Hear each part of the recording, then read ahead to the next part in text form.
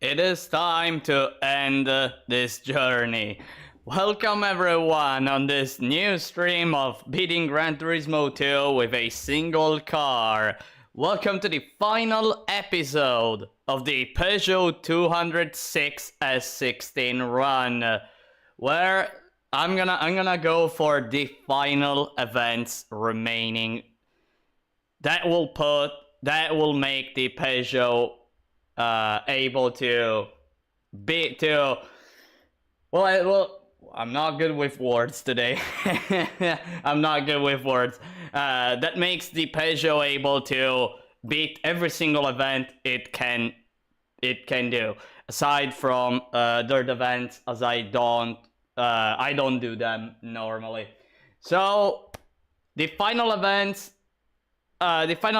those being 3 endurance races, Laguna Seca, Grand Valley, and finally Special Stage R5. So everyone, let's immediately move, because those are 3 endurances that last quite a lot. Both Laguna Seca and Grand Valley is a 2-hour endurance, whereas the Special Stage R5 is a 1-hour endurance, but I want to do Special Stage R5 as last. So we're gonna go with Grand Valley and Laguna, and I thought a bit about it, and I'm gonna start with Laguna Seca. Let's immediately go with the hard one between Laguna and Grand Valley. Let's move and immediately change the gear settings, as I don't have the gear setting for specific for Laguna Seca. Doing it right now. As always, first gear and second gear, the longest 1.971 on third gear, 1.576 on fourth, and fifth gear, 1.290. Everything, the rest is completely fine. Let's start, everyone. Let's immediately start this final episode of the 206 run. So I wonder who are my opponents, and I see the Castrol Supra. Great. That is absolutely great. I can feel the car. Man, I can feel that the car has blue tires. My goodness.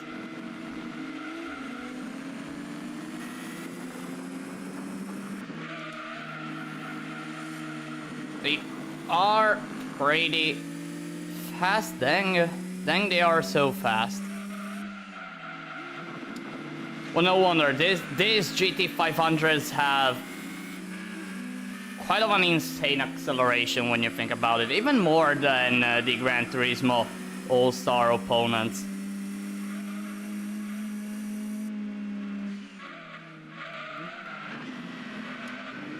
Oh, whoa.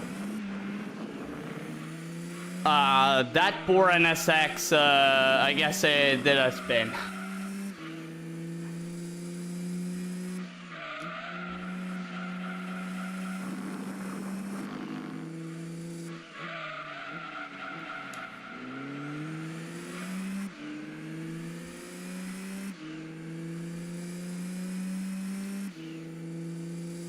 Seems like I will have a pretty rough start now here in the beginning of this endurance.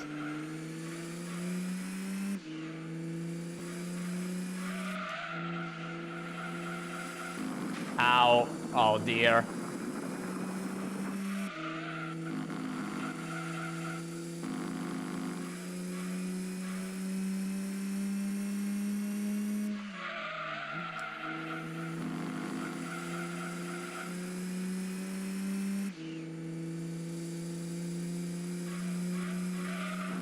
Well, at the end of the day, what matters is the corkscrew. and nothing else. Once I manage to overtake the opponents right here, it becomes quite easy. Thanks, Viper, by the way.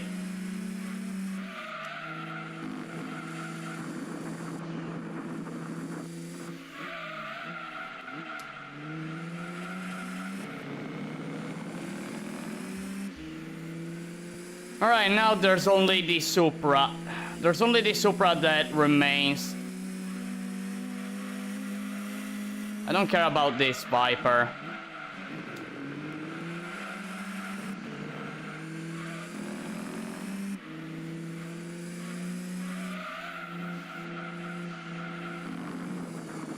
Should have used the brake.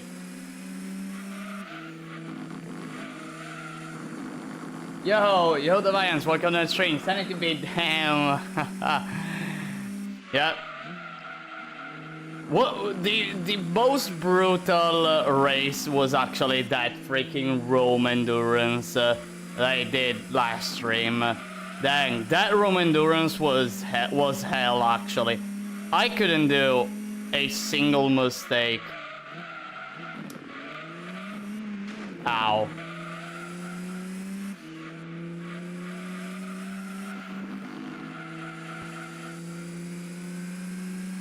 And there we go. I'm in the lead.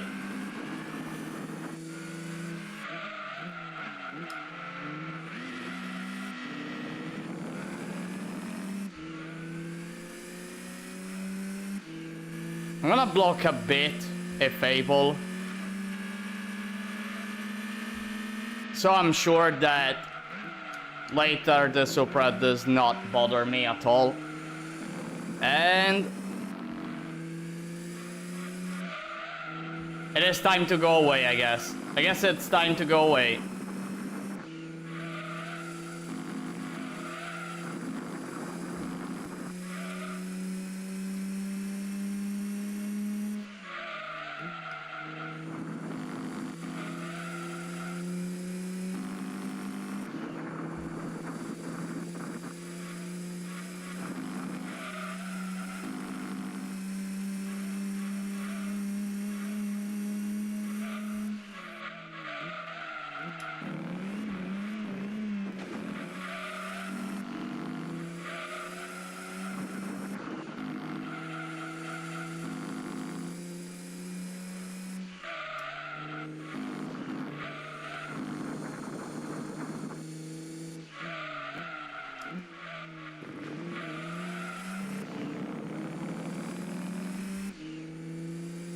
Hi Ray, welcome to the stream. Hello Blue Flag, welcome you to the stream. Right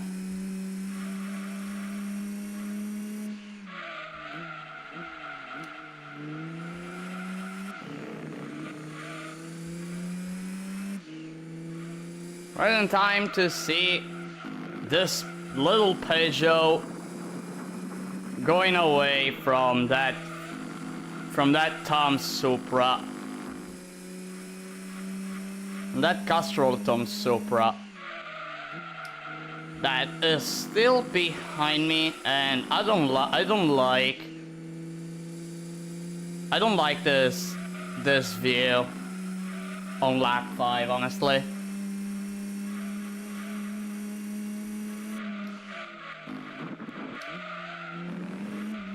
I guess that at the end of the day it's just about doing a perfect cork.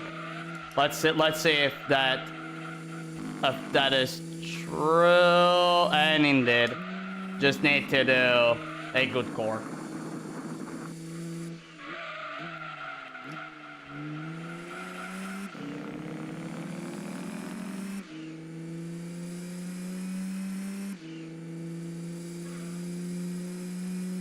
I'm a way close to do a fast lap, by the way. How about listen to Rusted Pride while driving? I don't wanna get any copyright claim. If I'm gonna be honest, I don't want to.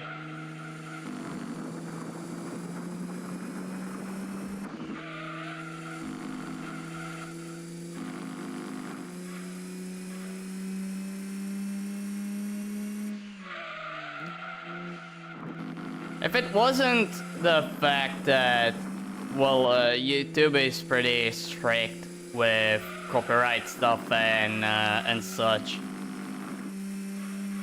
I would have for sure put some music in the background. On the other side, I could have gone to I could have started streaming into on Twitch, but I don't honestly like Twitch more because I'm not familiar with it. I'm not too familiar with Twitch. Plus, I'm more a YouTuber user, and hence why I'm streaming. I'm streaming here on YouTube and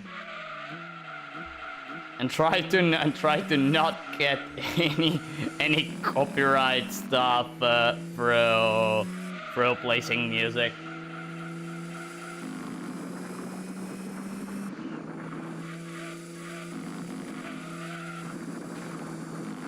Yeah, if you play different game, you cannot use the song from other games. No, but also on the same game, like I remember, what was it? I remember like one friend who made a stream on about Wipeout, the Omega Collection, and he made the mistake to have the background music of the game playing. In literally 1 second after ending the stream, he got a copyright claim by all the song owners. Oh dear. Oh dear, it was hilarious. It was hilarious when he told me, "Hey, I got all these claims and stuff."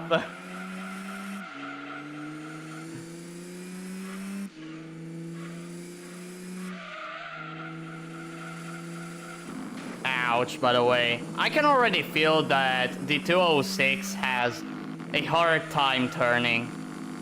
Or at least it's already starting to go a bit wide.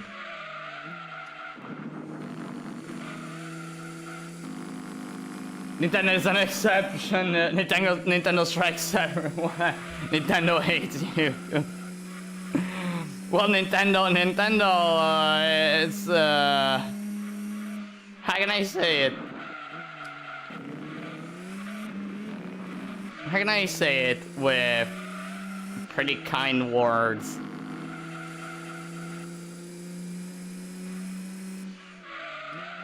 Let's say that Nintendo wants to control everything. They own. Let's put it that way. And everything must be monetized. Period. At least that's what I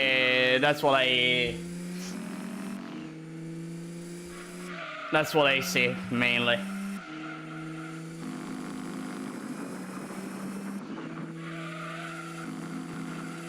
You know the most awful thing I honestly think that Nintendo doesn't understand, but like some game developers do not understand, is video game preservation. Like seriously, looking at games that are 30 years old, I can't freaking find, if I wanna play a game that is super old, like I have to find a console that works, a game cartridge that works. Most likely it does not work 100%, but because of the cartridges rotting by default, especially CDs. Well, CDs we're already talking about the 90s, but yeah, you get the point, right? Like I have to find stuff that most likely cost so much, and everything all to not get sued by said game developers, because I am trying to because one just wants to play a video game, wants to discover a old video game.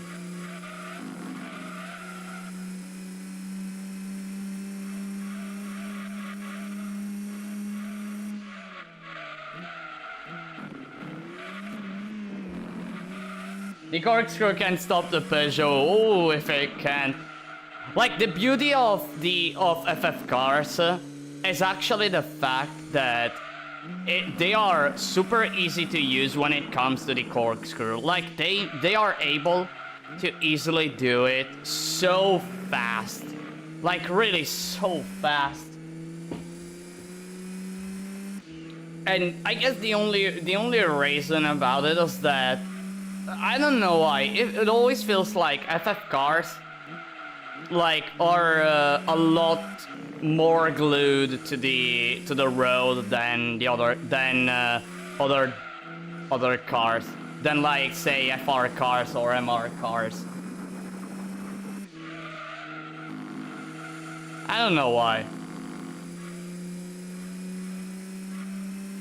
And that's allowing the cars to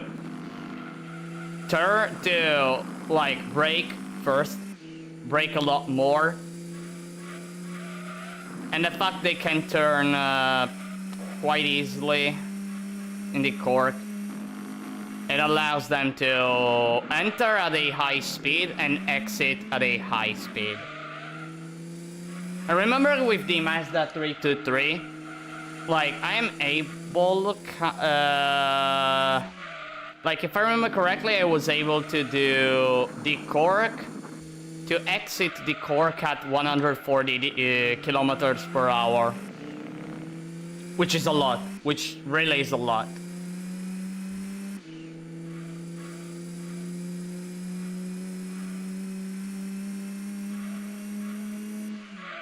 If I wanna get the same outcome, say with FR cars,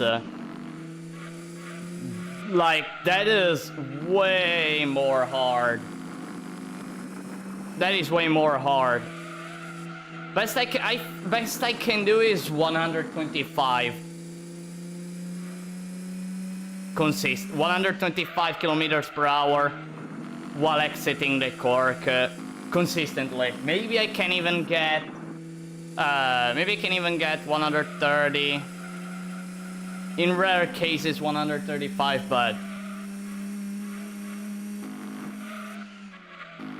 at the end of the day, I'm not that good at doing the cork.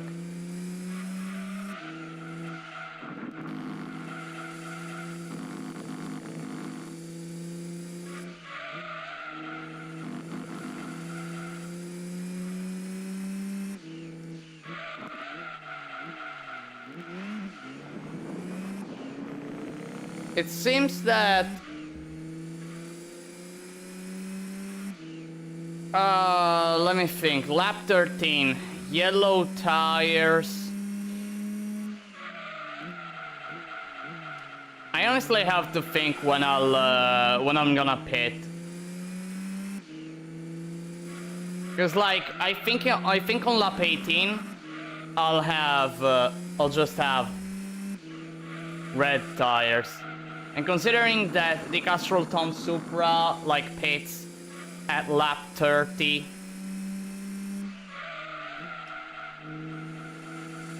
well, like who cares at the end of the day? If the Supra is so far away, like who cares, right?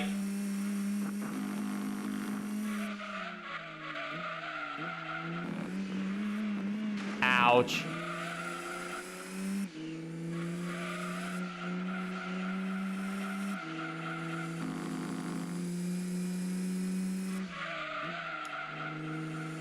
I should brake more.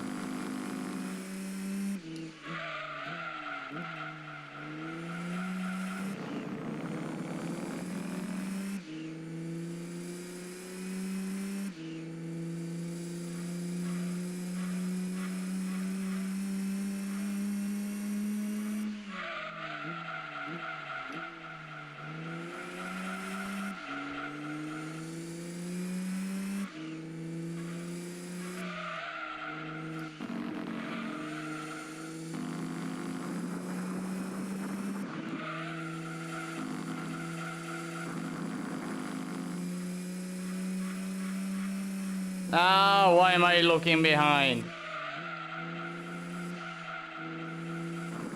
Ow. Another wall hit.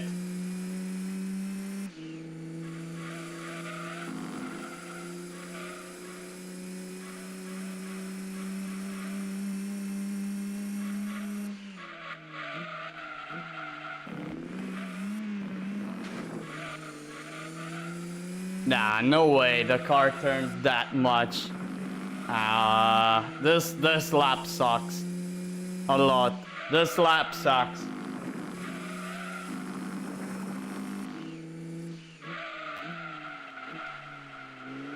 You know, I think I'm gonna do a 15 lap strategy, by the way.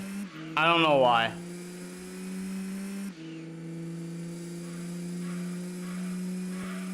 Because, like, I don't know if... Wait, if I do 18 laps... No, I think it's better if I do 15 laps. And then pit. Even though it sucks.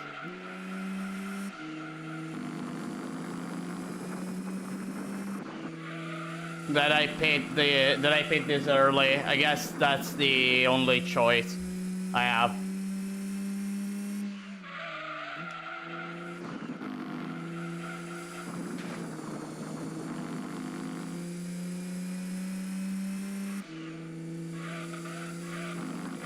Yeah, I'm gonna pit this lap. I'm gonna pit this lap.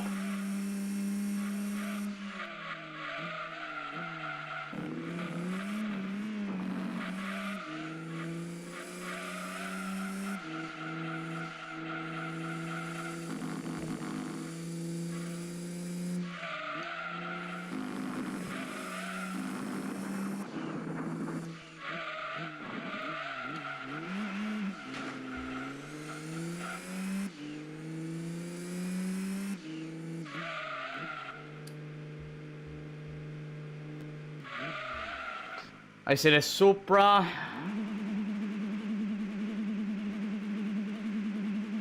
There you go. How many seconds away?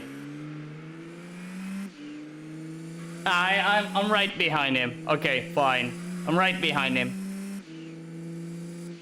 Well, I just have to overtake the Supra.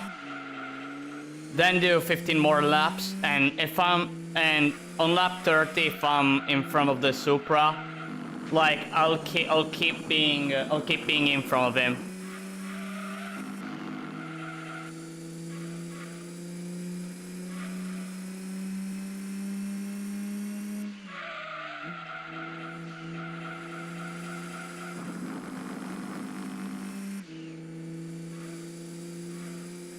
Yeah, I guess this is the best strategy I can do. Because I honestly don't wanna do what I did at Rome, where I went for 18 laps with the final lap being one, where I had red tires or near red, and I was struggling against the GT1. Wait, he's speeding on lap 16? What? He's speeding on lap 16. What?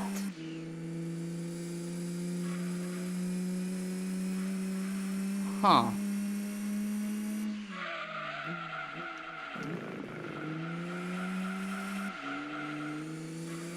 Didn't know it pits this early.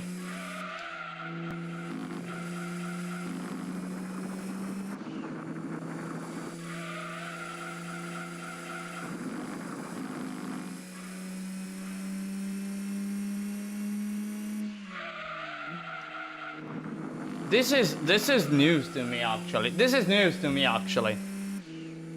Very interesting. Very, very interesting.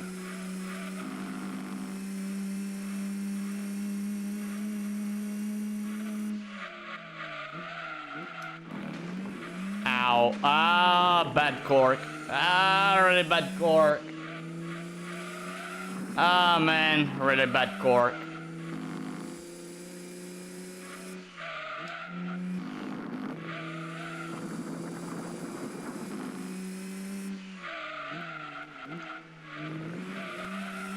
By the way, everyone, give me a sec, cause I'm having a hard time seeing your comments. I'm really having a hard time seeing your comments.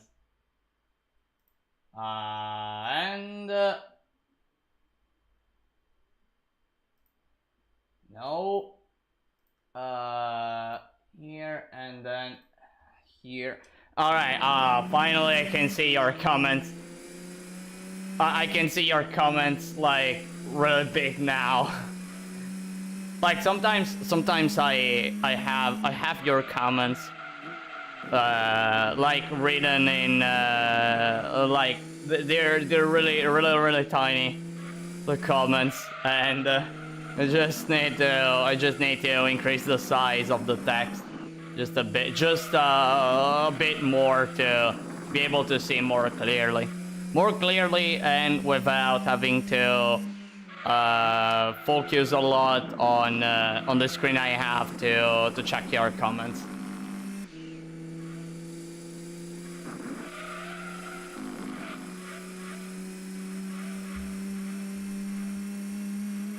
By the way, I think I should change a bit the placement of my monitors and stuff, cause like I think I can do better than how they're placed currently. But sometimes I feel incredibly lazy. Like really. For stuff like this, like, oh man, I should maybe think about doing this and that. Oh no, I don't want to. Like I'm this kind of lazy sometimes. But when it comes to challenges on a video game, man, I like zero laziness.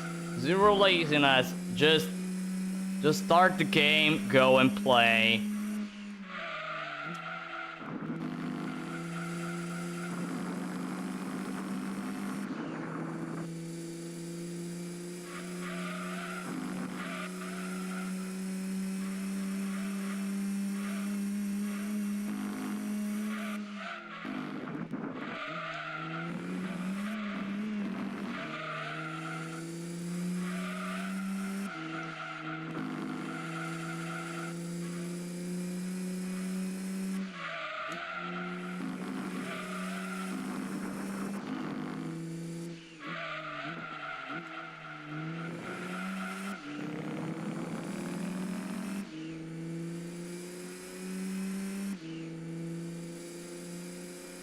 Ooh, fast lap. New record here.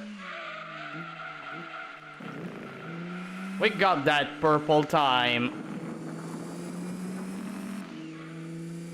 I wonder if I'll ever be able in this endurance to do a sub 117, considering that just now I did a 117.2. I really wonder if I'll be able to. For sure, it is not. I will not be able to do it in this lap, as I already made a really bad sector 1 and I'm hitting the walls.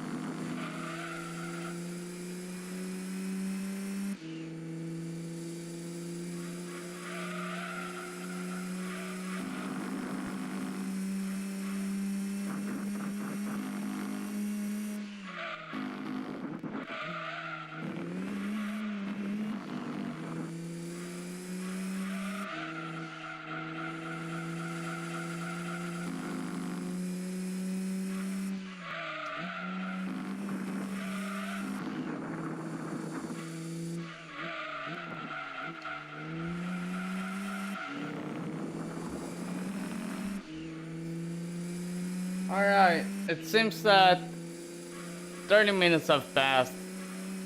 No sign of any opponent. I guess I can basically chill in this endurance. Still, I don't have to make any sort of big mistake. I don't have any fear regarding the cork. Cause well, I'm using an FF, so there's no threat in the corkscrew. Unless I do it like really badly.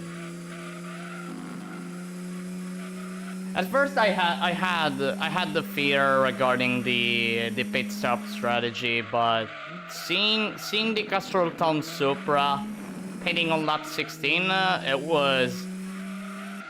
it kind of flabbergasted me, if you ask me. It kind of flabbergasted me, cause like I was always of the idea that the first pit he does isn't at lap 16, but at lap 30. 31. I honestly never saw the Supra pitting on lap 16.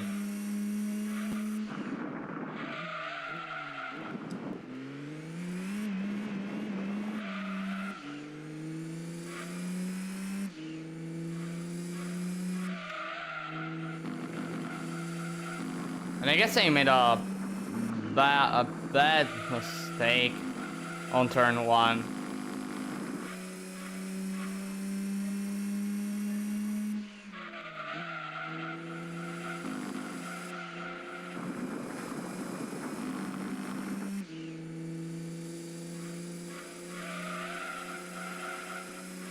We're on the verge of reaching a third of the race.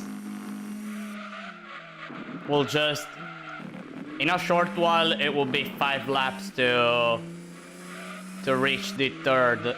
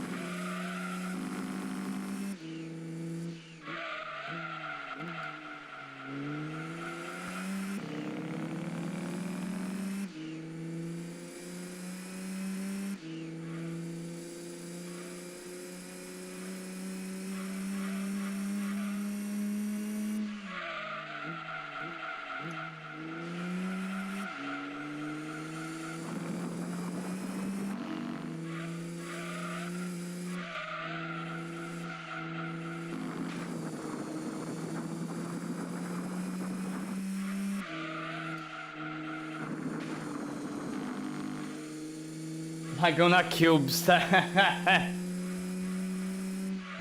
Laguna Cubester. dang, the fact that, the fact that, that this is that the Peugeot is an F5, and the fact that it never spins, dang, I basically almost never apply the Cubester rule I have for endurances. Let's go, my friend, go. Let's go. Let's go. Close to a third. Just 2 laps to go. Just 2 laps to go for reaching the third of the race, and 2 laps to go for and 2 laps until the pit.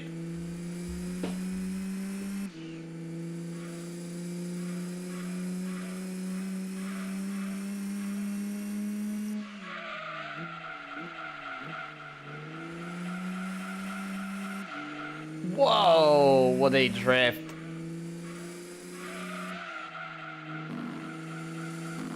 Ow. It's really hard to turn at the speed I'd love to.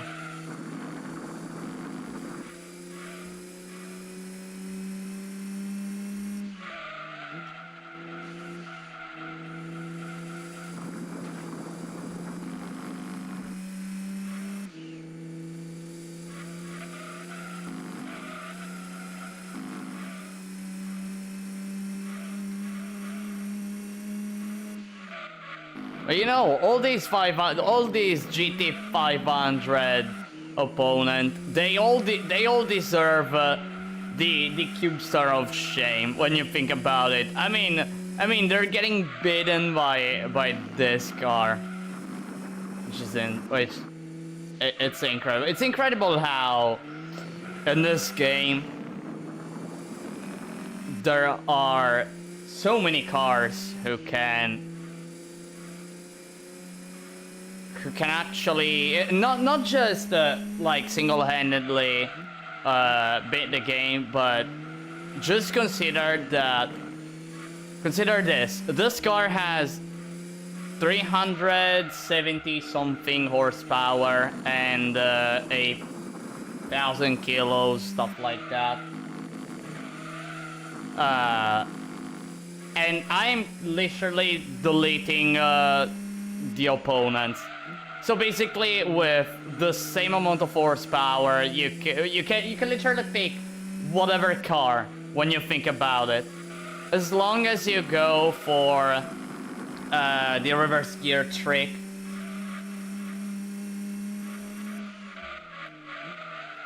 The one that I use. That I always use for these runs, as it makes the car have a lot more acceleration than the regular gear trick. And I made this turn really badly. Oh, wait, is that a... Wait, who's that? Who was that car? Wonder why they picked the GT 500 for Laguna Seca full tracks. Don't know. I honestly don't know. Wait, it wouldn't have been better like midfield. Honest opinion. Wouldn't have been better midfield for a GT 500 endurance. That would have been that actually would have been impossible with. No, wait, that would have actually been possible even for the Peugeot. Because, okay, midfield is the hardest truck. Like, don't think about Rome. Rome is hard, but not as hard as midfield when it comes to cars like the Peugeot and the ones I used for in all these rounds I did. Right? But midfield is insanely hard. But always consider that the opponents are slower during endurance races. So that might have been possible, that endurance with all the cars I used. It might have been barely possible.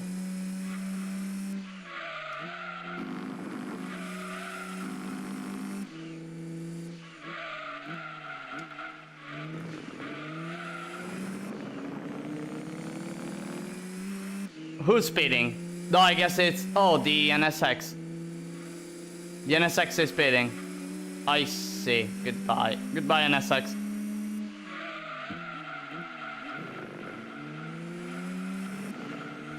By the way, I think that in the lap I'm currently doing, the Castrol Tom Supra will pit, right?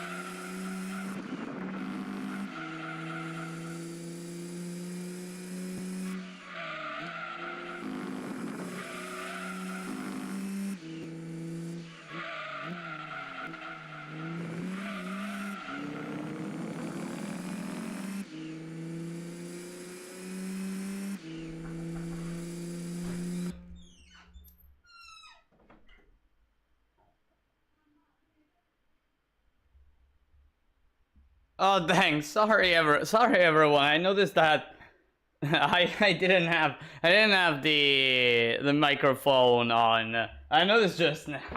Oh, I'm sorry, everyone. I noticed that somehow I disabled the mic. Now it's on. I noticed just now because like I was I was a bit talking and no. I noticed just now that I didn't have the mic on.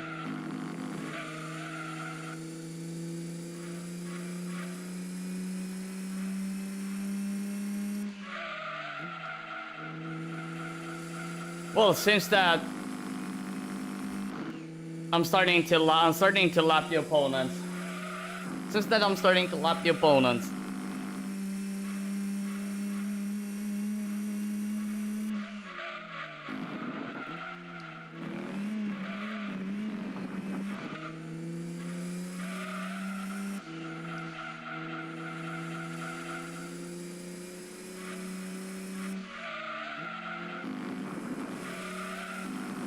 Oh, it's the Tyson Viper, indeed.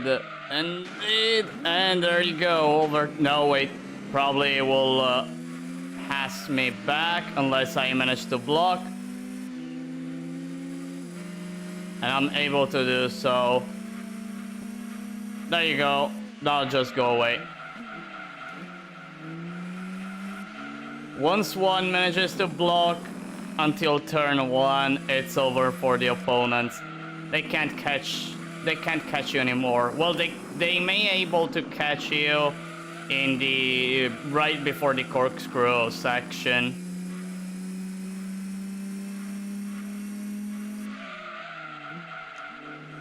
But if you manage to block until the cork, it's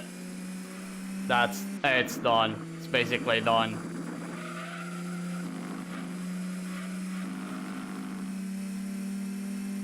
Good afternoon, everyone. Good afternoon. Welcome to the stream.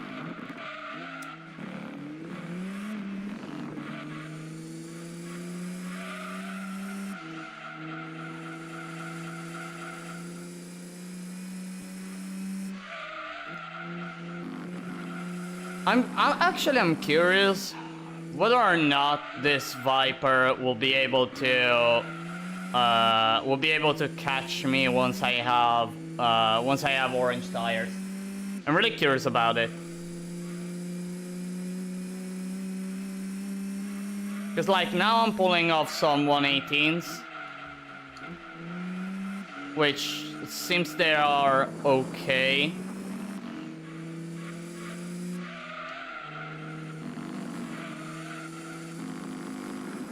But I'm curious about what happens in a few laps.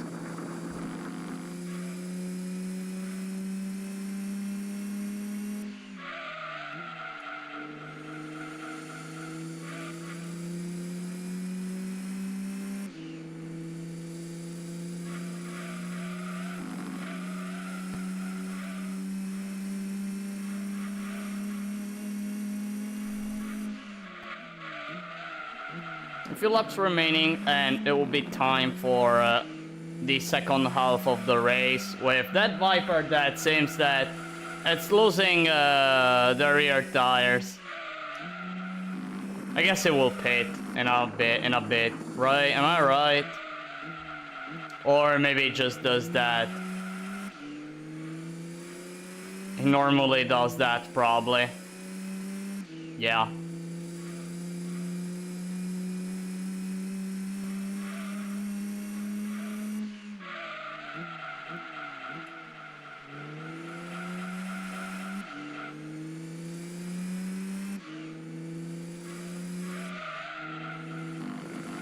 Come on.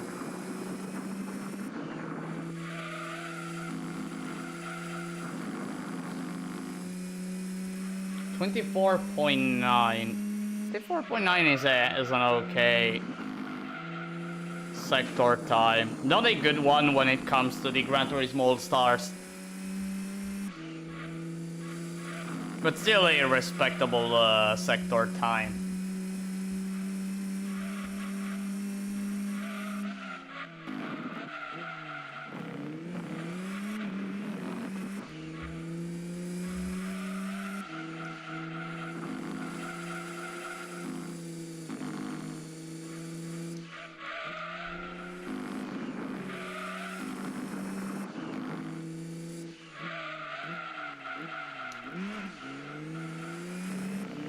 Let's check how far it is, that Viper.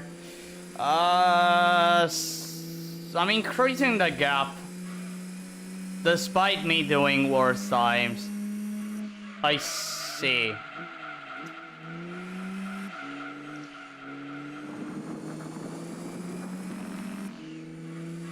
"50 rounds then done." Indeed. 50 more laps. 50 more laps. In 5 laps, actually, half the race will be done. Half the race will be done. For this little Peugeot that he actually refused to go for the rally path and instead went for the racing path. And seems he made a really fine choice as well. Despite being an underdog, look at that. Even if it has yellow tires and doesn't have a nice grip anymore, able to still go away.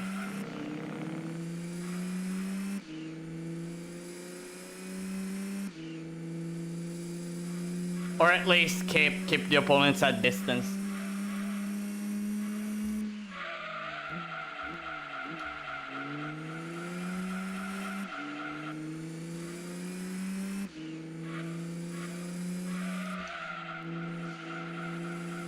Ow.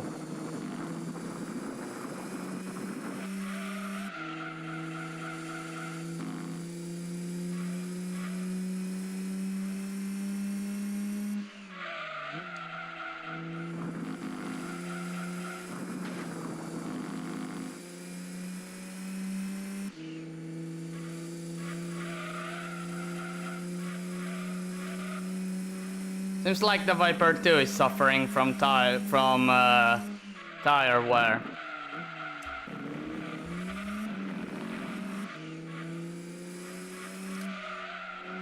Yep, it is suffering a lot. I saw the Viper going a lot more wide than normal. So I guess the AI2 is affected by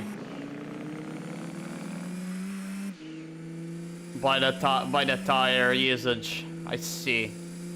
I honestly thought that the opponents are just slow, and that's pretty much it, you know.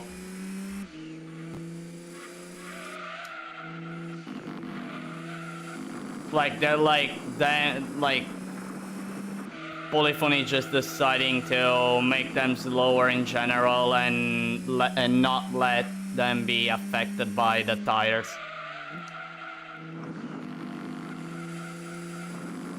But it seems that what I thought was totally wrong. And that Viper proved me wrong, I guess. At least as I'm noticing right now.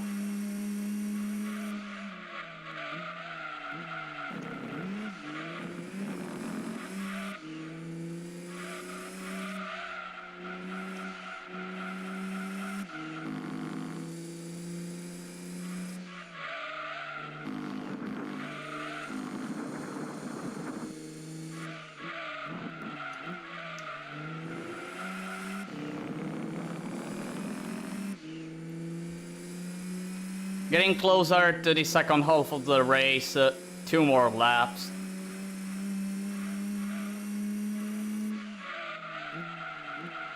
And also 2 more laps until the pit stop.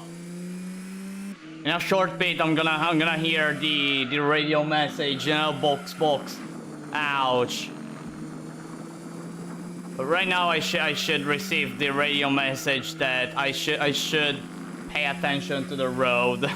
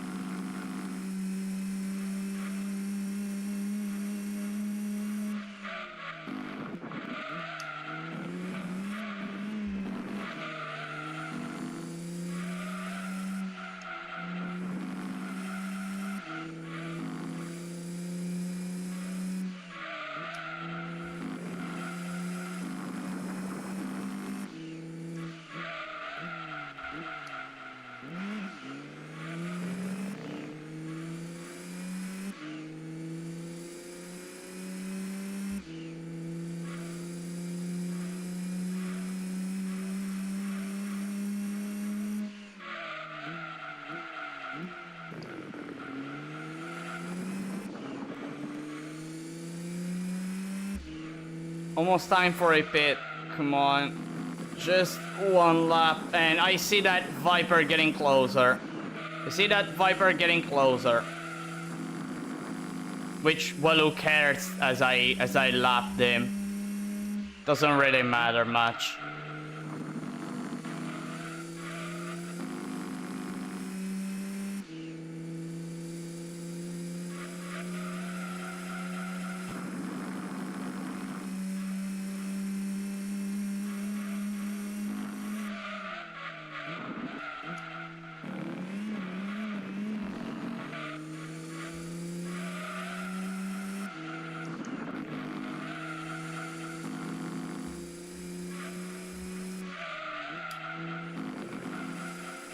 There we go. Second half of the first half of the race done.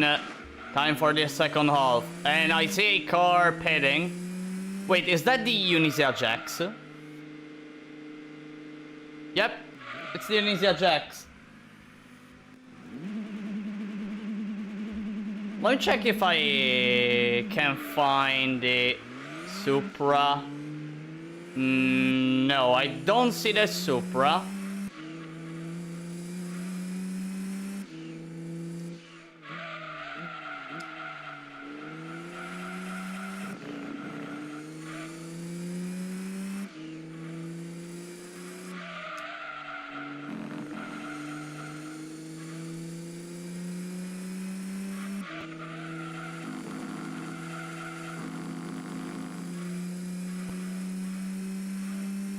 Dang, every single time I do a pit, like I struggle at remembering how much the car turns with green tires.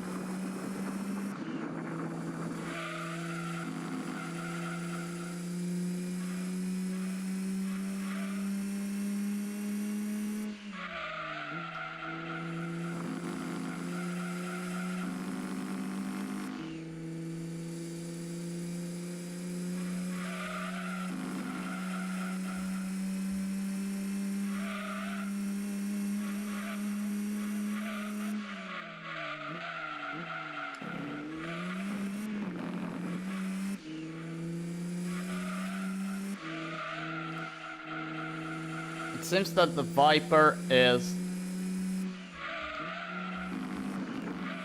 here back in front of me.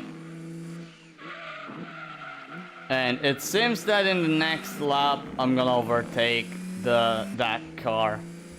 I'm gonna overtake it for sure.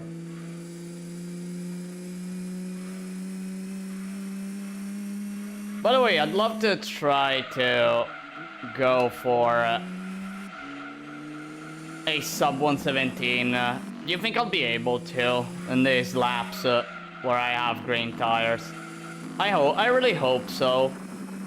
Maybe the Viper will help me a bit, especially here in the straight, like for getting a bit of extra speed.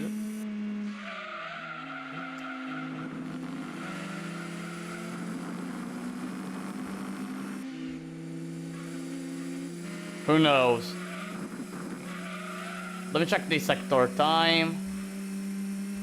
45.2. I don't think I'll be able to. But we're gonna see. Nah, I hit the wall. Ah, damn it. Damn it, I hit the wall.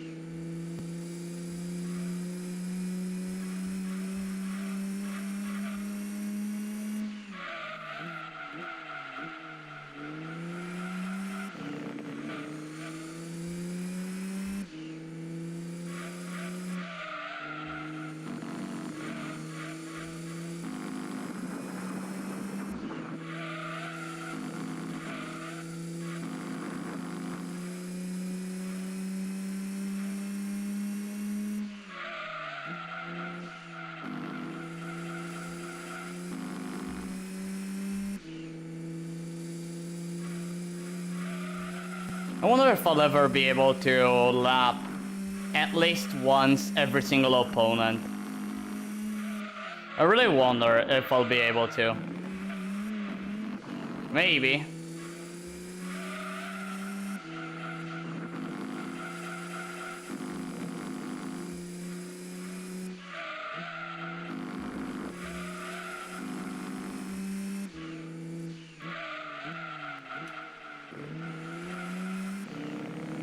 Oh, I see the Unisia Jacks now.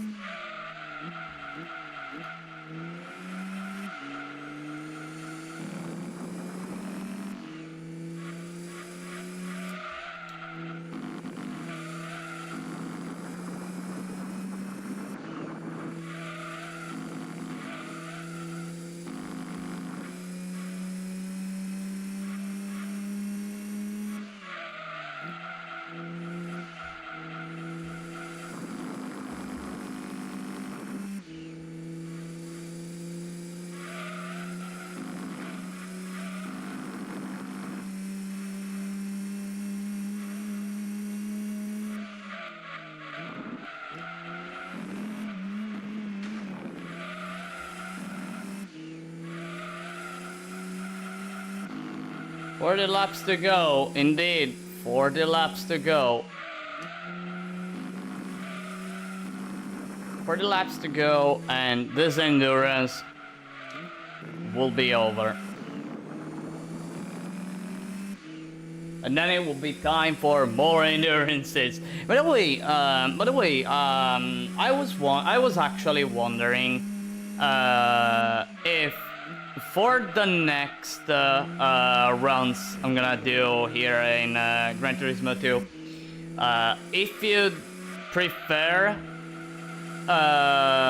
prefer seeing me going for endurances too, or just go until I beat the Gran Turismo World Championship. Because like I always prefer going for endurances as okay, once you beat the GTWC, it should be like by default one should think that yes, you can also do endurance races. And I'd always love to go for them. But I can also understand that doing all seven endurances takes quite a lot of time. Takes quite a lot of time, honestly. And I was wondering if you prefer seeing me like continuing going for endurance races for the next runs, or just go until the Gran Turismo World Championship for beating Gran Turismo 2 with a single car challenge.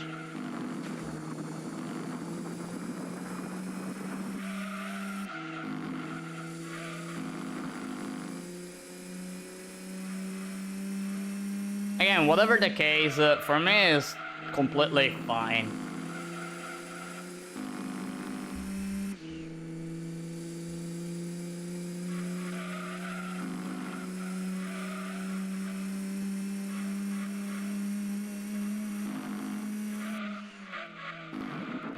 I think I'm gonna do once once I'm gonna end this stream in quite a few hours since today we're gonna do I'm gonna do 3 endurances, the final 3 endurances. I'm gonna do a community post, and maybe I'm gonna do a poll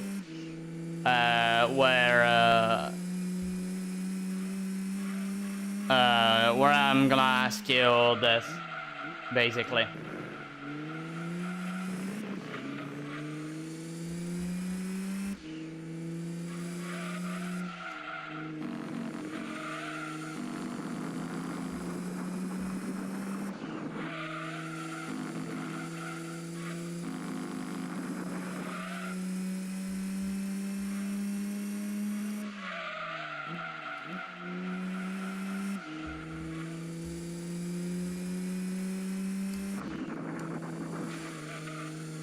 I wasn't looking at the screen for a bit.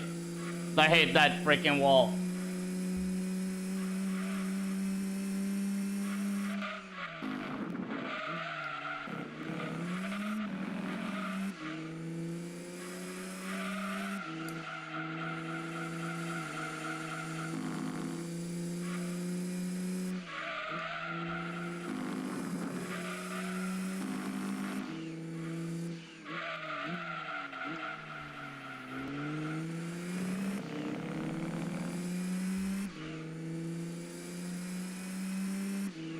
Dang, that Tunisia Jax, I'm having quite a hard time at catching it. Wow. Like really, wow.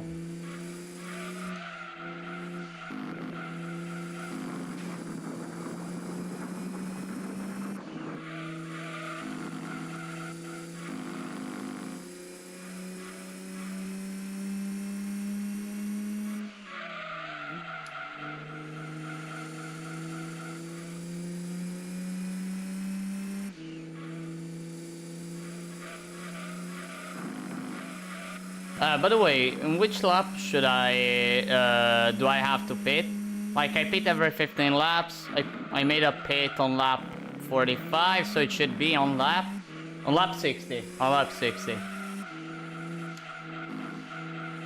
Sometimes I tend to forget the various laps where I have to pit. It's, like when I did the Rome endurance in the previous train, like no wait, where I basically thought I was doing an 18 lap pit strategy, an 18 lap strategy, and I thought I was going to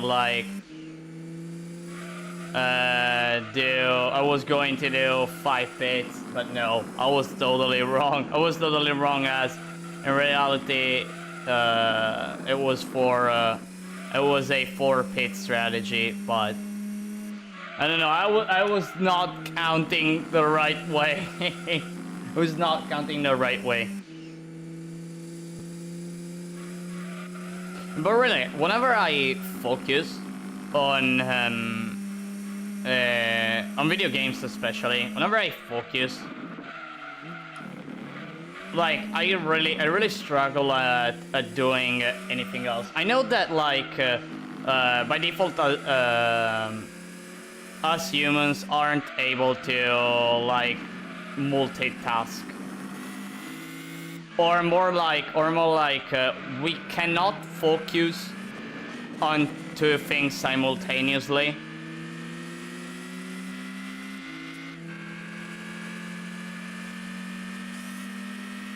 But dang, whenever I focus on something, I really suck at everything else. Ah, shoot.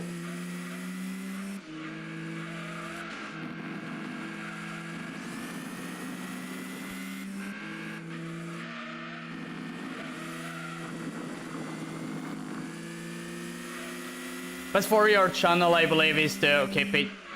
Wait a sec, this Tunisia Jax is... Alright. Hey, yo! Nah, I'm gonna pass you in the cork. Stay. Rest assured, I'm gonna pass you in the cork. With a drift on the outside. My goodness, what an overtake. Anyways, I'm gonna continue reading the comment after the final turn. Just a sec. All right. Best for your channel, I believe, is to keep it short. But because I'm crazy like you, I prefer to watch every single race, endurance championship, etc. Yeah, I always go for everything, like for every single tiny thing. In every single way possible. Like if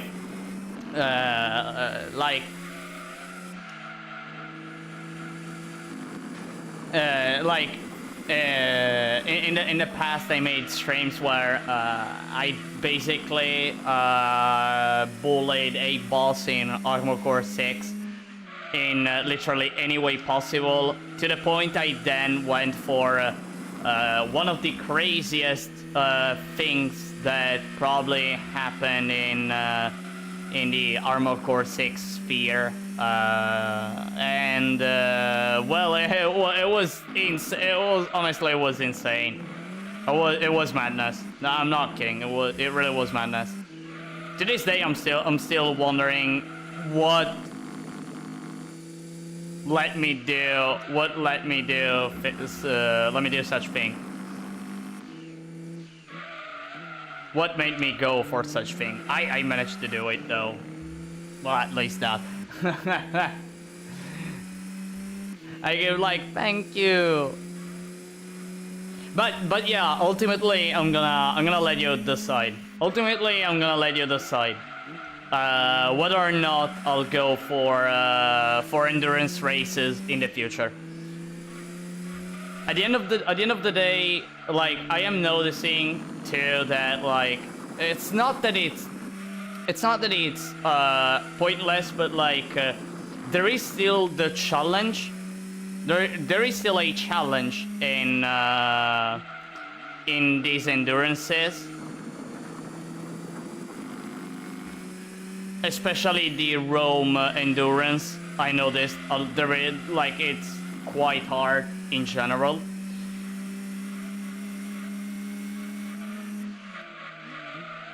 But it takes time. Like, at the end of the day, it takes time. All 7 endurances combined, they have a total time of 10 hours. Yeah, it should be 10 hours on average. Maybe less if you go for really fast cars. You can speed run the entirety of the endurances if you go for the escudo, especially for the final for the hardest endurances. And by the way, I think that the escudo is actually one of the few cars who can beat the Rome endurance before hitting the 2-hour mark. I think the only cars that can do it are the GT1 road car, the Escudo, and I don't know other cars who can do it. Maybe even the CRX. Maybe the CRX can, but I'm not that sure, honestly. Maybe it can, the CRX. The CRX del Sol, the one you win by getting all golds in the IB license, I think. But in order to get to make the CRX able to complete the Rome endurance before the 2-hour mark, I think it absolutely needs either the reverse gear or like a different way to do a gear trick, I think.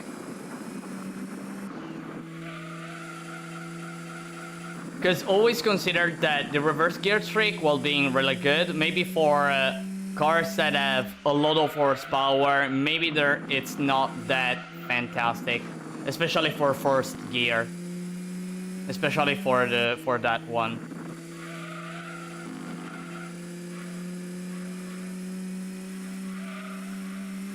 Oh, by the way, it's lap 60. Dang, I should pit.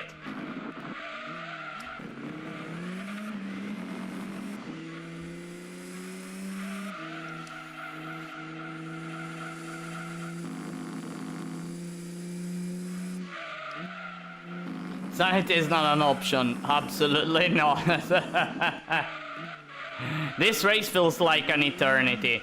I mean, it lasts 2 hours, but still, it lasts less slightly less than the Grand Valley Endurance. Actually, the Grand Valley Endurance is the one that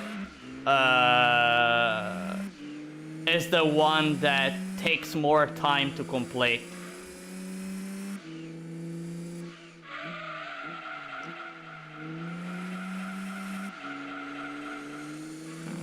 And the shortest one, of course, is the Trial Mountain endurance race.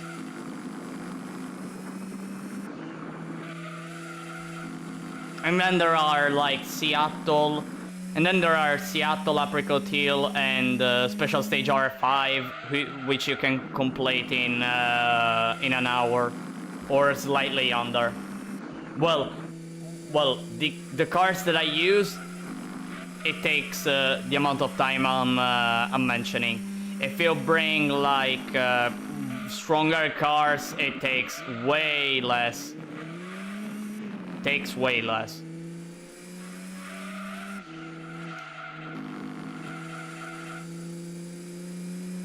And by the way, if you ask me which car I'd always love to race with, it's the CRX Del Sol. I really love that car. Like, being an MR and being lightweight,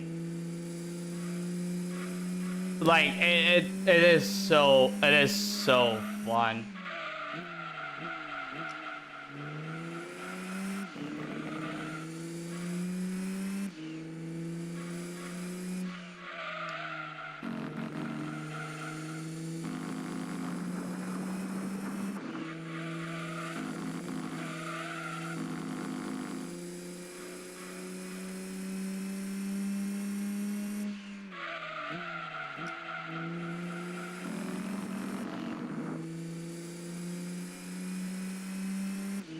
But Gran Turismo 2, its first game, its first race from 2-hour race. Right. Well, if we consider using fast cars, yeah, Rome is the longest one. Actually, Rome is the longest one. Yeah, that's right, because it's capped at 2 hours. If we consider fast cars. If we consider cars like the Peugeot, ouch, by the way, it's not. It's actually not. It's actually not the longest endurance race.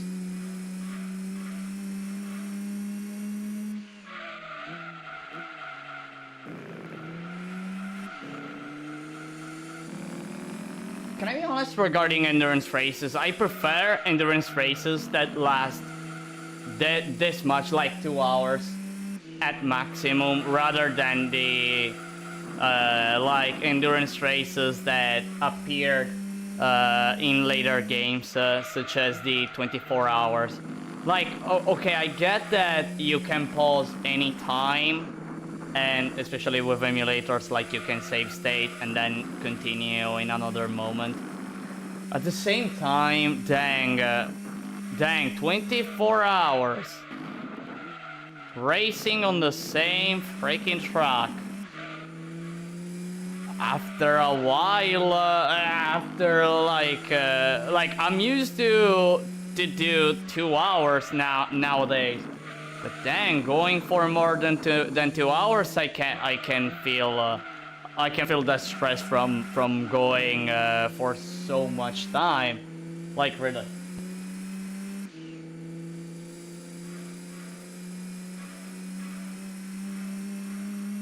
By the way, will I be able to do a sub 117 in this lap? I don't think. But let's try.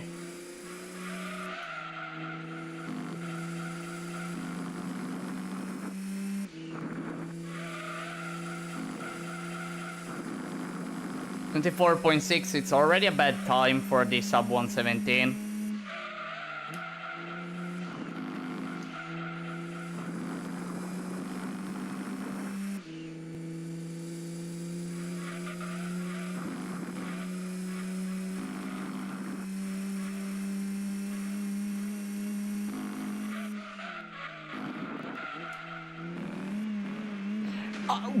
The car made a super jump. Okay, I guess. Okay, I guess.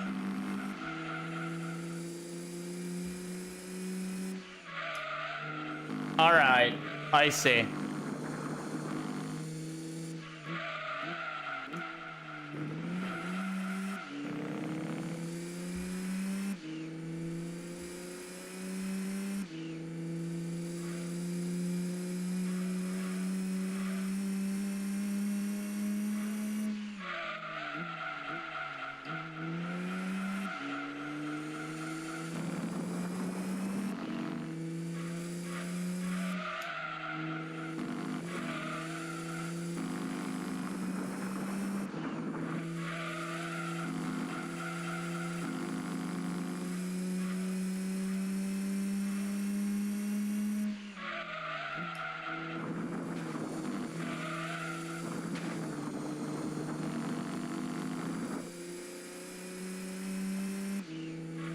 Dang, the Unisia Jax is still behind me. That's incredible, honestly.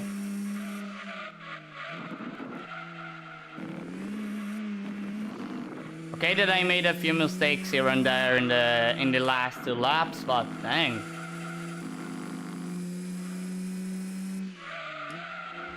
It's right behind me.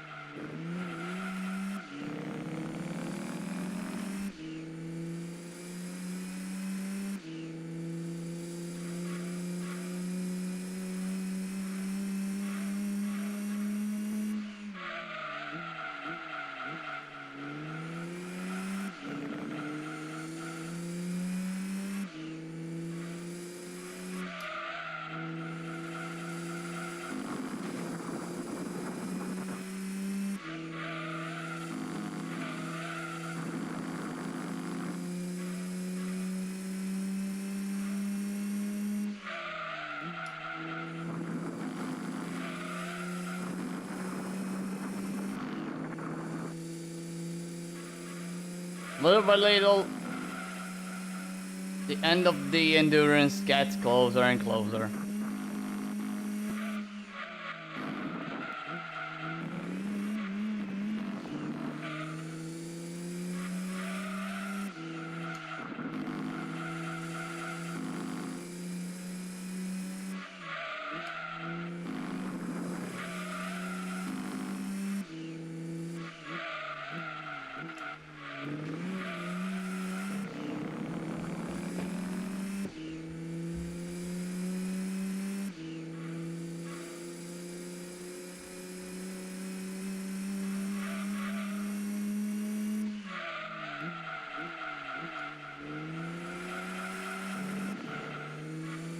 Time for a Fred espresso. No, not cold, not a cold one, not a cold one, please. No, really. Whenever I go for, whenever I have to drink an espresso, it must be hot, not incandescent. like not super hot as a freaking volcano, but it has to be hot. If I let it if I let the espresso become a bit more a bit colder, no, no, no, no, absolutely not. Absolutely not. I know there are some people who drink it, who do not drink it while it's hot, and I can understand. I totally understand them. I totally understand them. But for me personally, no, absolutely, absolutely not. But you know what other thing is really hot? Lap 69. Nice. It is. We are on lap 69, everyone.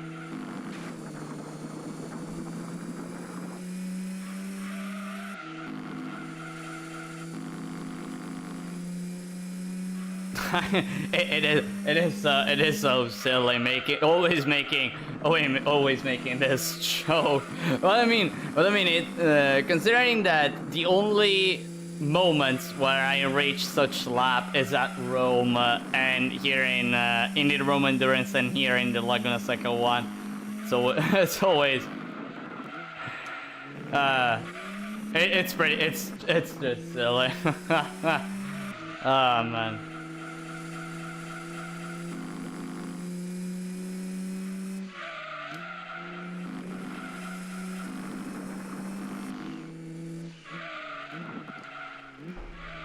Unfortunately, this lap, it can't be the best lap, as in our hearts it's the best lap. In our hearts it's the best lap. For the game, it's just an ordinary lap. By the way, pit in lap 75, right? Pit stop in lap 75, right? Yeah. I always have to remind myself in which lap I have to pit. Really, sometimes I have a short memory. I really have a short memory. Sometimes.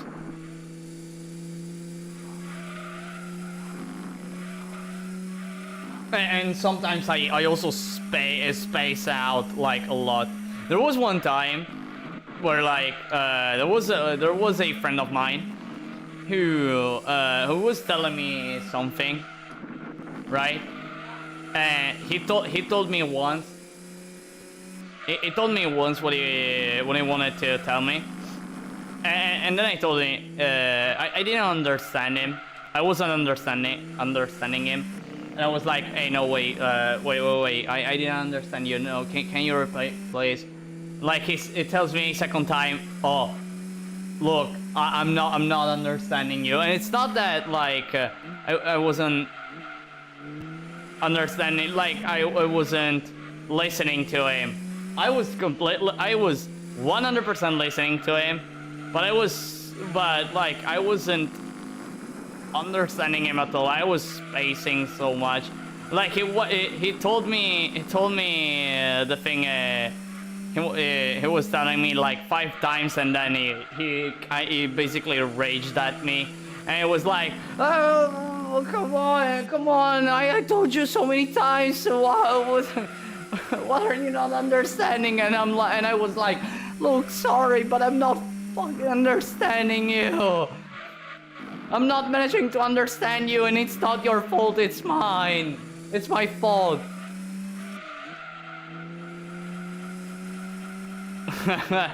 No, really. And it's not that we were talking maybe in a language that I hardly understand. Like, we were talking in Italian. We were talking in freaking Italian. My mother tongue.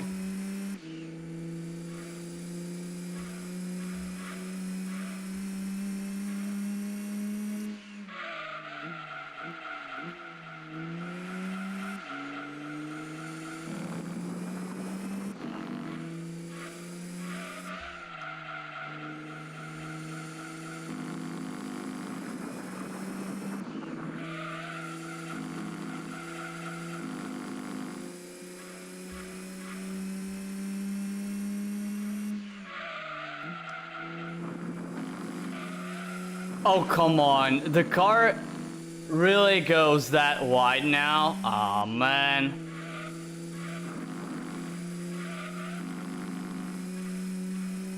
Like, this car is fantastic whenever it has green tires, but when it starts to become lime, and then go for yellow, oh gosh. Oh gosh, this car.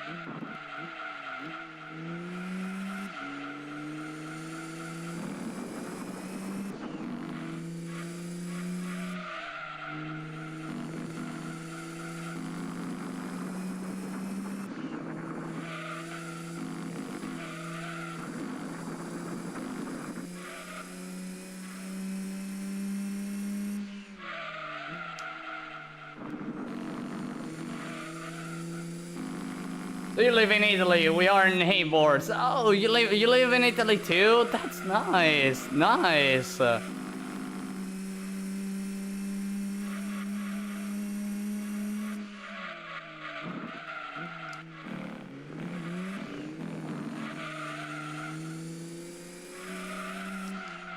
Look, it's a really cool place. But in these days, it's not that much cool. It's warm. Too warm. Like, really too warm. Today, today in the morning, I was actually, I was cleaning my car, because, it's been a while since last time I cleaned my car, especially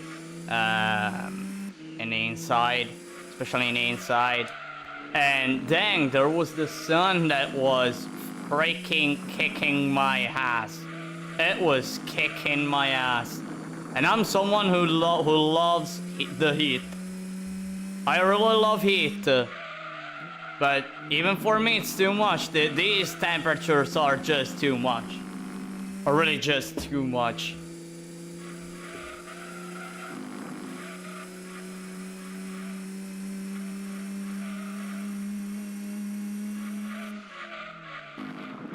Oh wait, by neighbors you mean you also mean wait, you mean that you live in Italy too, or that you're in a state near Italy? Wait, I'm wondering just now.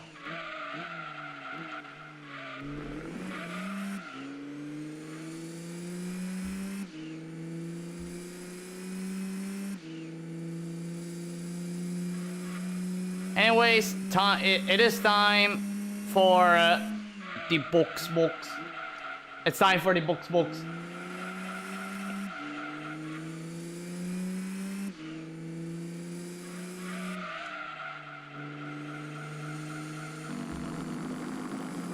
No, exactly. That is why neighbors.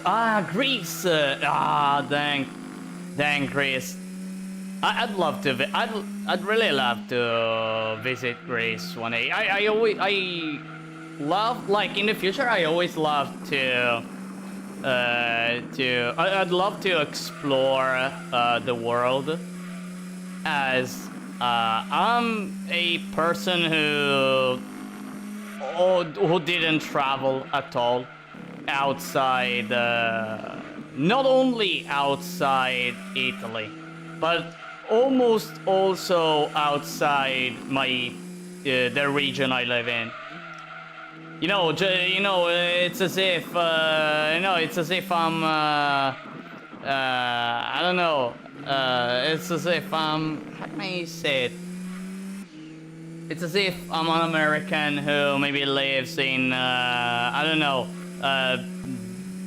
North Carolina and never traveled somewhere else. I don't know. I never traveled in another American state. I don't know if I don't know if there are stories of American people who never left the state they live in, or well, not just related to America, but any state in the world actually. But yeah, I'd love in the future to travel the world. As I'm always willing to like learn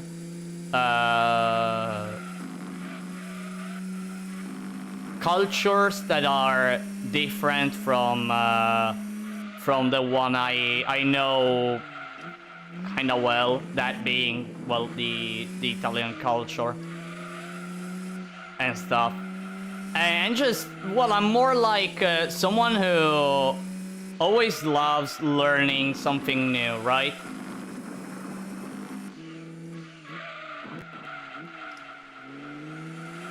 But for learning the things I'd love to learn, I need to travel, and I never did for reasons. I never did for reasons. But I hope in the future I'll be able to. Really. And actually, Greece is a place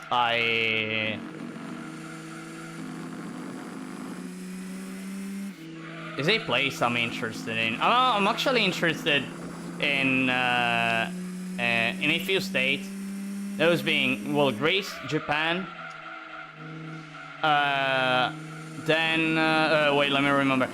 Finland, actually. Actually, I'm interested in traveling in Finland.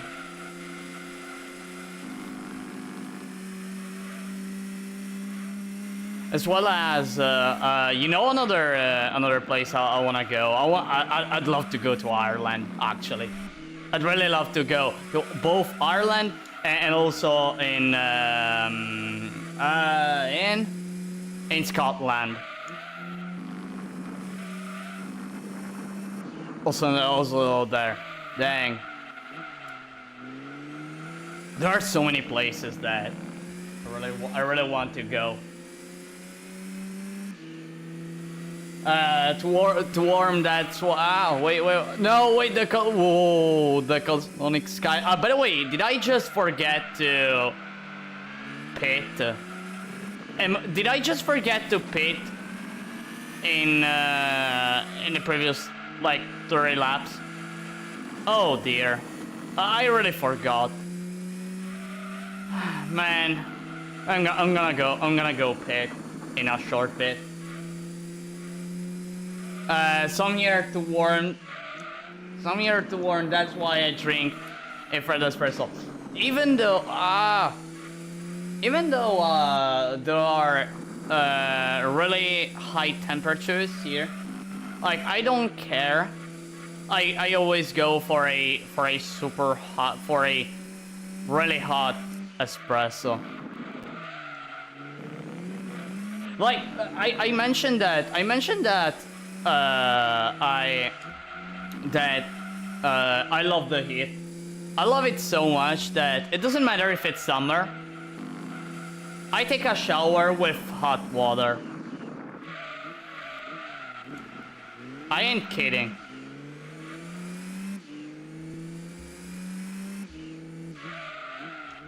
Like, some people think I'm kind of crazy, but I don't know. I just can't with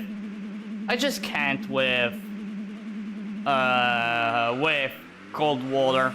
Well, no, okay, and you may tell me right now, wait, it's not mandatory that you go with cold water. You can also go with maybe, like, ambient water to take a shower. No, I just can't. I just can't handle, like, water that is not hot. Unless I cannot for reasons. In that case, I just muster up some courage and throw myself in in cold water. Actually, so I actually have a story regarding cold water. And so basically, when I was young, And by young I mean middle school period. I was a water polo player. All right, I was a water polo player, and I was actually doing participating in a championship with my own team, with the team that I was in. It wasn't mine. It wasn't mine. Don't worry. I was just in this team, and I played water polo, right? And there was this match that I fondly remember because it was in the open. So the pool was in the open. In that period, like it was like if I recall correctly, it was like March. It was either February or March. I don't remember. No, it was April. Sorry, it was April. The period. In that period, like temperatures weren't high. Were still quite a lot cold. But the worst thing was that the apparently the pumps that produce heat to warm the pool weren't working that day. So I basically did that entire match with water that was on the verge of freezing. I'm kidding. I ain't kidding. Really.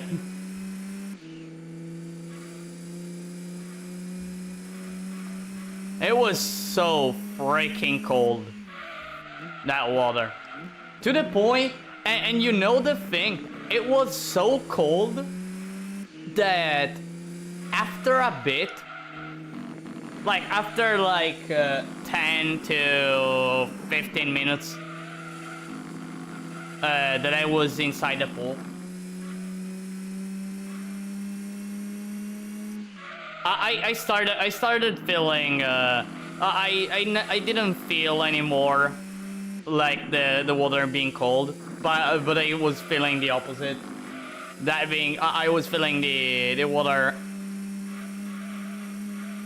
being really hot. It felt like as if I became colder than the water.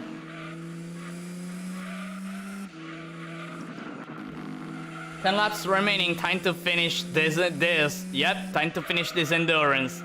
This 2-hour endurance.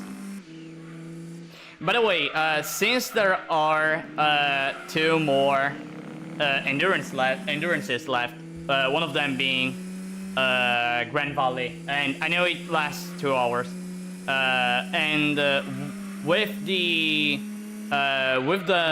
stuff I mentioned earlier, that being wanting to do a poll where I actually ask you for future rounds whether or not I should go for endurance races. Would you want to, like, I'm gonna ask you, would you want to maybe skip Grand Valley and go for Special Stage R5 directly, and going for just ending the run with R5, or would you prefer, like, now that I'm doing all the endurances, just go for all of them?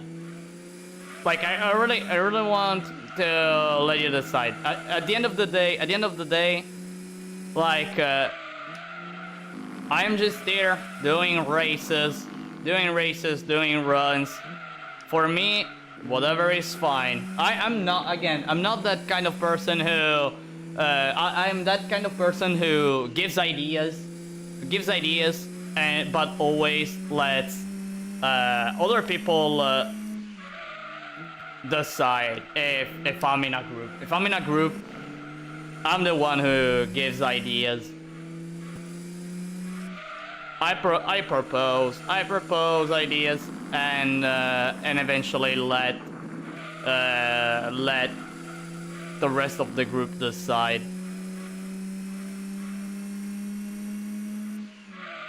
Of course, if I have to decide, of course, within a group, everyone has to decide what to do. But and I always go for that. But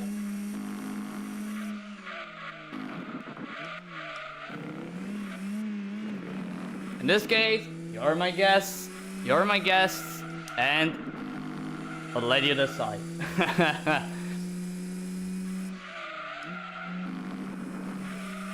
7 laps to go and then race over. Exactly.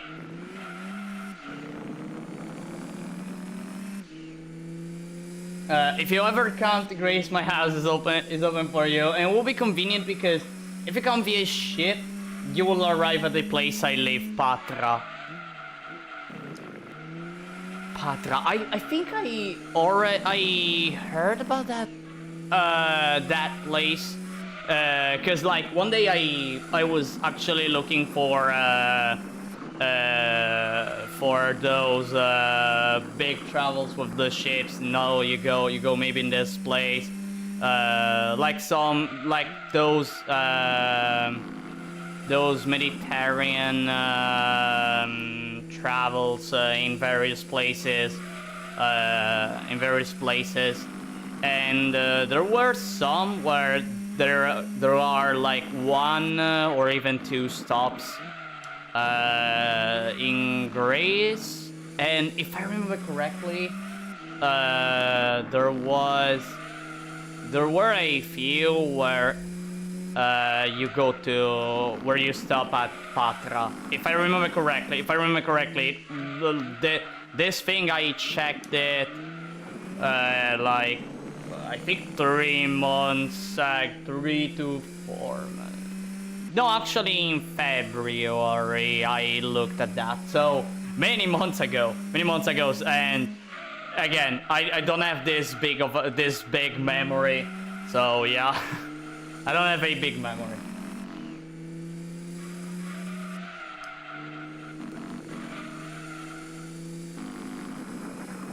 The other place the other Greece place, it was, oh dear, it's a name that is a bit long, if I recall correctly. Like the name of that place is a bit long, if I recall correctly, but I don't remember. I really don't remember.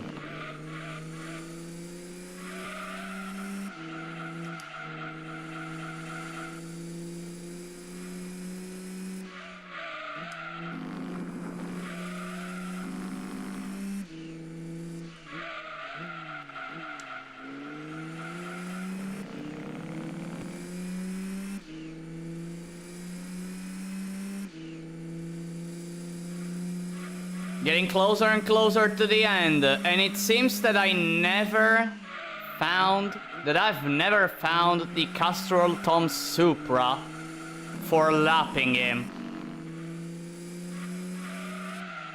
I now wonder how many seconds is behind me. I really wonder. Really wonder. But well, we're gonna see that in a few laps.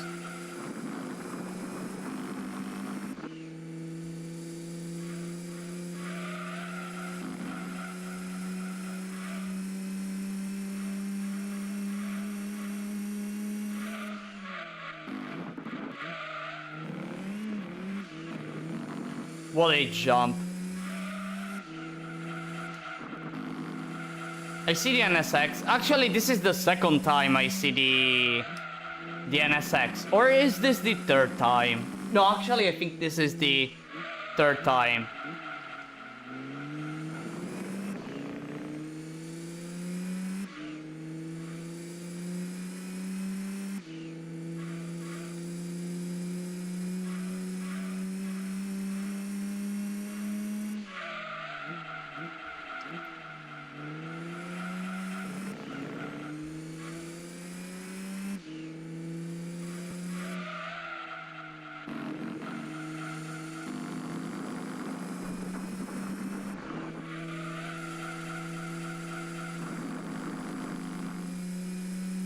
It depends which route. The most common stops are Corfu.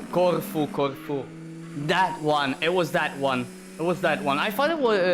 I remember it was a longer name. Not gonna lie.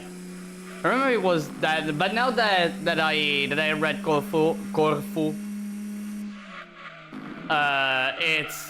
It's that. Yeah, that is the other one. That is the other one. Now that you mentioned it. And Igumenitsa. I never heard of that place. Never heard of that place, actually. Or I don't recall seeing that name.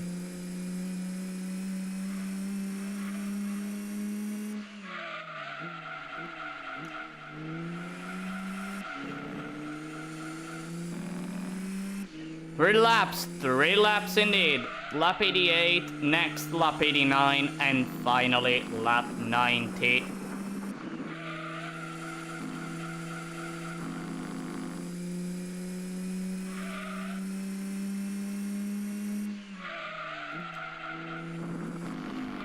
And it seems like the NSX is uncatchable in this few laps remaining. As I'm not able to go super fast unless I do a perfect cork. Maybe I have a chance. You know, I think I'm gonna try. Whoa! What did just happen? What did just happen? Like, did you see what happened to the 206? Weird.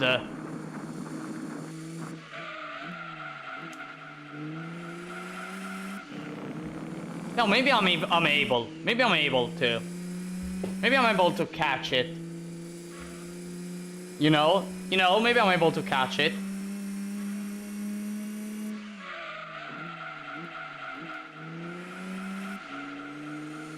Man, how much it goes wide, the car, while turning now.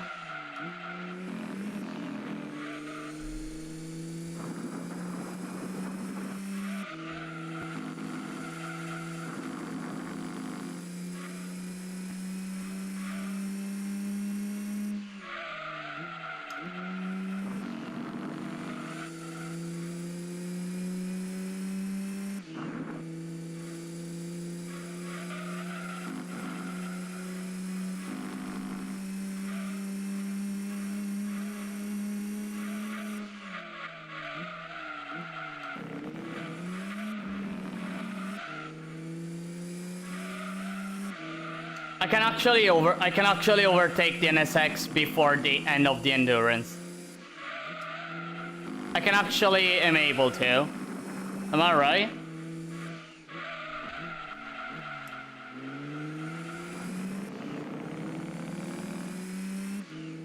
Possibly, yeah.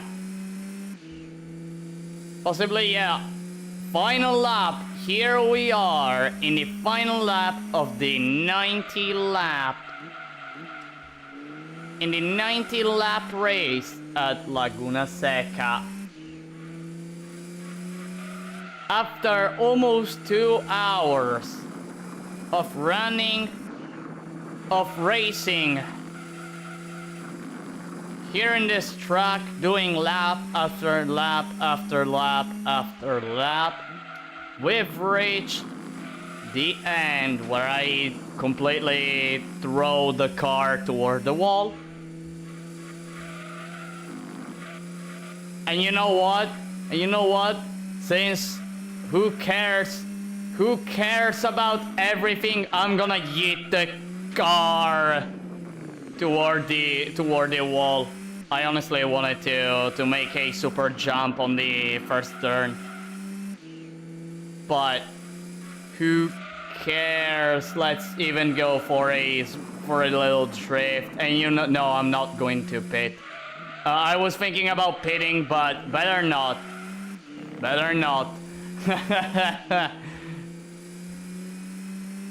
And there we go. Wait, who's pitting? Wait, who's pitting? In any case, let me check. Wait, let me actually check how much distance between me and the Supra.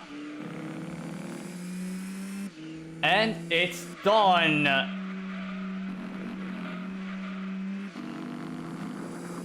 It is done, everyone.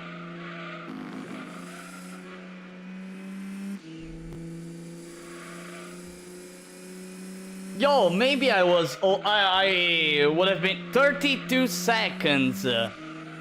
Almost half a lap. No, wait, no. Way less than half.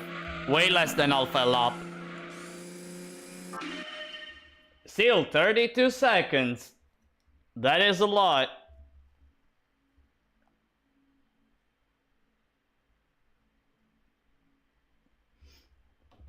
Alright, first place is mine. 350,000 credits. One race down. 2 to go. Indeed. Indeed.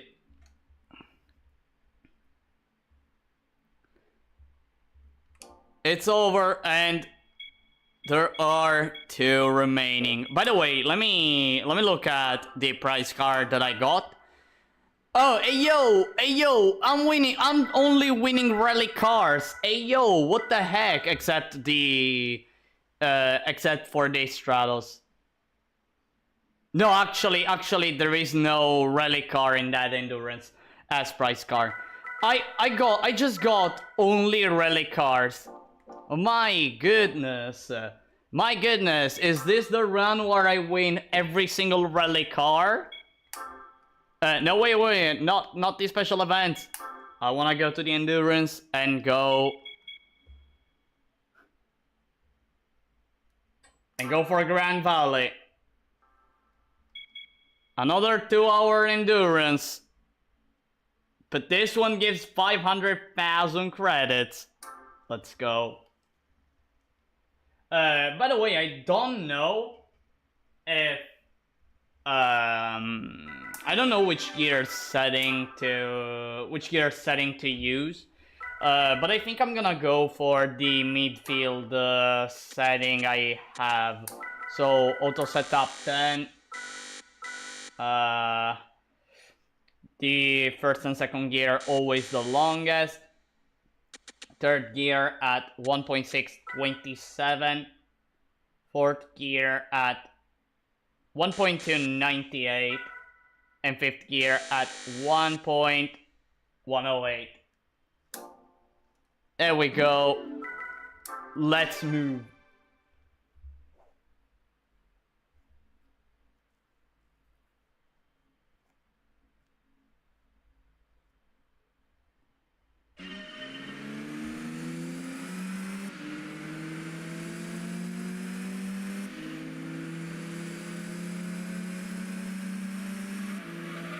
Interesting how I'm not that fast.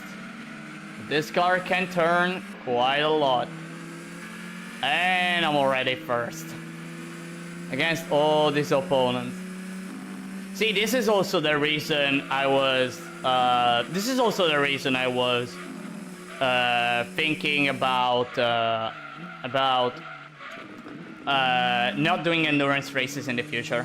Because like, well, I immediately overtake everyone, at least for the easy ones, at least for the easy endurances. I become the leader like instantly, and at the end of the day, it's just the car doing many laps in a track.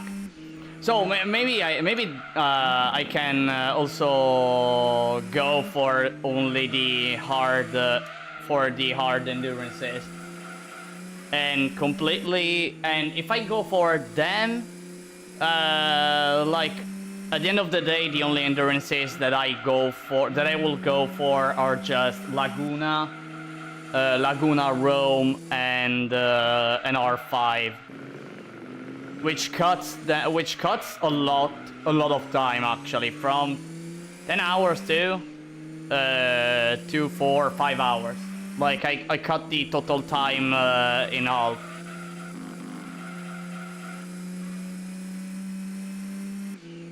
Maybe I can, there's also that option. There is also that option, now that I think about.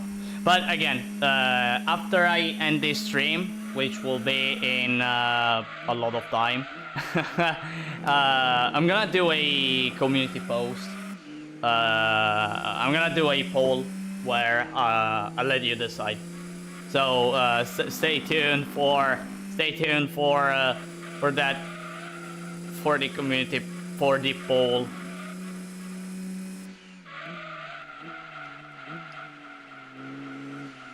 And yeah, still not as tedious as headbutting Ibis. Oh no, headbutting Ibis actually. If, like, let me remember how many hours I spent into headbutting Ibis. So the run, the winning attempt took 5 hours. The winning attempt. If I also have to consider every single attempt I made, which was a total of 8 attempts, considering the winning one too, it took 32 hours. 32 hours, if I either 32 or 42 hours. I don't remember.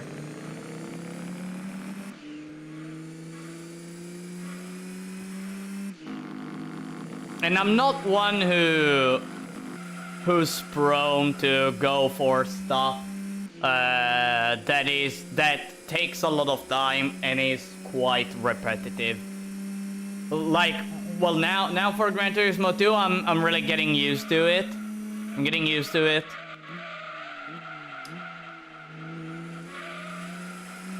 But when it comes to the repetitive stuff, oh dear, really.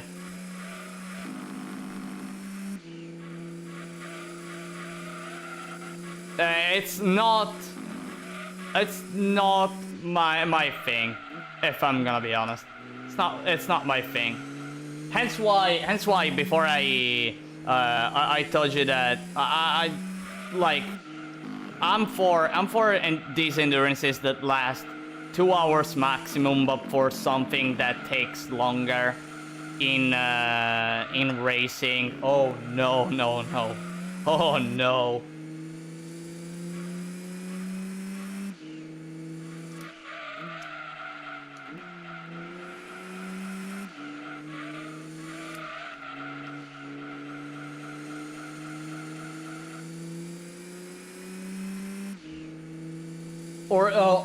Or if and by the way, not as tedious as kicking Enforcer, as just kicking Enforcer, because kicking Enforcer, like the kick only Enforcer run, was super hard too. It took me a lot of time, that one too.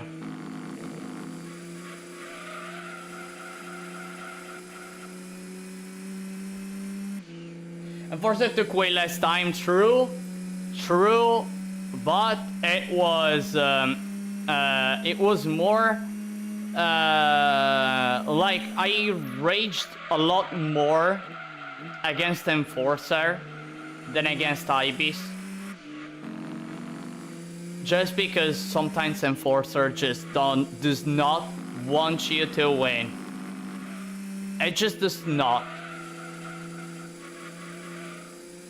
And he will do everything for like kicking your ass.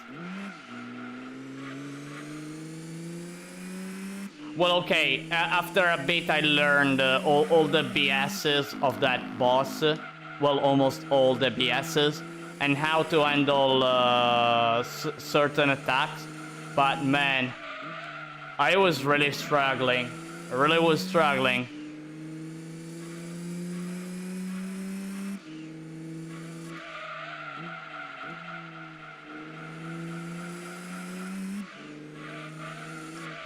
By the way, has someone done? Has someone tried to headbutt Ibis aside from me?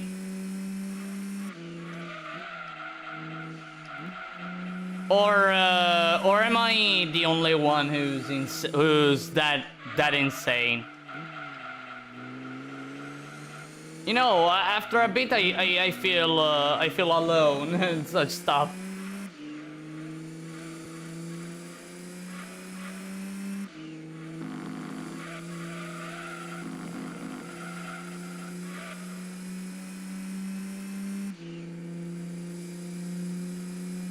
I remember one day, now that we're talking about Armored Core 6, like one day I was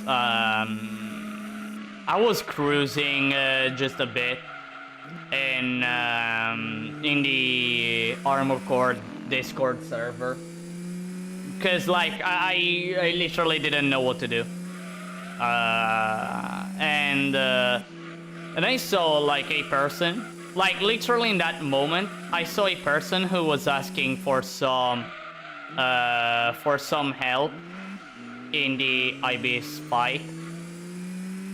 In the Ibis or, well, CEO 240, however you prefer calling it. And I gave some tips regarding how to dodge attacks and everything. Because well, I know the boss, and I'm always willing to help people when it comes to being a boss or doing a certain section in a video game, and maybe I know how to handle it and stuff. I'm a person who always like shares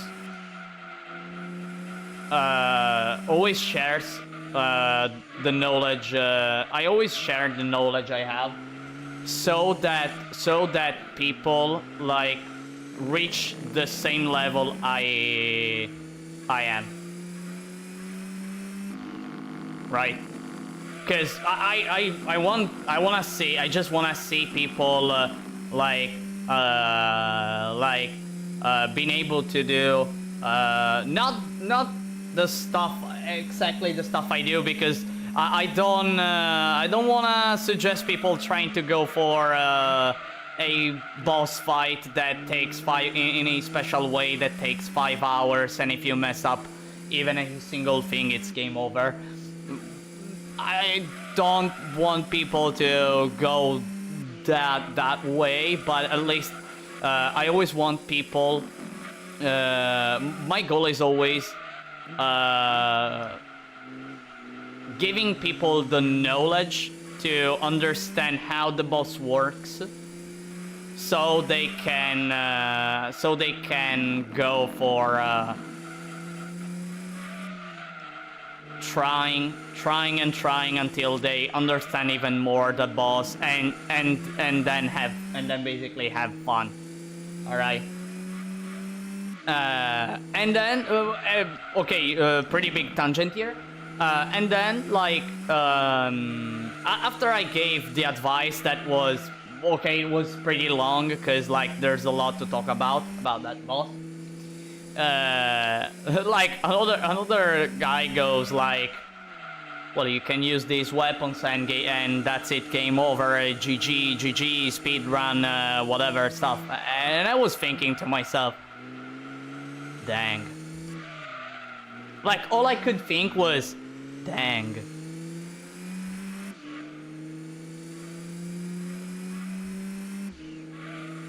All right. Like, all right. I don't know. It was just you know, one of those moments.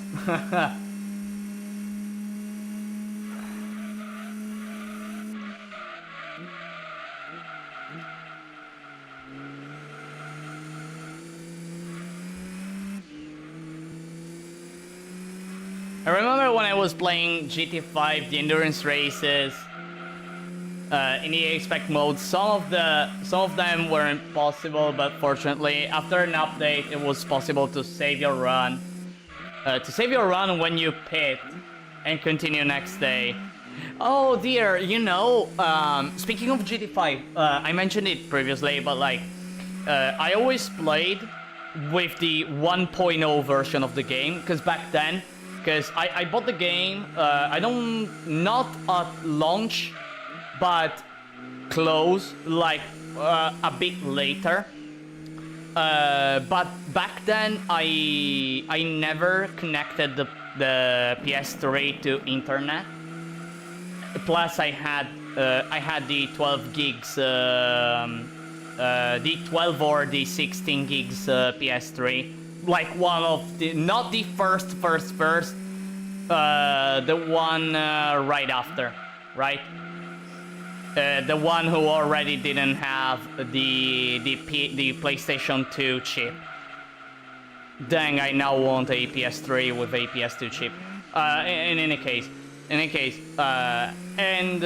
which meant that I played with the 1.0 version of GT5 and literally struggled so much on some events, such as the Red Bull Challenge, that I discovered many years later that in the 1.0 version, or at least in the first versions of Gran Turismo 5, it was near impossible to win those events in the Red Bull Challenge, especially the Suzuka one. I remember being able to get one silver, almost a gold. No, maybe that silver, it wasn't a silver, but it was a gold. But the rest was just bronze. It was just bronze. Well, I was also young. I was also really young, plus. I was really young, but I really loved using that car so much that I really wanted to use that car for other events than just the Red Bull Challenge. And when I got the car, well, the Red Bull that you get by getting all bronze,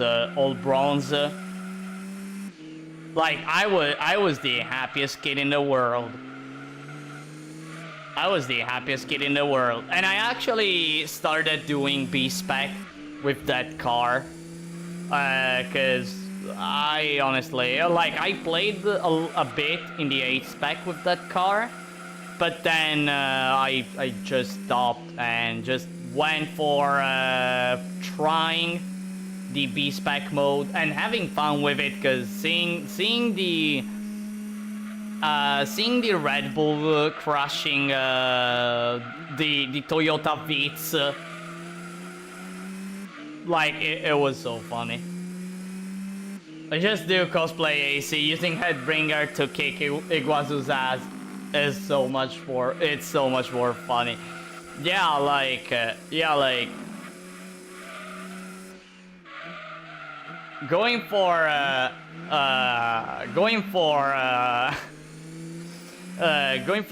the arena ACs, it's always fantastic. When I did Ibis with all the arena ACs, like, I discovered so much stuff. Actually, I discovered so much stuff when I cosplayed too. I really learned so much stuff regarding weapons and stuff. It was really interesting when you play under certain conditions. It's right there. You learn a lot about what you're trying to achieve, or like fighting a specific boss. It's right there you learn, because you know, you go out of your comfort zone to try to beat a boss in a way you never did, and you probably see yourself failing at first, but you're so, you just want to see the win, and you try until maybe you understand something new. Just go for a few more attempts and bam, done. And that is the best feeling in the world. How old are you now? Actually, I turned 24 last week. No, yeah, last week. Last week I turned... No, actually, this Monday. The previous Monday. 5th August. I turned 24 on August 5th. So yeah, I increased that value to 1. Yay!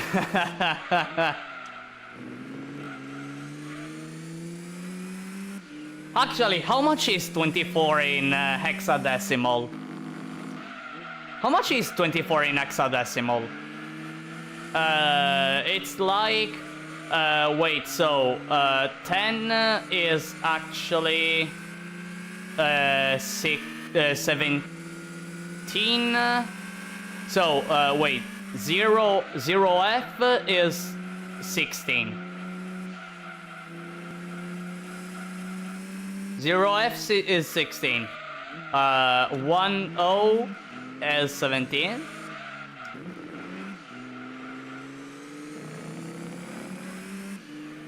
20 is 33, right?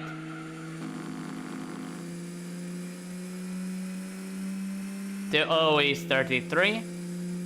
So, oh dear, I need to, no, I just want to be sure how much is 24 in hexadecimal.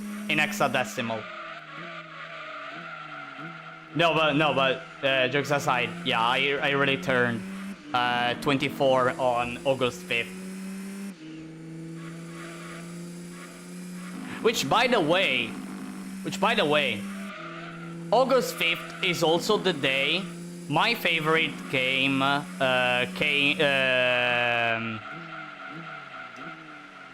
saw the light in Japan. Which is if you wonder, my favorite game is Armored Core 2, and actually my nickname here on YouTube is based on the antagonist of Armored Core 2. If for all of you do not know.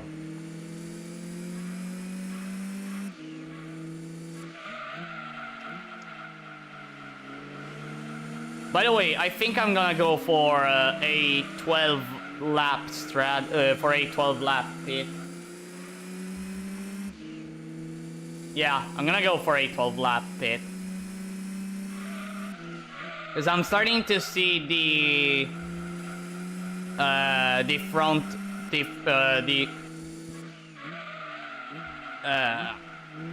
the right tire in the front becoming red. As usual, that tire is the first one that goes red. I wonder if it's due to the fact that there are so many turns to the right.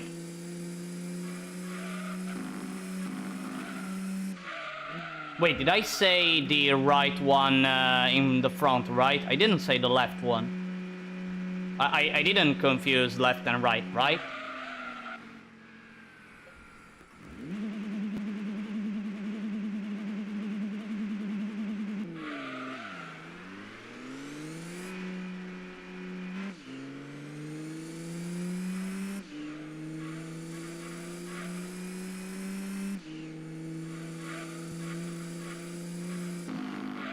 Happy birthday, thank you. Same day my sister was born. Oh, your sister August 5th too. Dang. And your son on August 3rd. Oh, happy birthday to your son. A bit late, I know.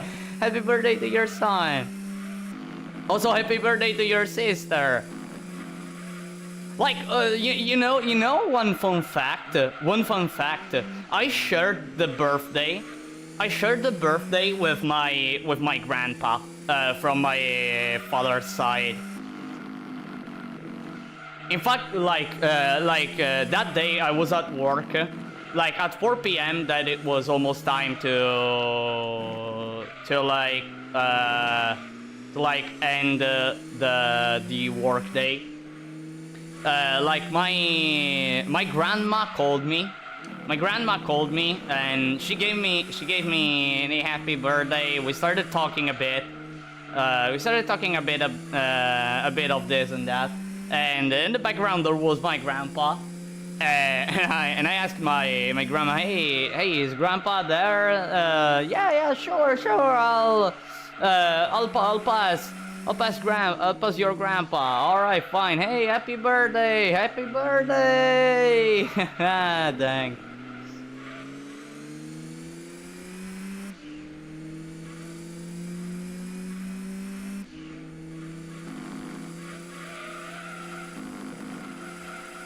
Oh no, Trevor went off road. Oh no.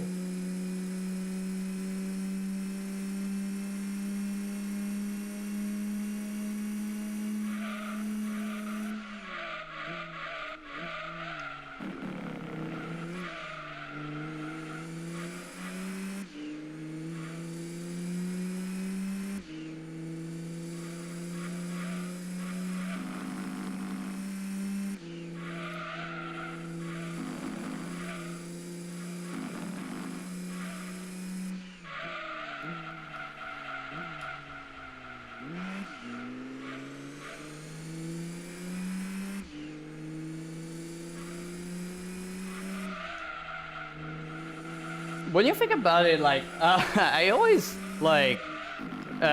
think I'm really old. Like, during my birthday, I jokingly said to my coworkers, dang, I feel old. Dang, I really feel old. No, really, my generation has a tendency of feeling really old at this age. Like, I know it's these are the best years and stuff, and really I'm enjoying this. I'm enjoying this this period of these years. I'm really enjoying them. Oh, but really, we have this tendency of kind of joke about feeling old. we joke quite a lot about this. No, but really, but now seriously, even though I tend to play quite old games, or at least I'm good at some games that are older than me, actually. Like, I don't want to say like, how can I say it? How can I say it? Well, I'm not for modern games, you know. I'm so used to, well, I was born during the PS1 era / beginning of the PlayStation 2 era. I was exposed to video games since I was 3. Actually, one of the first video games I remember playing is actually Gran Turismo 2. But I don't remember if it's actually the first ever video game I've ever played. Because I remember 3 games between the ones I played when I was really young. One of them being Gran Turismo 2, as already mentioned. The other 2 being Tekken 3 and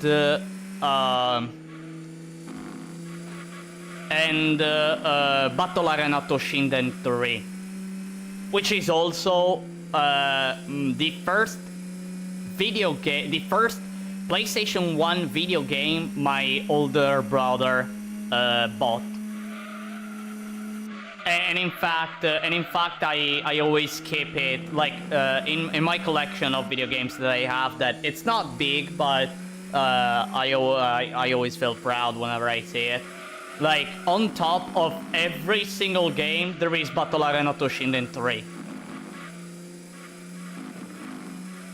Cause like whenever I see it, I always think, yeah, that's where it all started.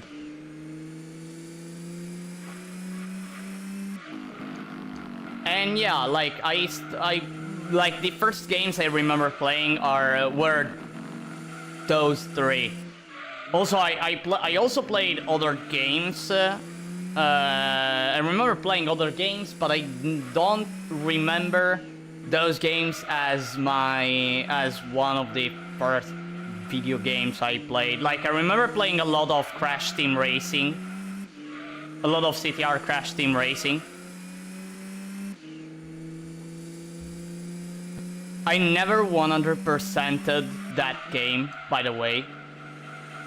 No, I actually did. But not when I was little. After, like, probably, I think in 2018, probably. 2018, 2019. I think I 100%ed CTR Crash Team Racing. I was really happy when I managed to do so, to beat the game entirely. It wasn't easy. It really wasn't.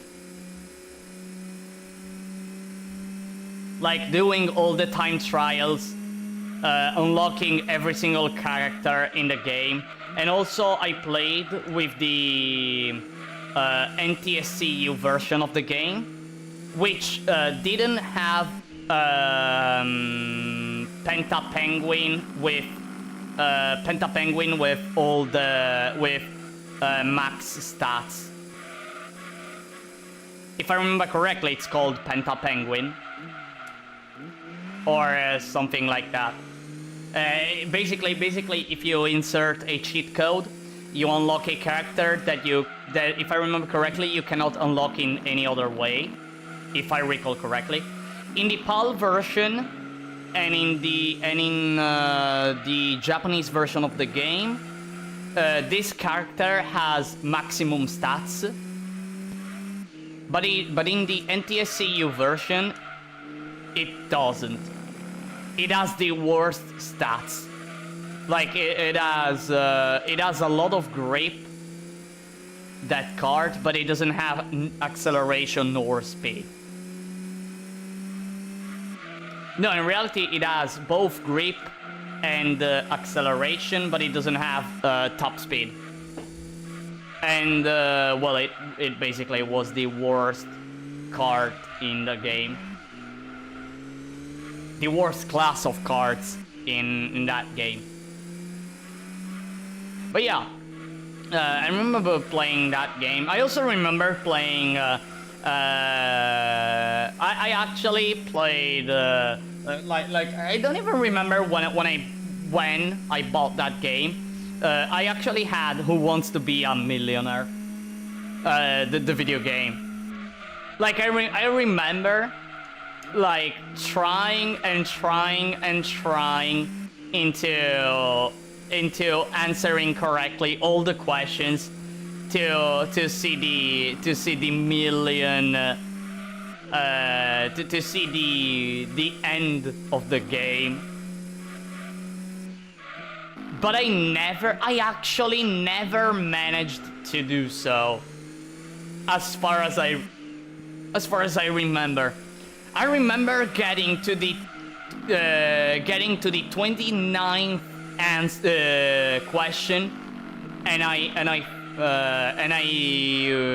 it was a question I never saw, and I lost. And I lost because of that. Because I was one that, well, you know, in games like that, it's mostly questions about really like stuff that it's well, the first ones are common knowledge, but then you go but then you go with the harder ones that are like super niche questions, like something that in order to know it, like you must be a scientist or stuff like that. So but I was you know, those kids that like it fails but it remembers, right? So if I get that question, I remember that the answer is this one, so I was going with memory.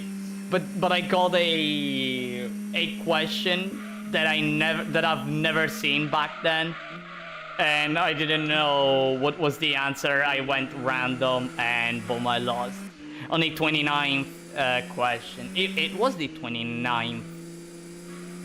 Huh?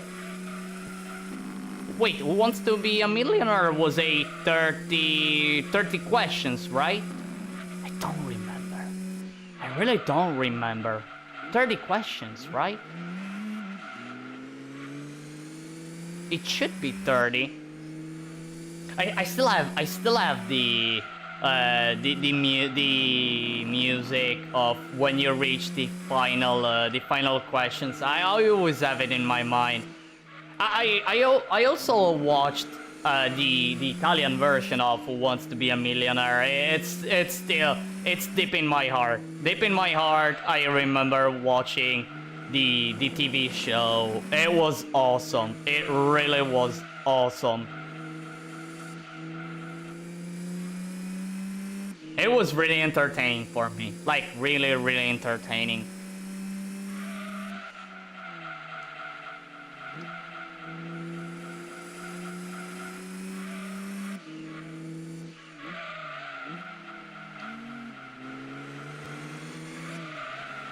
Going back with the video games I played when I was literally like a super young child.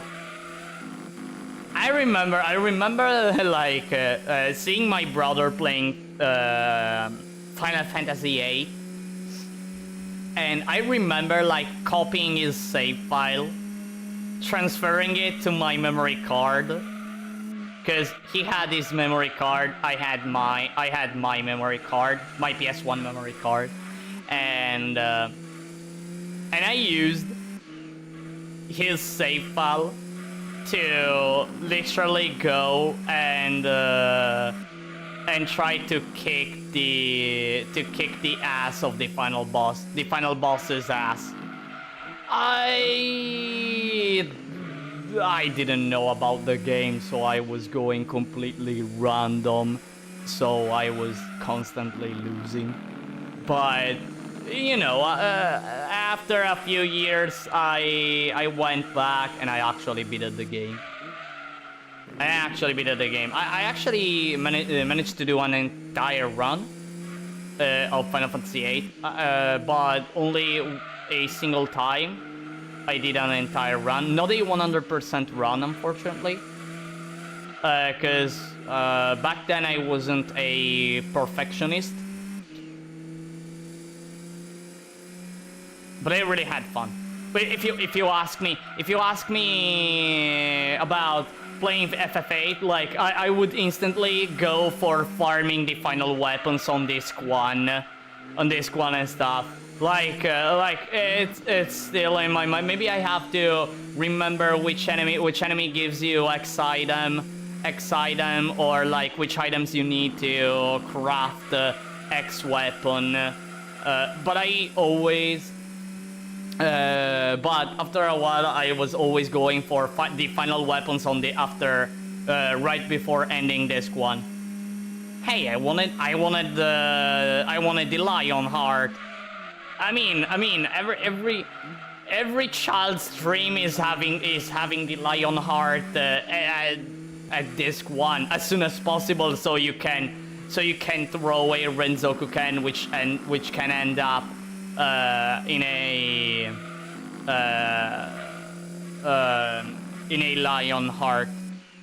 Wait, in English it's called lion heart, right? The final, the special move after the Renzoku Ken when you have the lion heart, right?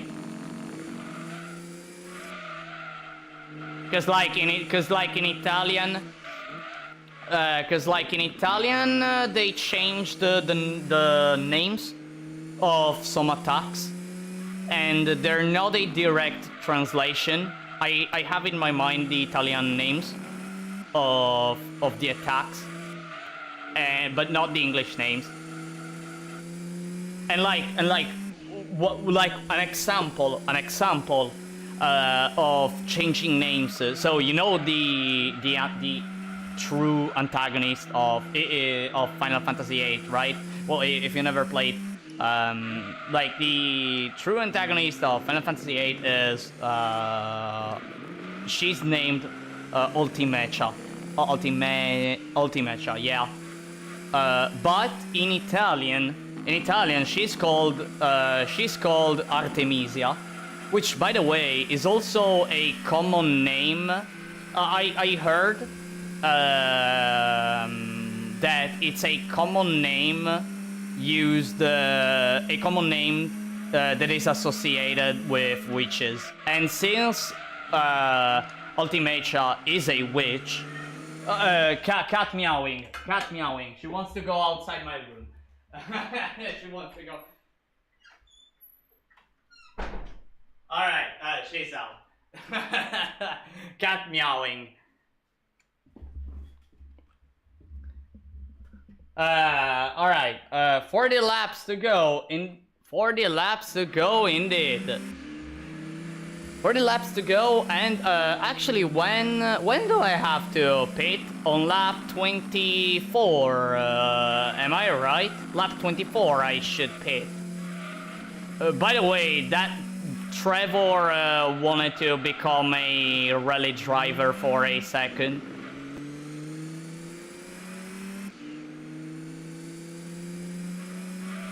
You can probably finish all 3 races before the closing ceremony even ends of the Olympics.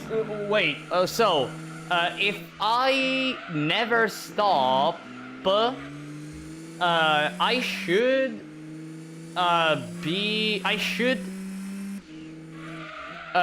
able to complete the final lap of Special R5 Endurance when at 10 p.m. actually at 10 p.m. which is in 2 hours and 15 minutes. In 2 hours and 15 minutes. If I made calculations right, like at 10 p.m. or a bit later, probably a bit more later, probably 10:30 p.m. At least, well, in 2 hours and 30 minutes. In 2 hours and 30 minutes, I'll complete this run if I don't stop.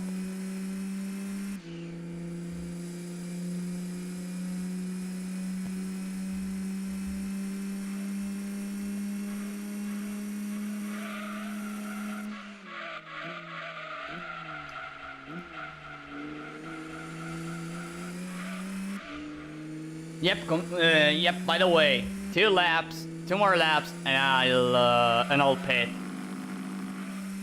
And by the way, how many pits do I have to do? By the way, 24, 36, 48, 4 pits. Alright, 4 pits. The usual. Right? The usual. No, it's not the usual, actually. No, sometimes I go... No. Most of the time I went for 3 pits, right? Yeah, most of the time I went for 3 pits. Cause like in the previous rounds, typically I went for a 15 lap pit, right? I took a quick shower and I'm back. Still hot out, so hot, dang, no, like, don't, let's not talk about, like, the temperatures outside, cause freaking hell, like, now there's not, a pretty high temperature, but the problem is that during the night, or when the night is on the verge of coming, Like the main problem is the super high levels of humidity. Like since I live in an island, all right, in one of the two islands of Italy. I live in Sardinia, if you wonder. And I'm also like kind of near a coast, okay? Like the humidity levels here are insane, are really insane. Look, if I search just now, probably the forecasting, yeah, the weather report or the forecasting will tell me that probably there is 70 to 80% humidity, probably, and I'm being generous.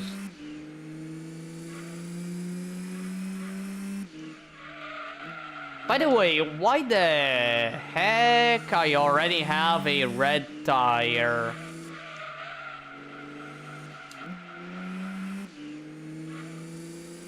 Already. Why do I already have a red tire?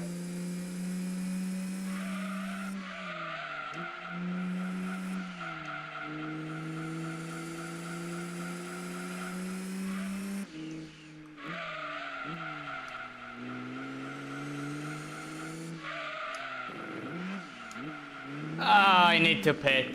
I actually need to pit. Right now. Dang, I consumed so much the tires that I am not able to do this, the 24th lap. Dang, what a bummer.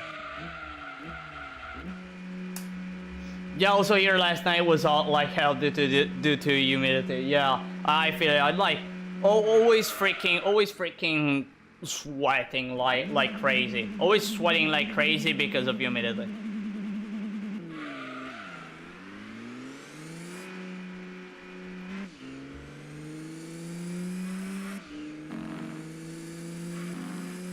Oh no, the RUF, the RUF smashed me.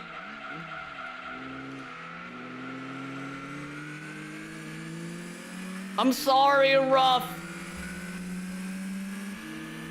I didn't wanna be that rude, but you were pretty rough in smashing my rear.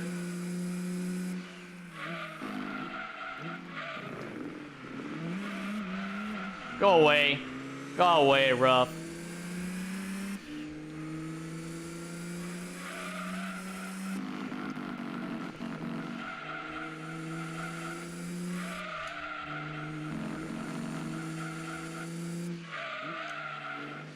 Ow.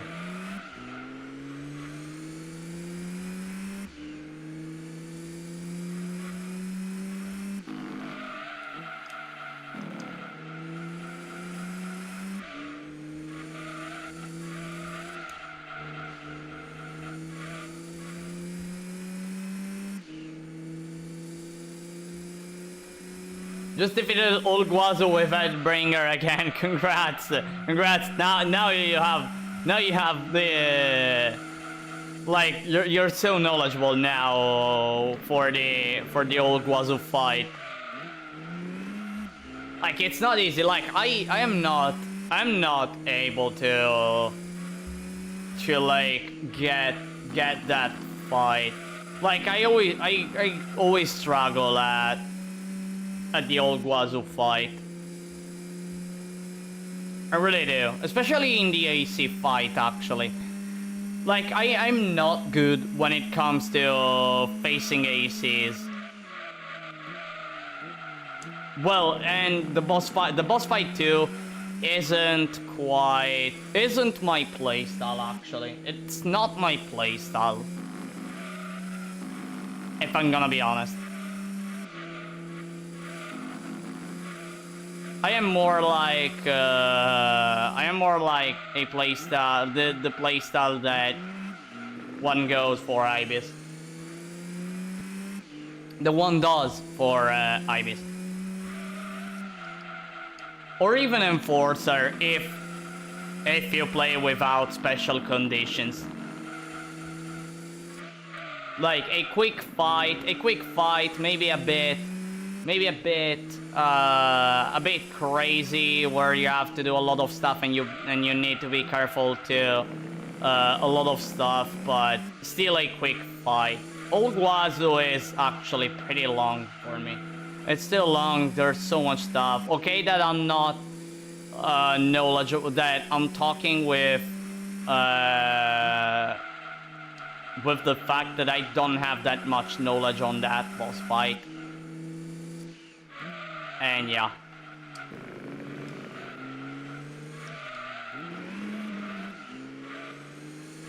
Then, you know, speaking of Armored Core, you know one thing, maybe if I ever decide to bring it on stream, I'd love to do Armored Core 2 with Starter AC.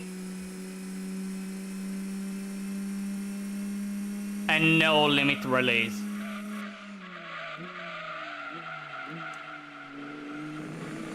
There is it's one thing I am really interested in going for. But honestly, I know it's pretty stressing. Like, it's a lot stressing. And, you know, in this period, honestly, I don't want to get stressed much. What song should I use for Headbringer theme? Headbringer theme, let me think.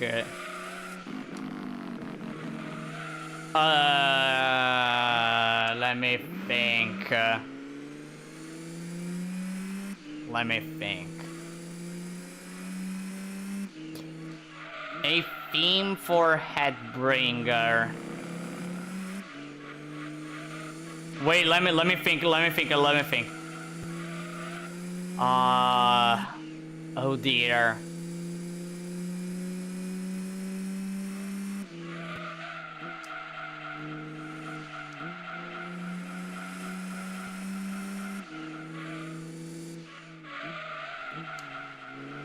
I don't know. I can't think of a song that may fit with a Headbringer.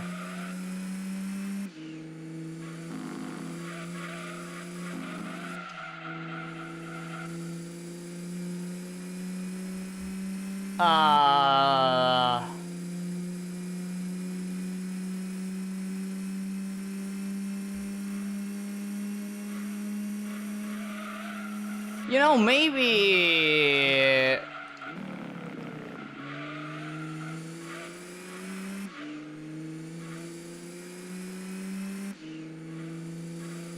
a theme from Armored Core. From the AC to Ost.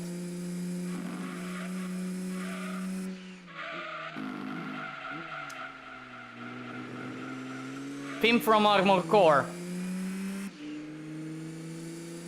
Why don't you come down from 5, maybe fun. That one too. Even Stain is really good. Honestly Stain, rather than Why Don't You Come Down for Headbringer.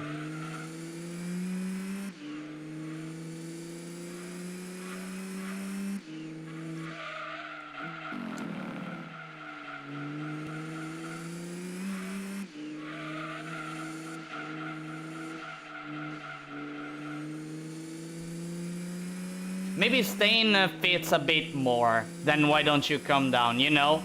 Personal opinion here.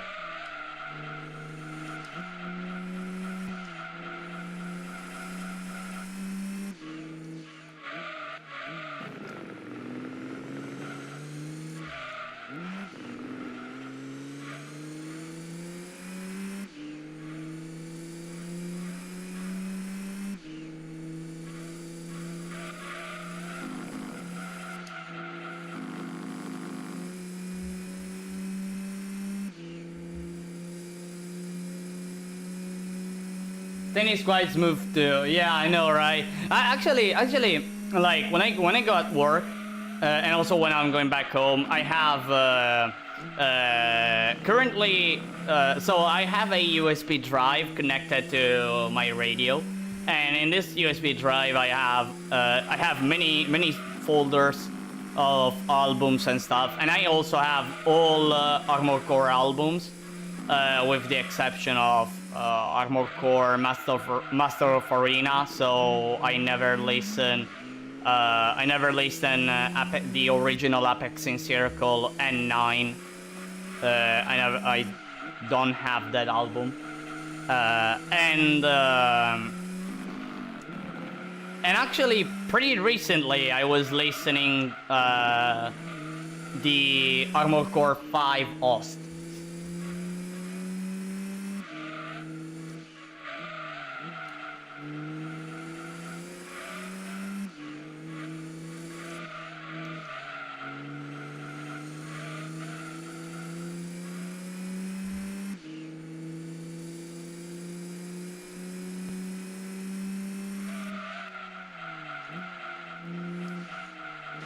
Ow, I'm hitting the wall. So question, what makes you play... hey, Stain has a remix version. Stain has a remix version?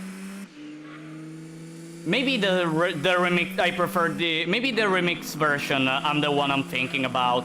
You know, maybe it's the remix version I'm thinking about. It is in disc 3 of AC6 sauce. Oh,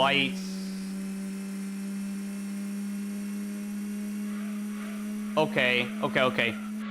So question, what makes you play old games? Because your generation is hard to play those games like GT2 or OG Resident Evil or OG Silent Hill, or due to the graphics are old or the controls are clunky. So personally, what I want from a video game is a challenge. So whenever a video game presents to me a challenge, or at least a game with interesting mechanics that then turns out to be challenging, I'm up for it. I always want to play games where I'd love to strategize, maybe think about it. Maybe even the story catches me a lot, and stuff. And in looking at that, I prefer going back to old games because I feel like they are a lot more challenging. Not that modern games aren't. It's just that modern games, there are few games that are challenging. An example I can provide is Hollow Knight. So basically, I played Hollow Knight, right? And since, like, I immediately saw that it was a fantastic game, first. And second,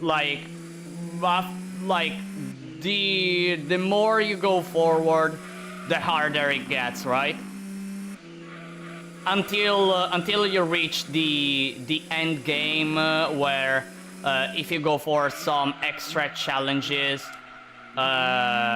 like you're going for something really hard that not a lot of people manage to do.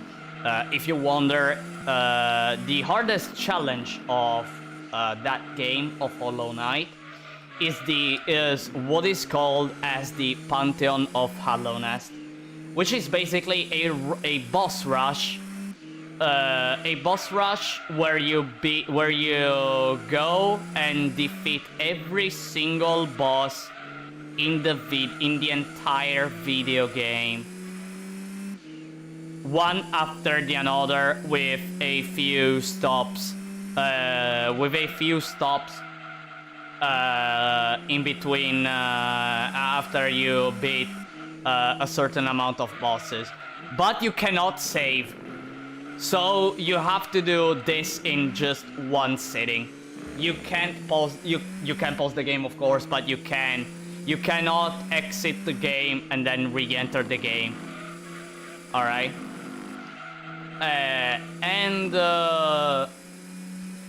Well, I managed to do it after a bit. I remember managing to defeat the Pantheon of Hallownest. And actually, like, I had friends who actually introduced me to Hollow Knight. And they never managed to defeat the Pantheon of Hallownest. So I basically arrived, completed the game, used my own strategy to defeat the game. So basically I had a rune,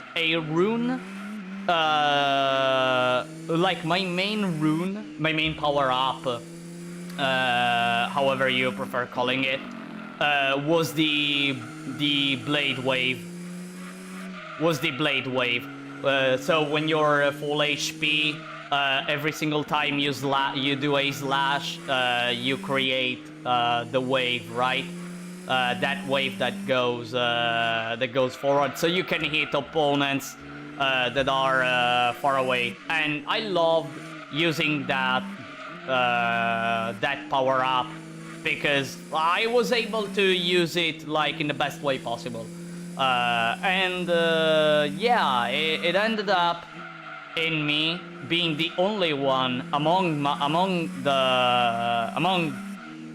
my friends who defeated the final Pantheon, that boss rush.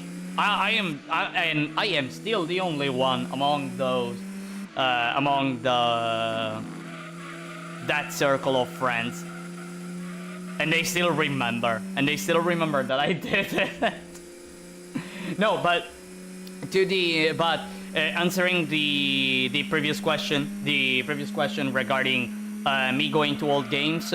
Well, let's say that my history with video games is not the usual one that a kid my age had. Since I was immediately exposed to games that are older than me, thanks to my older brother. Plus, without even knowing, I exposed myself in video games that are of a complete different genre from the ones that my generation is used to. AKA, I exposed myself to shoot 'em ups without even knowing it, because, you know, me, 8 years old, I see spaceships. I see a video game with a cover that has spaceships, and I'm like, I want to buy this game, and I want to play this game. I don't freaking care. There are spaceships. And it ended up with me being one of the best players in that game. I have a lot of videos of here in my channel of R-Type Final, and I made things that so many people like would love to do, but due to the things being hard, yeah.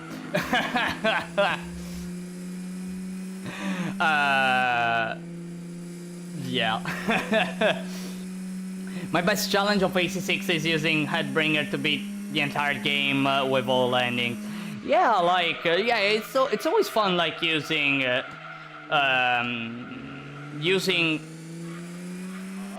like, playing a video game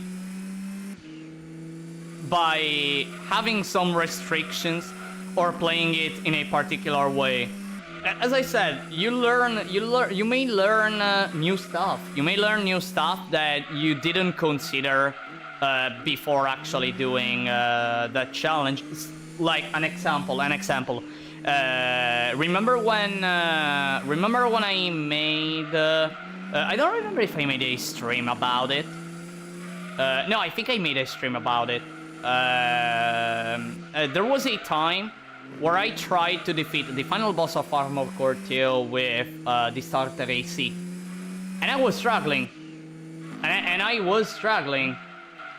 And until I found a movement technique that allowed me to survive a bit more and have a slightly easier time, but still I needed to become better at the fight until I eventually managed to win.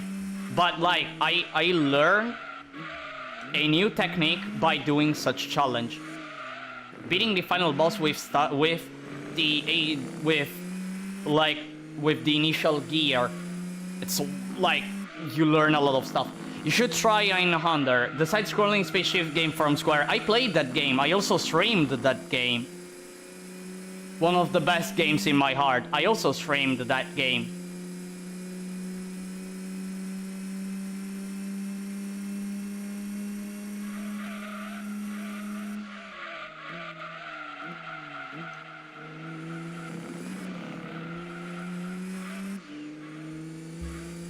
Like I did, I think I did 1 stream or 2 streams of Einander. By the way, give me a second because I need to. I need to turn the lights because it's starting to become pretty dark here where I am. Anyways, going back for the 3rd time to the old video game argument that I always go for tangents that are related but still tangents. Exposed to old video games since I was young. Exposed to niche video games since I was young. Always went for challenging myself, basically, and this turned out to be a lot beneficial, honestly.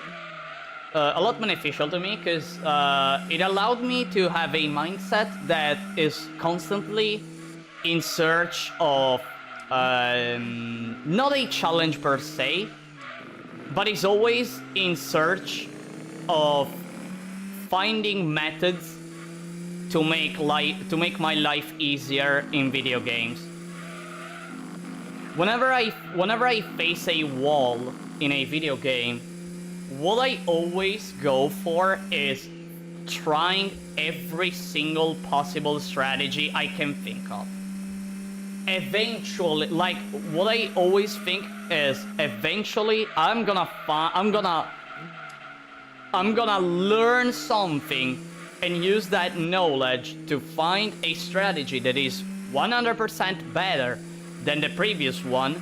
Maybe it doesn't work still, but still I am doing improvements and I'm learning the game. And then eventually I want to see myself seeing on screen, on the screen I see, congratulations, you won. That's what and Glass, thank you for playing. Glass, whenever there is a video game that thanks me for playing, I always cry. I am not kidding, I always cry.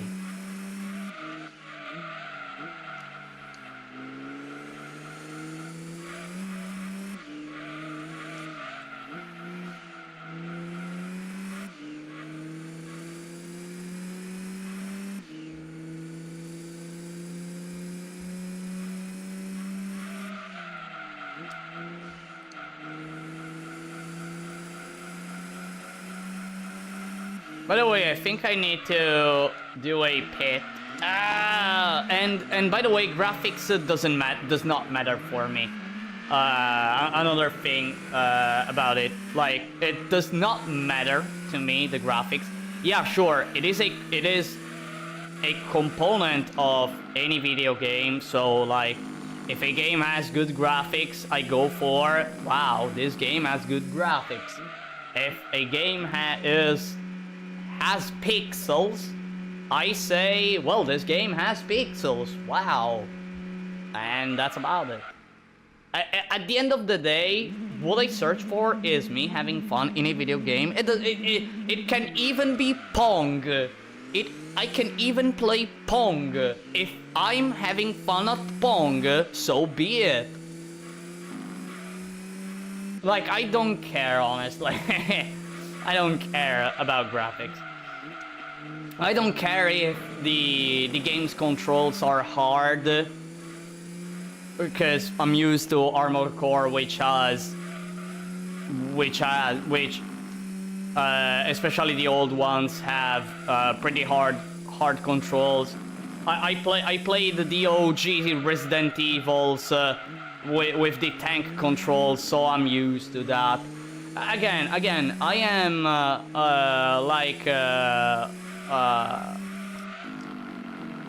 I'm basically a Gen Z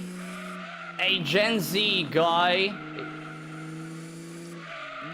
who leans more to Gen X stuff. I don't with this, I don't think I have a Gen X mentality, because I don't. I still have that Gen Z mentality.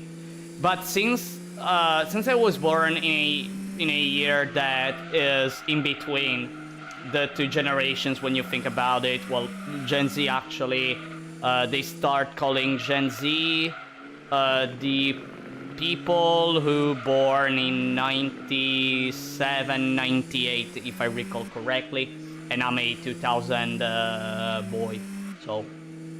But still, I was in the first years of that generation, and plus it was a year that was in between, like, the old technology and the technology revolution.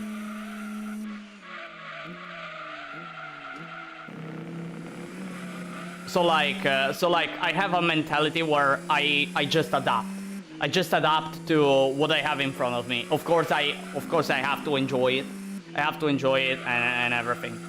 Like modern games, actually, when it comes to modern games, sometimes I feel like they make me tired faster than old games. I don't know why. Like, whenever I play an old game, I can play for hours and hours and hours. When it comes to, well, I call them modern games, but like, even games from 2016 maybe, or stuff. Like, I start to feel tired after maybe an hour or two. Unless that game is that much fantastic, then I will basically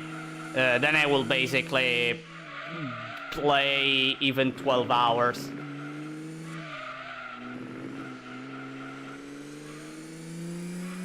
Graphic can be dog shit if the gameplay is good. Look at you, Dwarf Fortress. Yeah, like what the most important thing is what the game brings to the table in terms of content. Enjoyability,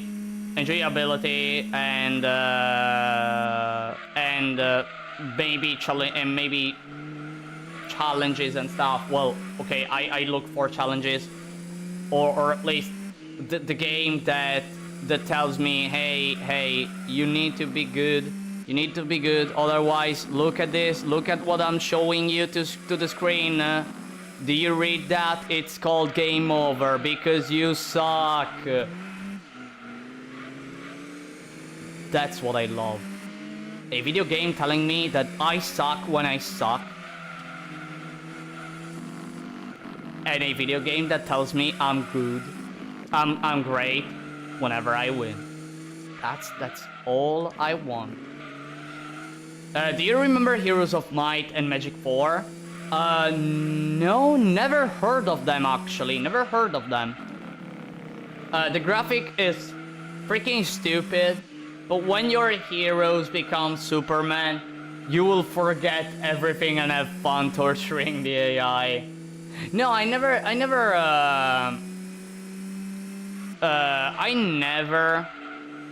heard of those games. One thing old games done better is the feeling of success. Yeah, and losing is still fun. Yep. Because it's not, because like, now it's more, like, what I feel is that the newest games lean a lot to the grind, right? I'm not saying that back then there wasn't a grind. Like, look at freaking Final Fantasy VII, the OG, when it comes to have every single character with max stats. Okay, you have to use glitches, but look at what you have to do for having every single character with max stats. Look at what you have to do to do a 100% to have a 100% save file. Look at what you have to do in I don't know. Let's think another game. Look at what you have to do. Say like in. No,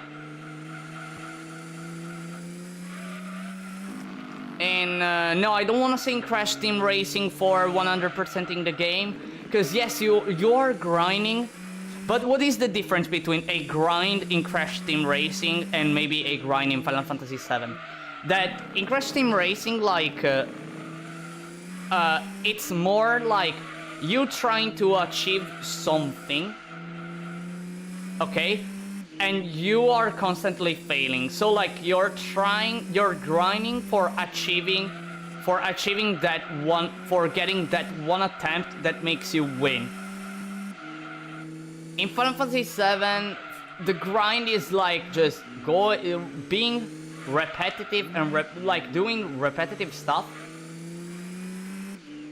to just be able to see your characters being so freaking strong that then you go to the final boss and you literally smash him in 5 hits, maybe. You know? Like, yes, you grinded, you did repetitive stuff, and you get big reward. You get big reward, that being you kicked the final boss's ass. Nowadays, like, the grind is, yeah, you grind and grind and grind and grind and grind and grind and grind, and you just got a weapon that you're never going to use. Like, yes, I'm looking at you, Destiny. And that's Destiny 2. I did the grind back then. And I got the weapons. Did I use those weapons that I grinded for and I can now craft and literally use whenever I want? Yes, I did the grind. Do I use those weapons? No. Well, I'm not playing Destiny 2. I'm not playing Destiny 2 anymore.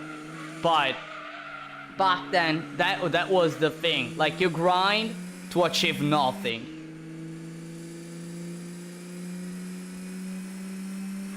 In my personal experience, always. In my personal experience.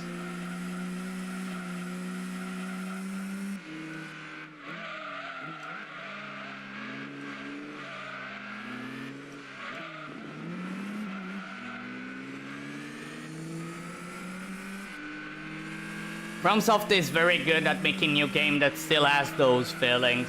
You can lose, and you will lose, but it is still fun, and when you win, it comes with the best feeling.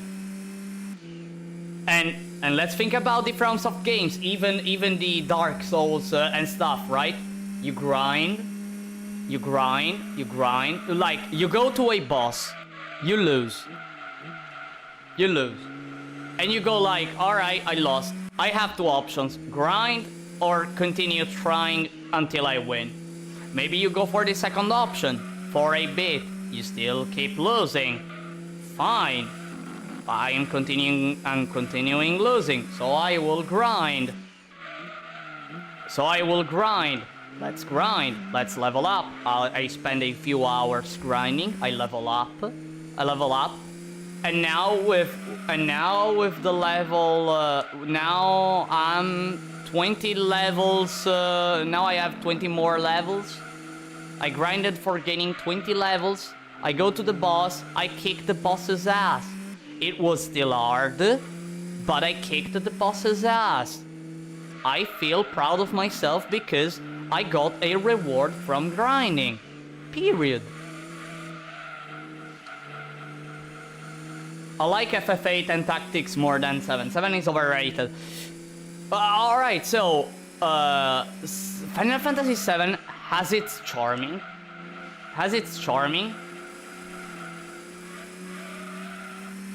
If you ask me though,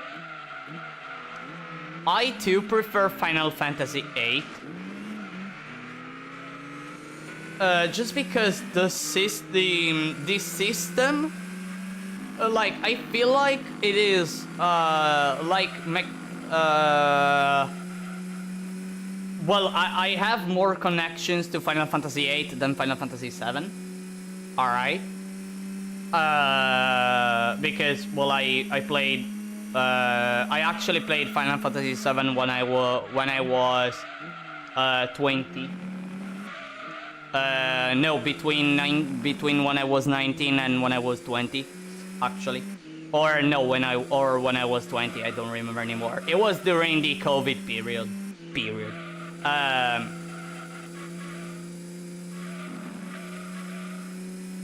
But Final Fantasy 8, well, childhood game. But you know, I feel like the junction system is something that is complicated at first. Well, in reality, it's more that it's explained a bit badly, the junction system. But once you understand how it works, the junction system, it's like you can do whatever you want. Like, you have more actually you have more freedom in Final Fantasy 8 than Final Fantasy 7 when it comes to like modifying stuff. You have a lot more freedom. Cause like your guardian forces, you can basically change everything about the guardian force. You can make him learn whatever you want if you have the right item. You can place you can have any weapon with any status effect and stuff like that. You can do so much stuff in that game. In Final Fantasy 7, actually, well, you have the weapons, you have the materia. Congratulations, you grinded for having a master materia. Congratulations, because I did it too. I did it with both methods, defeating Emerald and Ruby. Defeating both Emerald and Ruby, and then going for mastering every single materia to get the materia that has everything. I did it too. I felt proud of myself for doing it, but you know,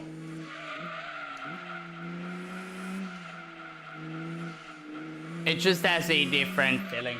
And Eden is worth grinding for. Yep. Actually, I remember, like, last time I played Final Fantasy VIII, I remember reaching,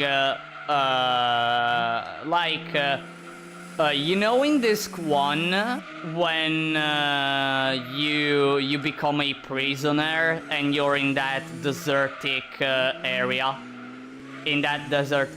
no, and you're escaping the prison, and right before reaching the gate or exiting the prison, you face that that sort of tank and stuff. I remember that I didn't even grind. I didn't grind at all. I'm not joking. I didn't grind, and I had Quetzalcoatl level 70.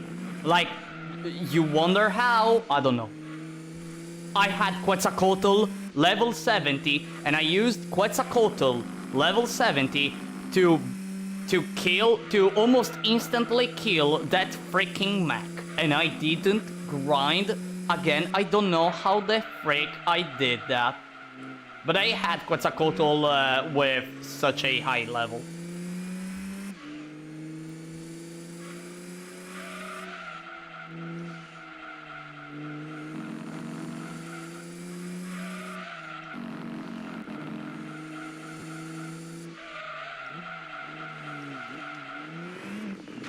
I tried to use the handbrake. Yeah, I tried to use the handbrake. I failed. I failed. I failed at doing the turn. I wanted to see if I was able to do that turn by using the handbrake. I should have braked first, then handbrake. Eden is worth grinding for.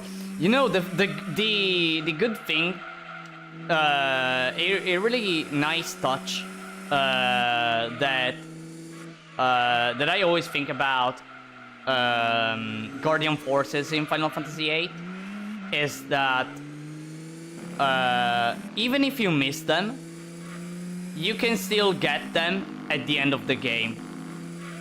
Granted, you assimilate the Guardian Force from the respective boss inside the final area of the game. Don't forget to mash square when summoning the Guardian Forces. I've always did that. I've always done that. Always done that.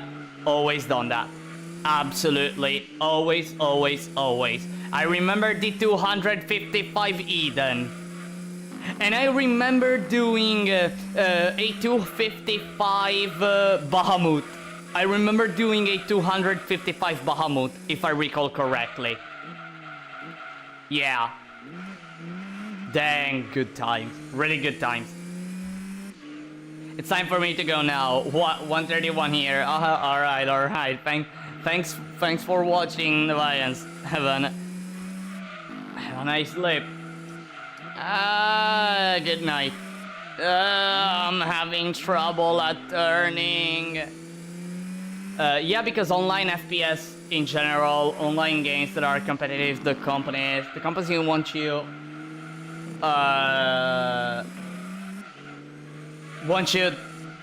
buy. Yeah. Like, exactly as you said. Like, companies now want you to buy stuff from their online shop rather than go and grind and get the good stuff by just grinding, or if they are willing to give you if they want to give you the good stuff by grinding, they make some bullshit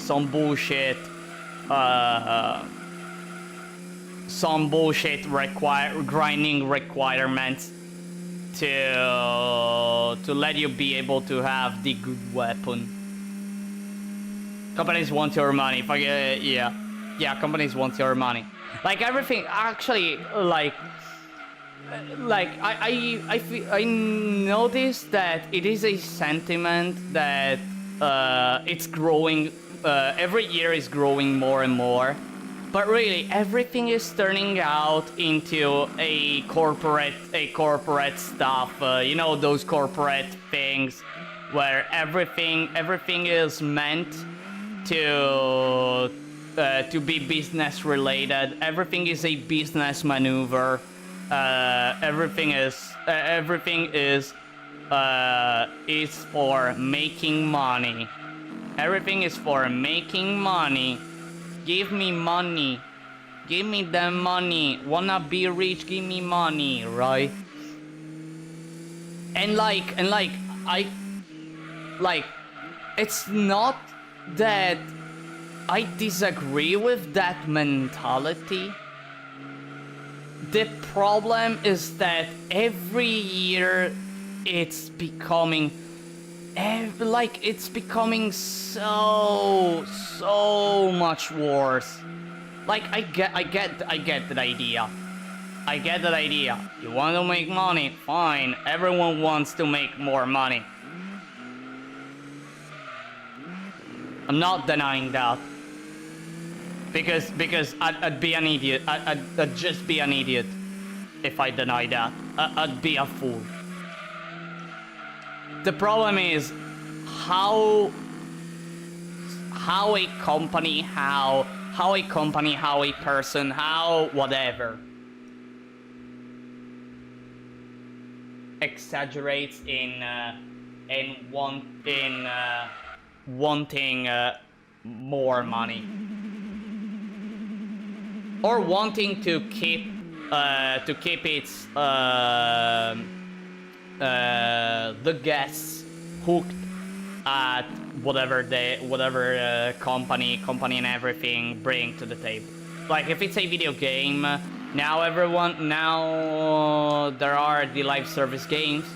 As a live service game, a game studio has to make it so that people are hooked to the live service game, and they are willing to grind and keep spending hours and hours and hours into that game and bringing more people into playing that game, so they make more money, and then create a strategy, a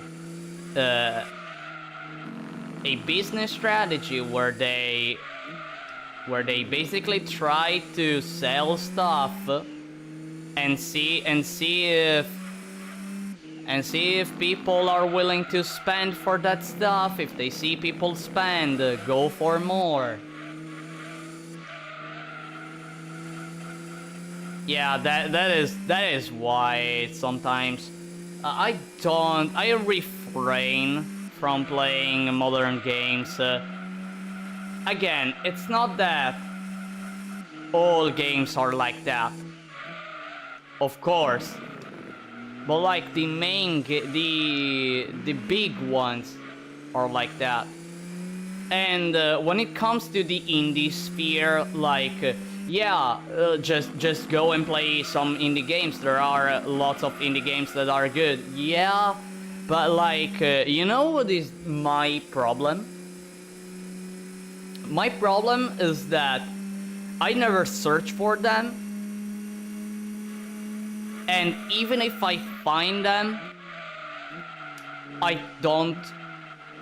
I never take the final decision of buying the game and playing the game.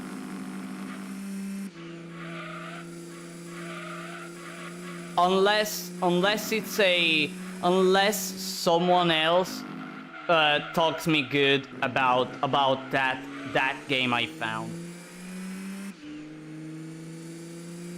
But it has to convince me a lot, because I don't when it comes to playing new games, I always have in my mind the fact that, oh dear, I have to spend X amount of, I don't know how many hours I need to spend in order to complete the game and do every activity in the game. So starting from that, I don't know if I have enough time to play that game, to play that game as I'd like. Again, I'm someone who plays, who does long sessions, who's prone to do long sessions. I'm not someone who goes for, hey, I'm gonna turn on the game like 10 minutes and then I go away. No, no, no, absolutely not. I would punch myself in the face if I ever do something like that.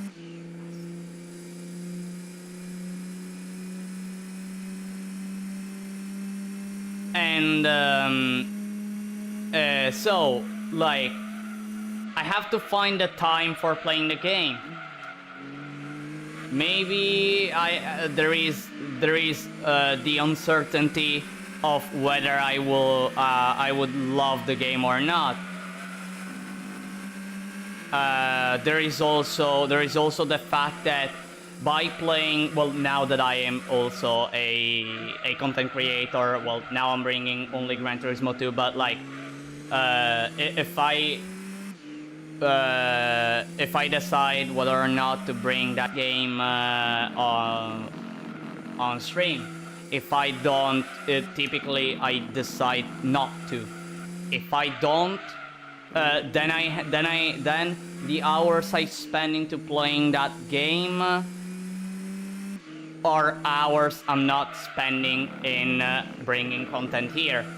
I also care about a lot of this stuff. I care about a lot of this stuff. So, you know, I think too much. I think too much. I know. I think too much. I know. I'm aware of that.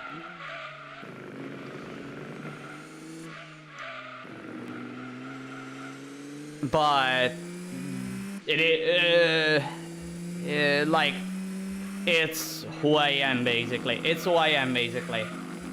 I can maybe smooth this thing, but it will never go away, as it's part of me. It's part of me thinking a lot. Again, I'm someone who loves to strategize. I also do that in real life. But I'm not good at programming stuff, actually. I'm not good at programming stuff. Like programming, like, alright, I'm gonna do this at 4, it will take 1 hour, then I'm gonna do this at X hour, then tomorrow I'm gonna do this, then I'll do this. No, I'm really not good at. I'm really not good at that. That's why I love GT7, because they give you all updates for free, or some indie games.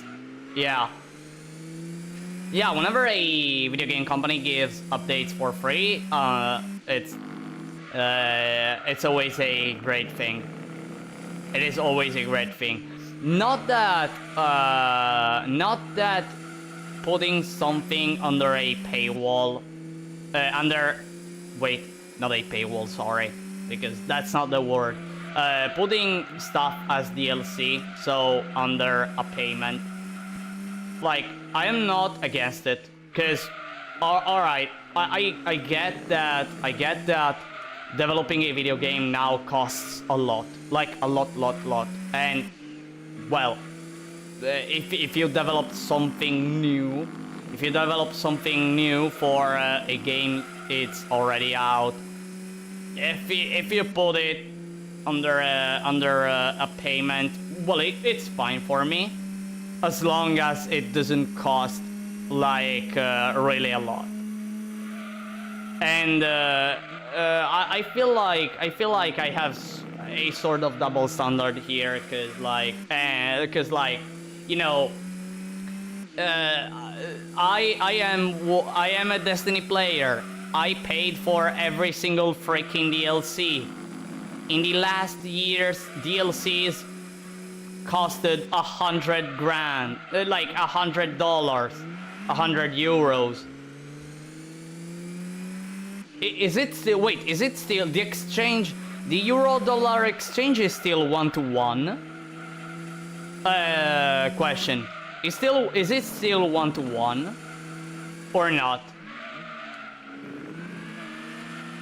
Well, in any case, 100 euros for a year for a DLC that lasts a year. Yeah. Like I'm doing all these speeches. I'm doing all this speech regarding the DLC and stuff, and then I'm the first to pay a frick ton of money for a DLC that okay, sometimes it was really worth. Sometimes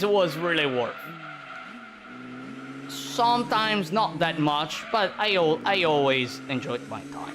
I always enjoyed my time in Destiny 2. Except those periods where I was on the verge of a burnout and then I reached a burnout on Destiny 2. Yeah. Those weren't fantastic times, but it is what it is.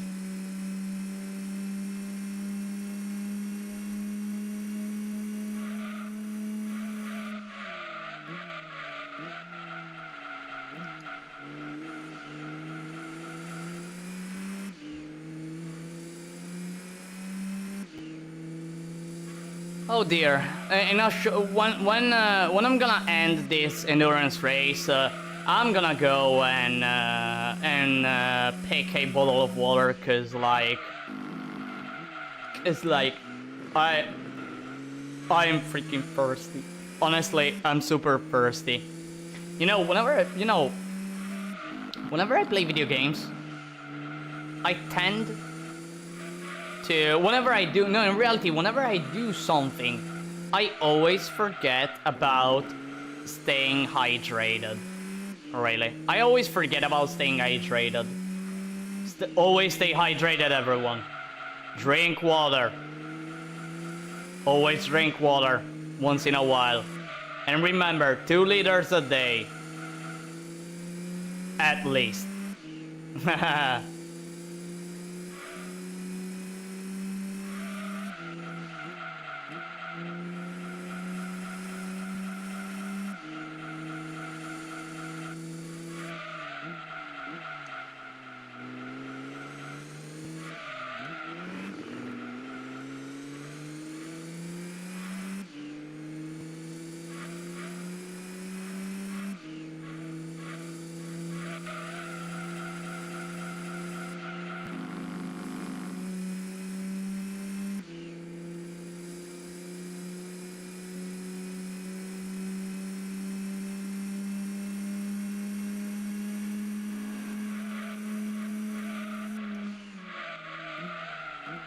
All right.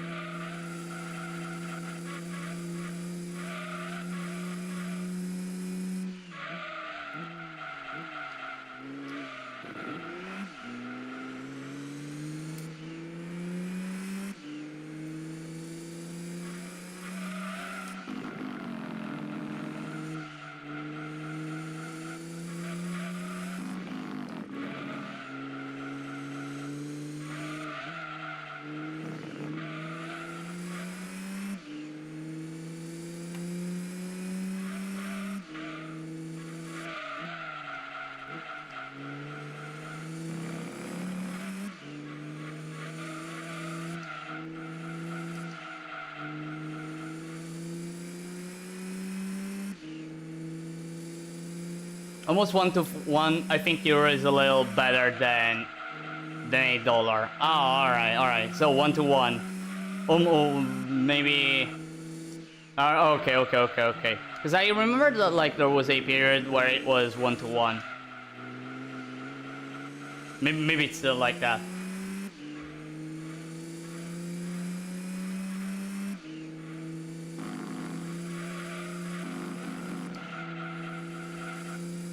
Accelera nessa merda, carajo. I'm accelerating. I'm going as fast as possible. Still, I have yellow tires. I have yellow tires, so I don't have that much grip. By the way, I noticed just now I went for a sub 149 as best lap. Wow, that's incredible. When did I do that? I don't know. I don't know when I did that.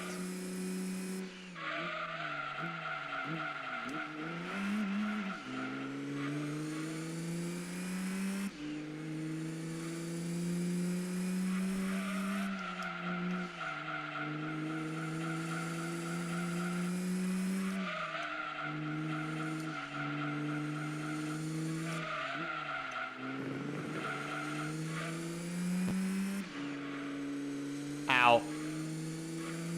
Hitting the wall. Ah, dang. I wasn't looking at the screen for a second.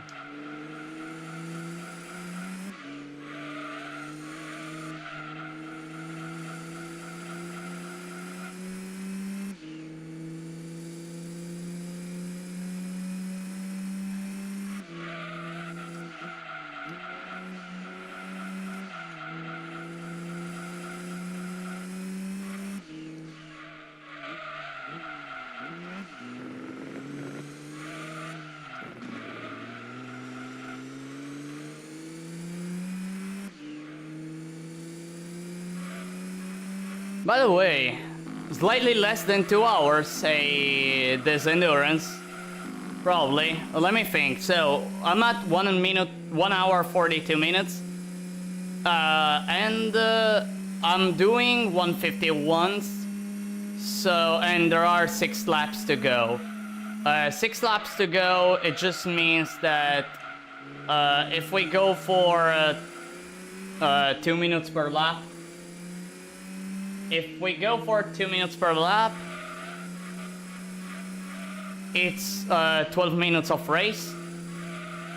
So 50, yeah, less than 2 hours. Less than 2 hours for this endurance. Wow.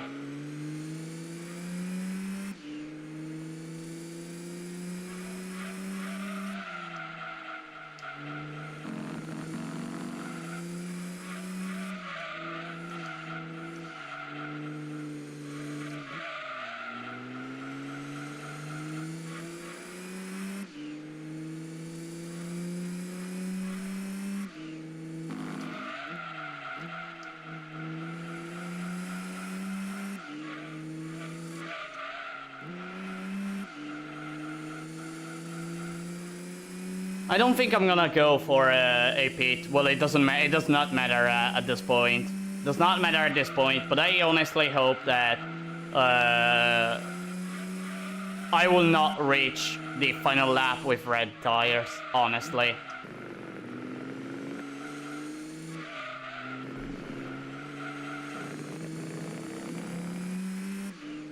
"11 minutes, yeah. Yeah, probably it will take that amount of time, and then it will be time. And after these 11 minutes slash 10 minutes now, it will be time for the final endurance of this run. The final endurance and the final race of this run. The one that I always do as last. The special stage R5. The special stage R5 endurance against the Gran Turismo All-Stars opponents, plus two special opponents that appear only in 2 endurances actually. The special stage R5 and the Rome endurance. One of them we saw it. We actually saw it in the Rome endurance. That being the cyan Nissan R390, and the other one being the Toyota GT1 98 version, the 98 race car, the Toyota GT1 race car 98 version, which is a special opponent that appears in only two races, those two being the Rome Endurance and the Special Stage R5 Endurance. And I hope that I find that car in Special Stage R5, honestly. I really hope I'm gonna face him.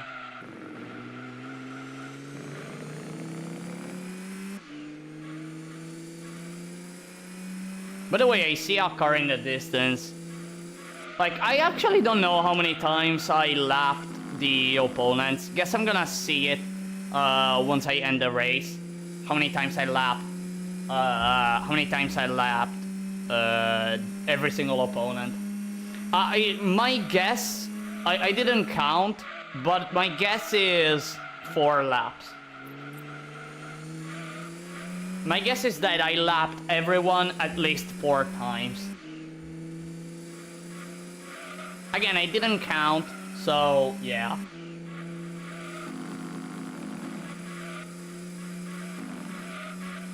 By the way,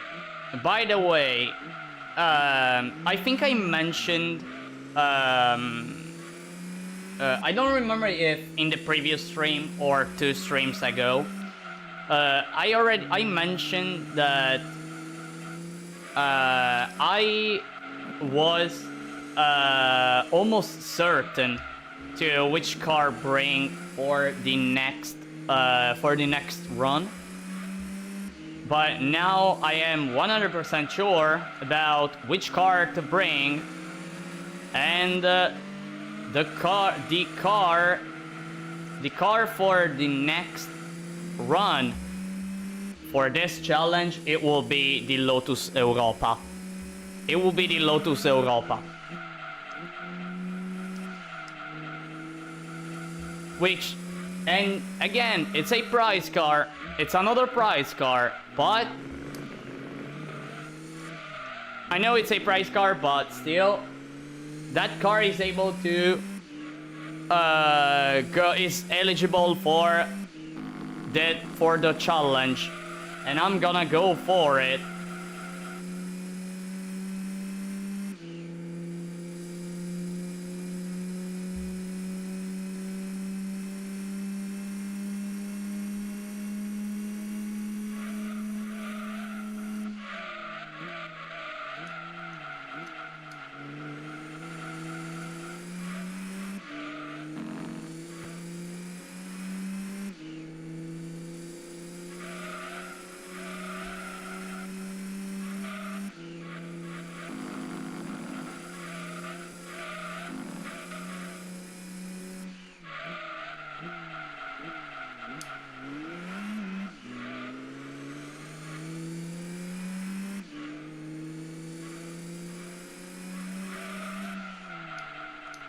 Cappuccino. Unfortunately, the Cappuccino, unfortunately, is not actually able to defeat the game single-handedly.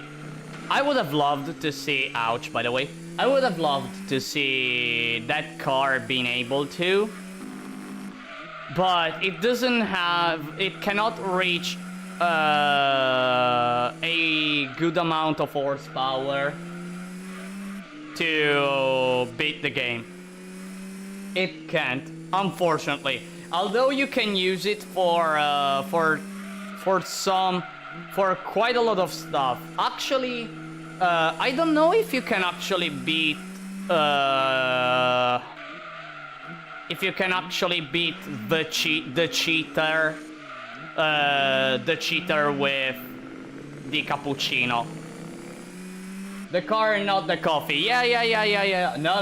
Of course. I understood. I immediately understood the car. I immediately got that you were referring to the car. And by the way, I need to pit. Absolutely need to. Oh dear. Imagine pitting on lap 58. Oh dear. Oh well, 2 laps. 2 laps, and then it will be done. Then it will be over.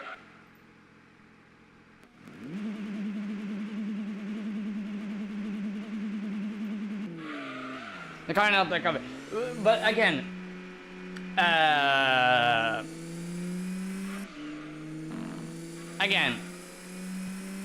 Cappuccino is not able Because the maximum amount of horsepower it can reach is like 180 something.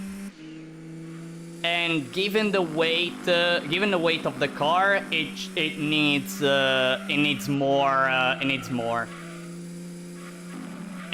more horsepower.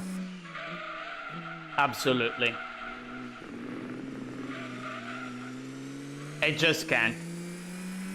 Plus, I don't know if the car can have a racing modification. I don't actually know if it can have a racing modification, the Cappuccino. I'm gonna check later. After this endurance, I'm gonna go and look at the car list, at the Gran Turismo 2 car list that you can find online. It is I always use it for looking at the various cars, what amount of horsepower they have as stock, the weight, and the maximum amount of horsepower they can have, and whether or not they can equip a racing modification. It is really interesting. Sometimes it's not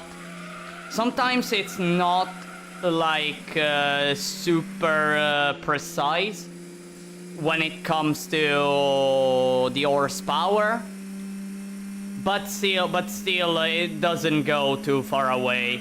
Maybe it is wrong by a few horsepower, but it's not that the difference between the real amount and the one that the site tells you.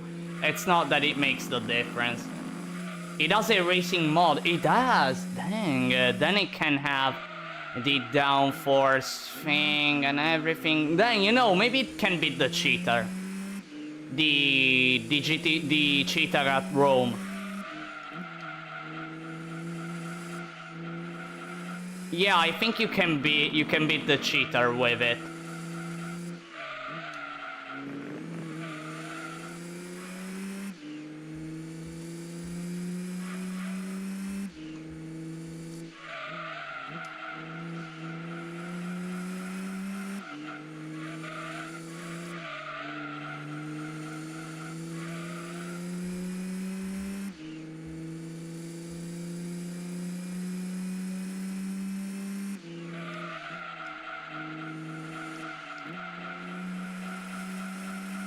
If I remember, because I'm old and starting to forget things. Oh look.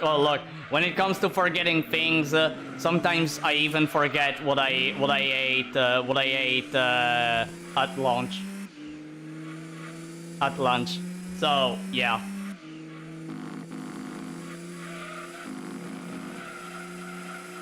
I forget too. But you know what things I never forget? A win in an endurance race with a Peugeot 206, and dang, I was right. 4 laps. I lapped everyone at least 4 times. I was right. Dang, I was right. And I didn't count. The times I saw the car. Really. Dang. And by the way, the Viper GTS it's so hilarious. By the way, let me check the Gran Turismo 2 fantastic car list. No, I don't want the used car cycle. Wait, where is the... Oh wait, I can go for Paul cars. There we go. Let me check. So the Cappuccino. Let's search the Cappuccino. So it has 187 horsepower at maximum. It can have a racing modification, and after racing modification, it can reach as weight, it can reach 624 kilograms. Which, so considering the low weight, it can go a lot far in the game. It can beat the cheater, that I know. It can beat the cheater. Probably. And there we go. Oh, by the way, price car. Let's see if it's... Oh, I don't believe this. What are the odds? What are the odds of getting all rally cars? What are the odds? There is one endurance to go. If I win the rally car, I wanna know the odds. I really wanna know. What are the odds? Every single rally car I'm winning. Insane. Alright, everyone. It's finally time for the end. The final race. The final race. The one that will put an end to this fantastic run with the Peugeot 206 S16. Special stage R5, here I come. Against the Gran Turismo All-Stars. This one should be easy. Considering that this car is able to do... by the way, let me do the gear setup. Pretty quickly. 278 and 1035. Considering that this car, weirdly enough, this car is able to pull off a 118 in special stage R5. Pulling off a 118, by the way, I see the GT198 version. I see it. Here it is. It is the 98 one, right? And indeed, it is the 98.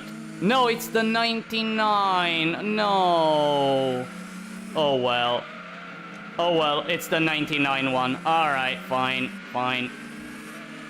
Well, it's still fine. So, I was saying, this car can do 1 minute 18 seconds in this truck. Which is incredible. Alright, it really is. And 118, it means that in the Gran Turismo All-Star event, like you're a second faster, or no, you're almost 2 seconds faster than the opponents. And considering that this is an endurance race, doing 118, it means you gain like 5 seconds, 4 to 5 seconds over the opponent.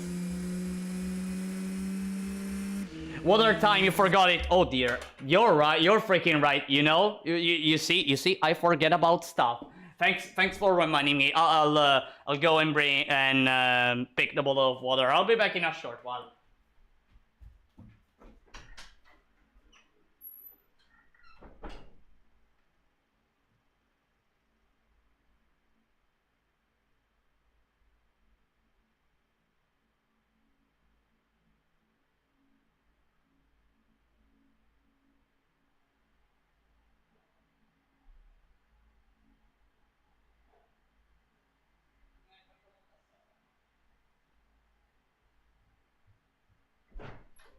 Alright, I'm back. I'm back, everyone. I'm back. Thanks for waiting. This few seconds. I'm back. I'm back. Alright, so I now have not just 1 but 2 bottles of water. No, really, I am quite a lot. Quite a lot thirsty. Mm.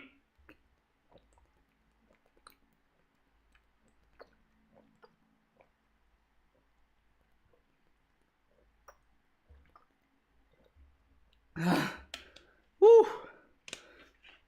Dang. I almost... dang, I almost drank half a liter in one sip. My goodness. And whoa, what is this GT1? What is this freaking GT1? It was going too fast. It was going too fast.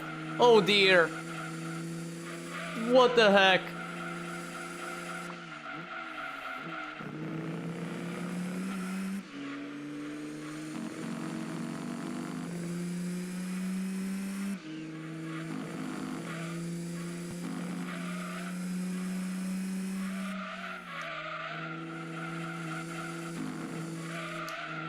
Ah, dang.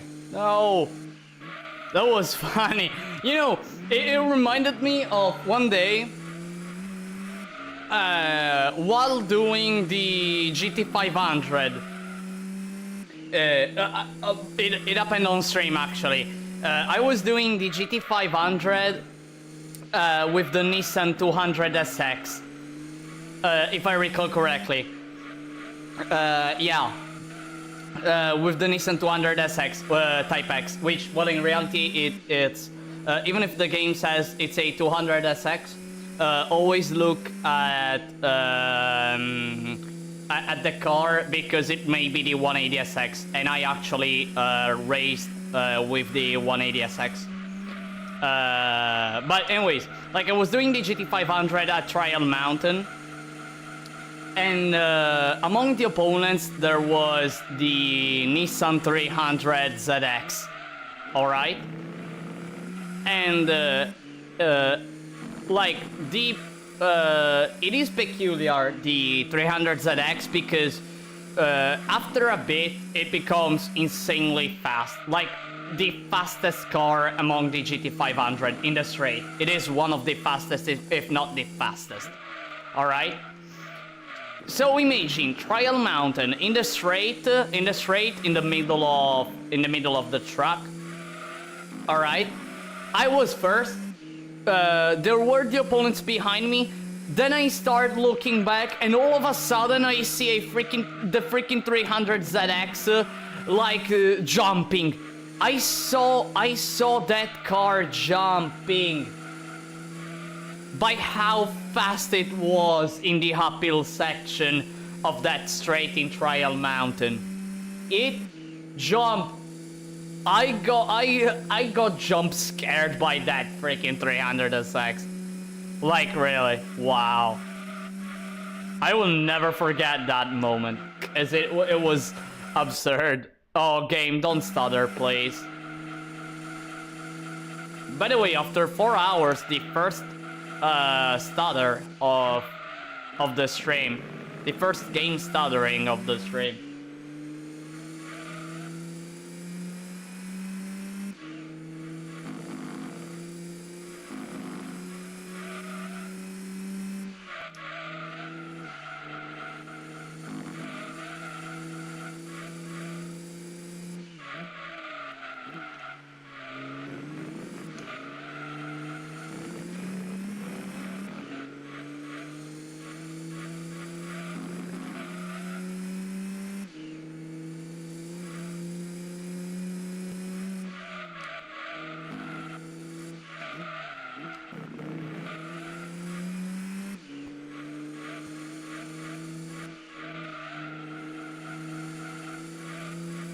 By the way, I will not be happy if I don't manage to do a sub 119 in this race.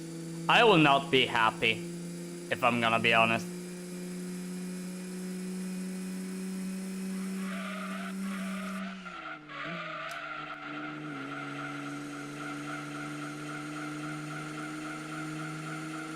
I'm gonna try my best, of course, at getting that time. But let's see if I manage to get it. Maybe in this lap, It seems promising as of now. As of now, it seems really promising, this lap. And it's not anymore. Ouch.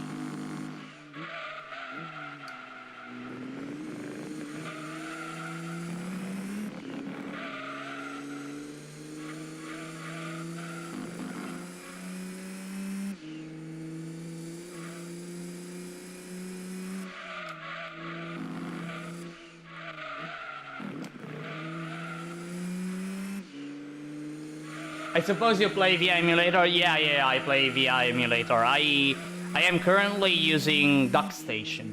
I'm currently using DuckStation as it is the best emulator. I noticed that it is constantly like it gets updates like a lot, but I don't know why. Like it so happens that sometimes like every time I play a game, after a while it stutters a bit. I honestly don't know the reasons. The reasons as to why it happens. Maybe I have some settings that make it happen, make this happen. And I never found them. I never found the problem to this. Really, I never found the problem. I searched for it because there was a time where I was a bit pissed about it. I didn't find the solution. I actually didn't find the solution. Well, you can clearly see that it is emulator, as you see like the game going at 50 frames per second, as this is the PAL version plus. Look at the graphics. Look at the graphics. So polished. It's so polished. Plus, if you if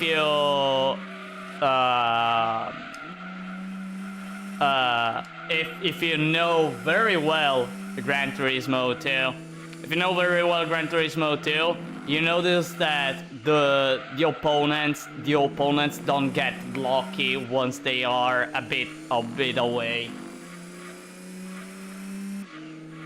They don't become blocks like it happens in the origin, if you play on console. Because there is I put a now it is a cheat, but it's a sort of extension where basically wait, let me remember. Basically, the draw distance of the opponents is increased to the levels that you have whenever you see a replay. So whenever you see a replay, to have a better view of the game draws the opponents from. Draws the opponents in a detailed way from even if they're distant, all right? Whereas whenever you race, the draw distance is pretty short, okay? Like you're going to see the car detailed like when it's close to you. If it's a bit far away, then goodbye. You're gonna see a block.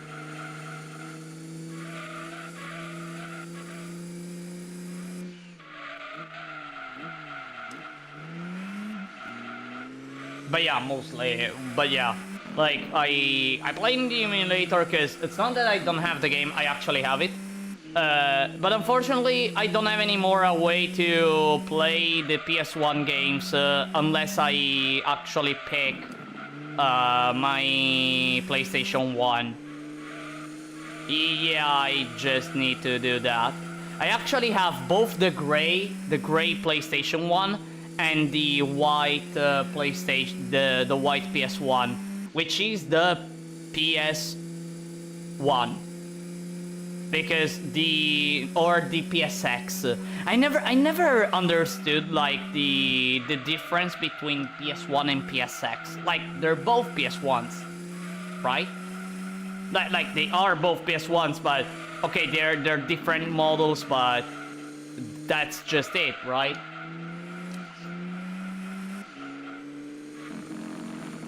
Like I always remember that the PSX is the gray one, and the PS1 is the white, model that came a bit after. Correct me if I'm wrong, because I am a bit confused. I honestly am always confused regarding this thing. But in any case, yeah, I should bring my PS1 to one of the two PS1s to play PS1 games nowadays. The PS2 can't. My PS2 can't read PS1 games anymore. I honestly don't know the reason why, and it is a bummer. My PS3 died, and it was the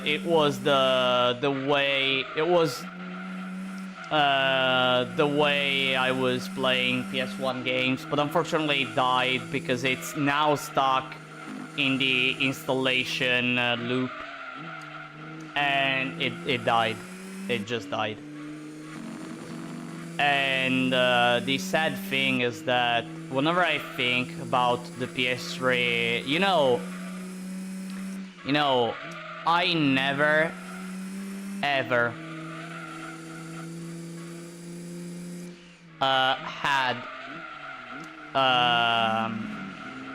I never had an experience. I've never had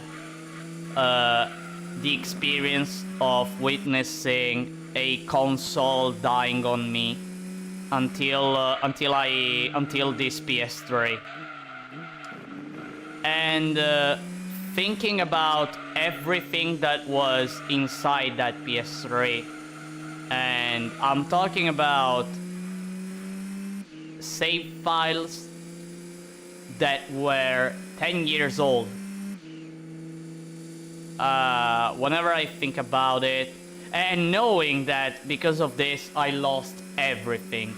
I really lost everything because I formatted the PS3 memory in as a desperado move to make it to hopefully put an end to the installation loop. But unfortunately it didn't work, and I honestly get sad every single time I think about it, because I lost save files that were 10 years old, like super old.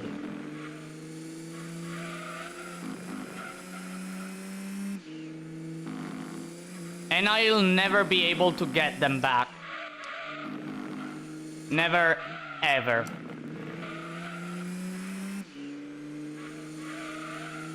Oh well, what can I do? What can I do?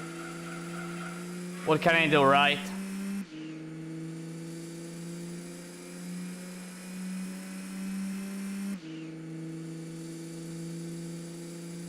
But yeah, going back to the previous argument, like the PS3 was the console I was using to play PS1 games. Unfortunately, now it can't play them anymore because it died, and now I don't have any way. I don't want to like grab my PS1. Honestly, because I wanna let the console rest.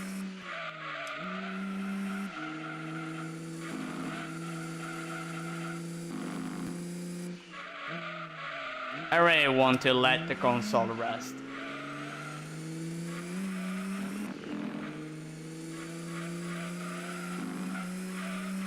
And so yeah, all this all this, all this in just saying if I am going to play a PS1 game, I go emulator, and that's it.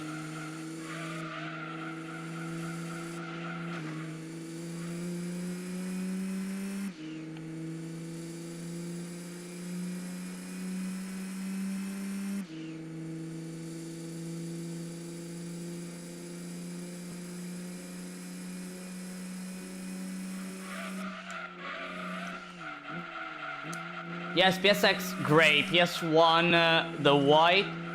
But the fun is that there is a PSX white.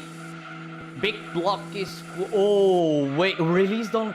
Wait, a PSX white released only in Japan. I didn't know about that. I know the... I know the... about the PSX developer version. The one the developers used. That is the black one. I know about that, but I didn't know about the PSX, the white PSX. Dang, I shall look at that. And it has the logo PSX. Oh, also that. Dang. Dang, I shall look at that. I really shall look at that then. I guess it's also a rarity. I mean, released only in Japan, so it's already rare. Considering it's a piece of 90, it's a 90s piece. So, 90s piece, Japan only, equal rare. Super rare.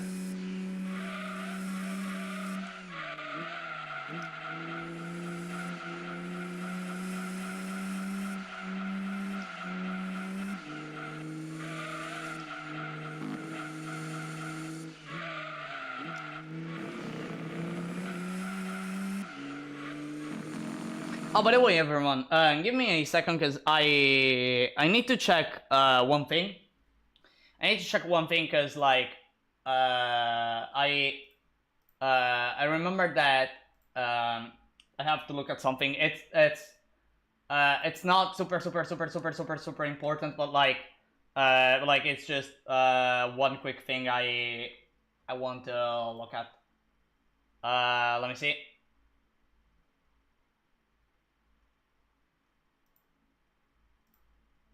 And alright, done. Alright, it's done. So sorry for this little moment of pause, but I really wanted to look at one thing. No, I wasn't looking at the white PSX. Otherwise, I would have said it. I would have immediately said it.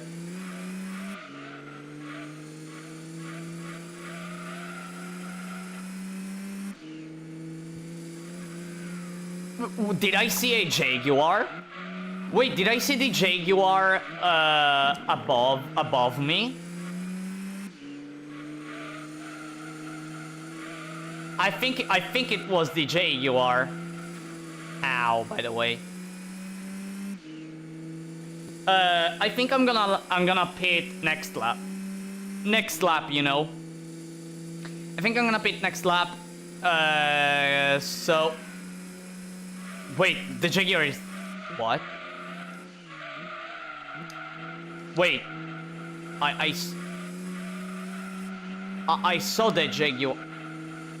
Wait, I saw the Jaguar above. Eh? Ah, no, right. No, that's right. Because then, when you do the final turn, you go... It's also an uphill. And you basically... Okay. Okay. Yeah. For a second, I thought there were two Jaguars in the race. But it couldn't have been. It couldn't have been. I'm not used to see the cars appearing above me right here. I'm really not used to. Well, again, I don't do well. before starting this challenge, I wasn't one that was for endurance races. So therefore, I never saw the cars in the bridge. So yeah.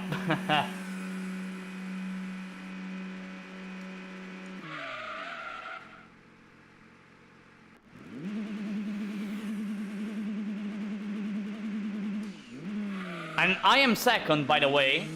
I see. I am second. 7 seconds behind, but I think it's still fine.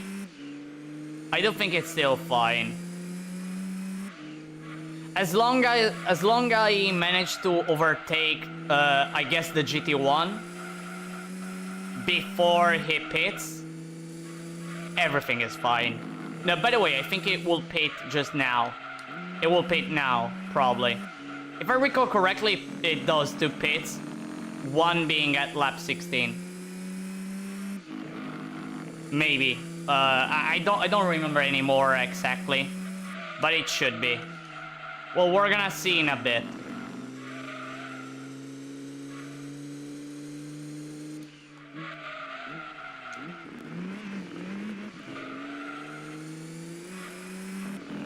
By the way, yeah, next run will be done with the Lotus Europa.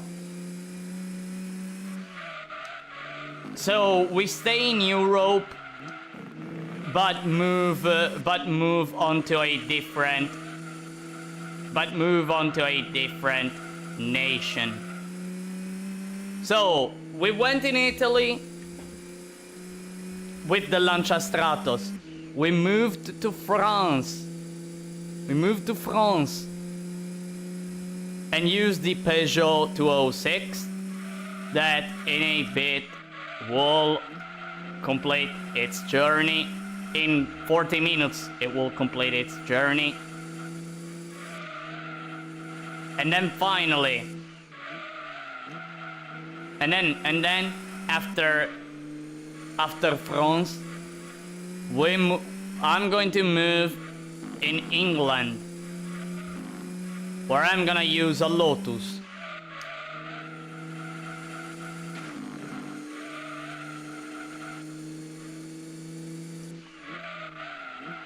And actually the racing modification of the Lotus Europa is fantastic. Not gonna lie, it's really fantastic. It really is.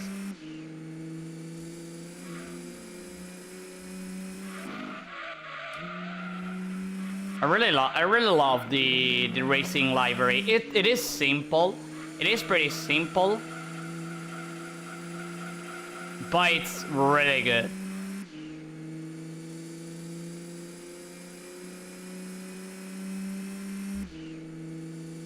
By the way, still no sign of the GT1 pitting. I see. By the way, fast lap done. We got that purple. I feel like being whenever I do a fast lap, I feel like being Schumacher or Senna.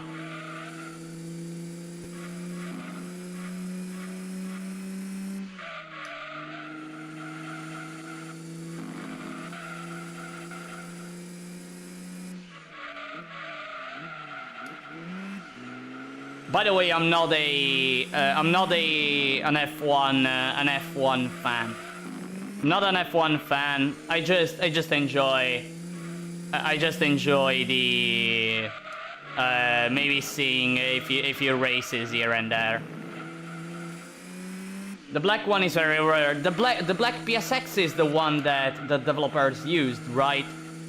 For developing games. It's the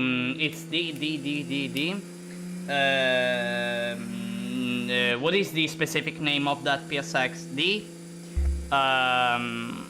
The developer kit. The developer kit, right? Or something like that. I don't remember, but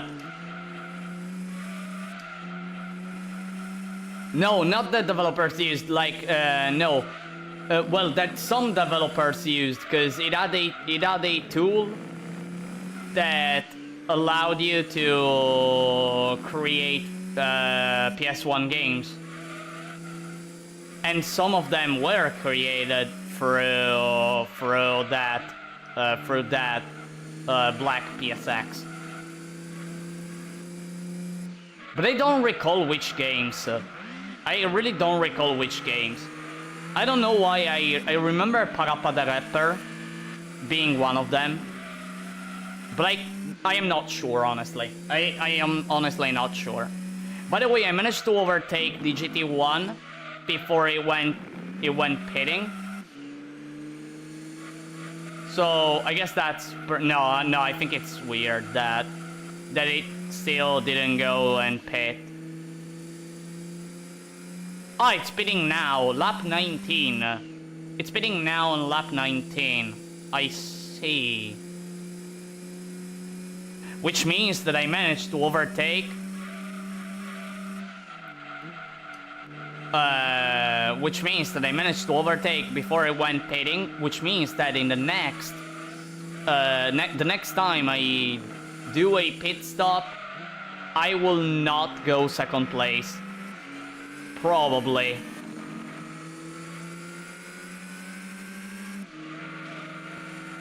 It is not so rare as it is expensive to buy it.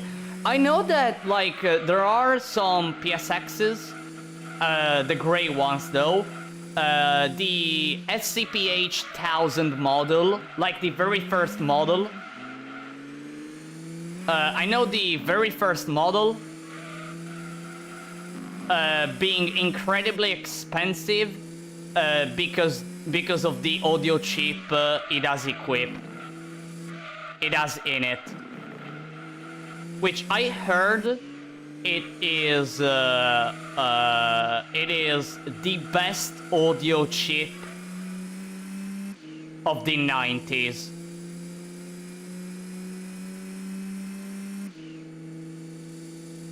As far as I remember, and the price skyrockets just because of that. I just know that. The Net Jarze. Ah, the name of the black PSX. Okay, the Net Jarze. Okay. Alright, the Net Jarze. Okay.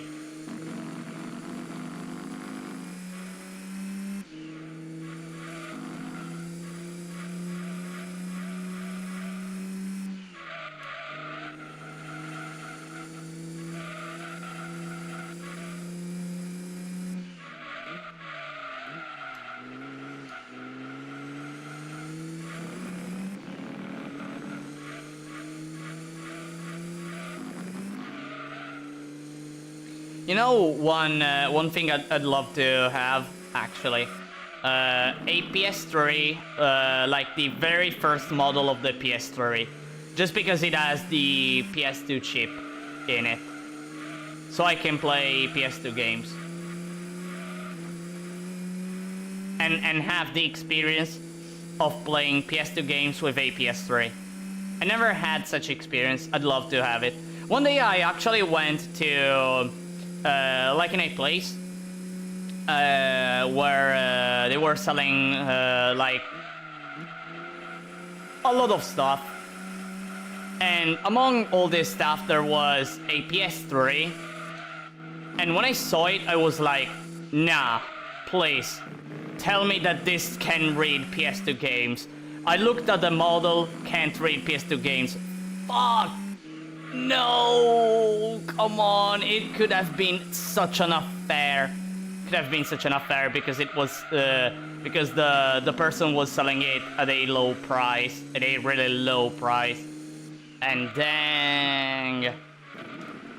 Well, I don't think they cost a lot nowadays, but still.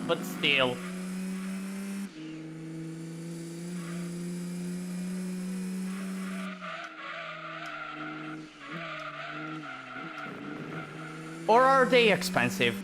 I haven't looked. I haven't looked at the prices in a while, in a lot while.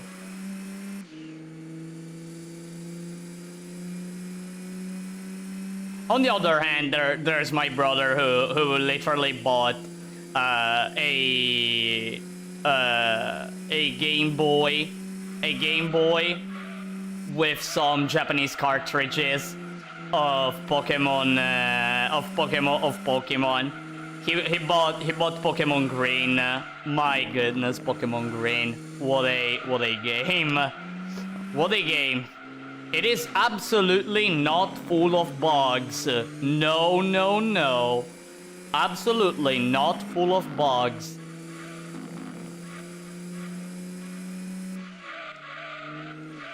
I mean, you can complete that freaking game in a few minutes. Okay, you can beat it in less than 2 minutes.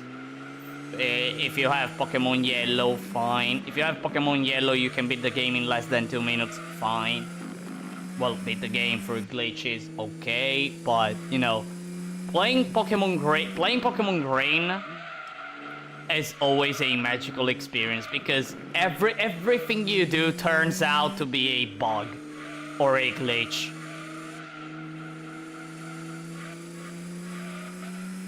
Plus, you see the Pokemon sprites that are exclusive to that version.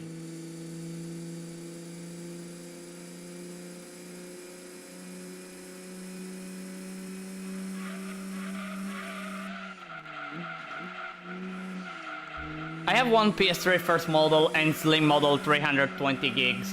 Dang, the PS3, that PS3 first model. I would really love to have it. Actually, I had two PS3s. A 16 gigs, it wasn't the first model, it was a 16 gigs. And then I had the one that I mentioned before, the one who died on me. That is a 500 gigs. The 16 gigs, if I remember correctly, no. It was, wait, let me check at I still have the box of that old PS3. Of my first PS3. It was the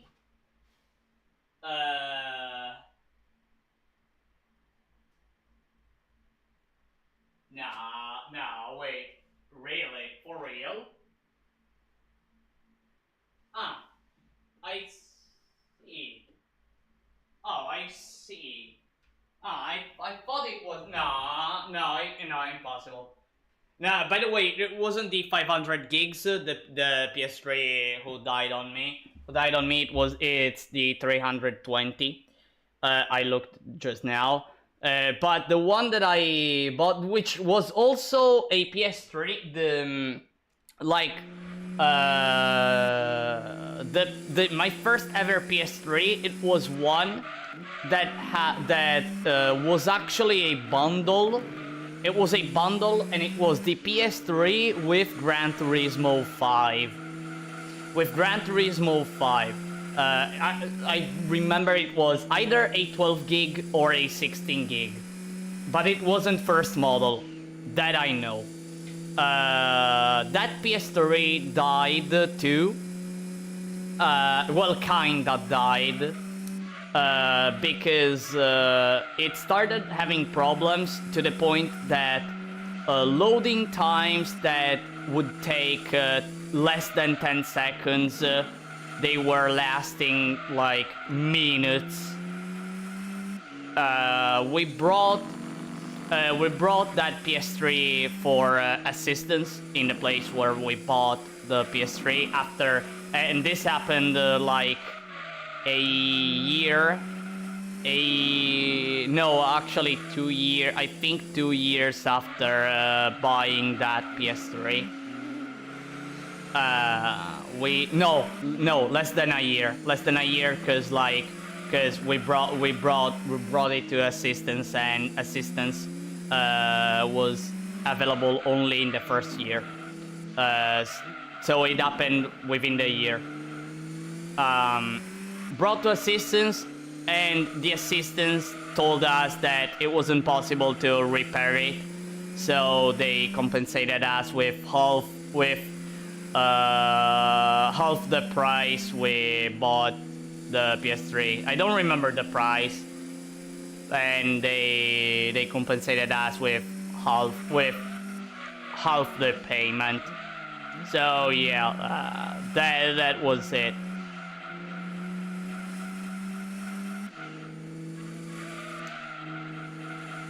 And I remember that PS3. You know why? That PS3 was the gift that my parents did to me when I was 10 years old. No, sorry, not 10 years old, 9 years old, I think. Yeah, 9 years old for Christmas. And I still remember midnight, 25th December, me opening the package. Like, I already knew it was the PS3 because I bought the PS3 together with my parents, but we still made the package, you know, as a gift, and and like midnight, I asked my mom if I can open it. She tells me yes. I open it. It's the PS3, of course. It's the PS3. Me and my brother, we connected the PS3 to the television, which was the Sony Bravia. The Sony Bravia, which I still have, by the way. I still have that Sony Bravia. And I started playing with my brother Final Fantasy 13. Dang, what a memory. I still remember the day I defeated I still remember the moment I defeated the first boss of Final Fantasy 13, which happened literally 30 minutes after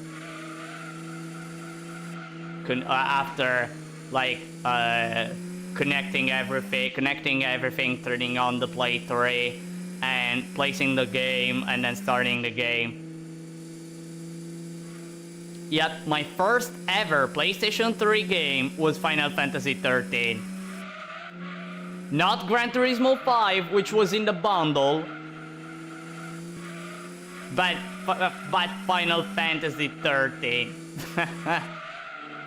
Damn it.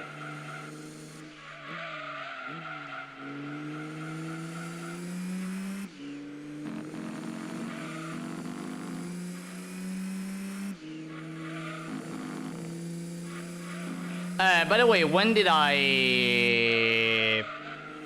at which lap did I pit? Lap 15, right? So I should pit on lap 30 and then go for completing the endurance. Fine.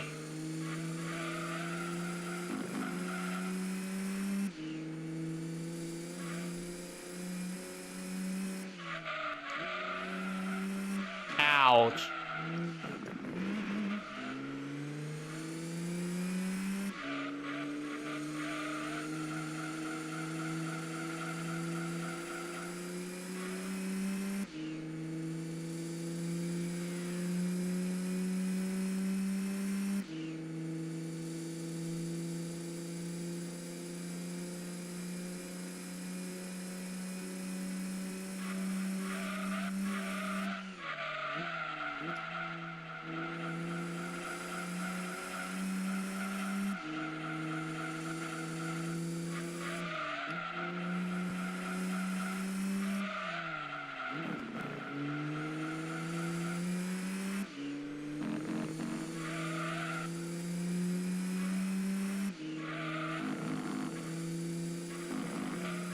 By the way, speaking of Final Fantasy 13, I never managed to get the Platinum Trophy of that game. Dang, I've always wanted to get it. I've always wanted to. But I tried 3 times and failed all 3 times, not because of me, but because of something that... The first time because the first PS3 died and I lost the saves. Fine. Then I went with the second PS3 and I don't even remember what the heck happened. I think I had to format.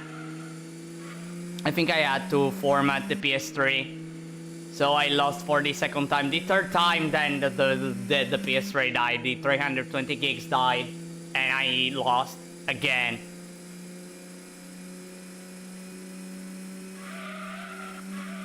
And I was really close to the Platinum Trophy. Like, there wasn't a lot I had to do. Well, I had to do the most tedious thing in the world for the Platinum Trophy, but like, I was close. I was very close. I still remember being able to like, every single time you end a fight in Final Fantasy 13, you get a rating, a star rating, okay? The best star rating you can get is a 5-star fight, which depends on stuff. Okay, out of nowhere, I don't remember how the heck I did manage to do it.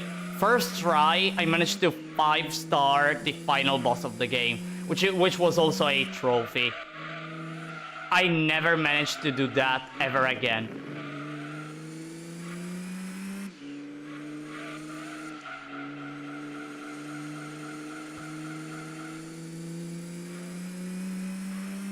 Alright, time for a pit.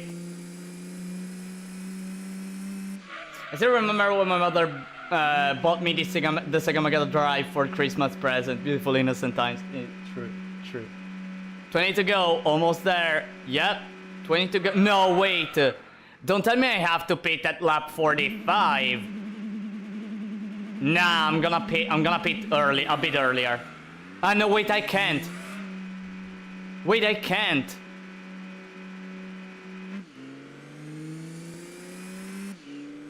Wait.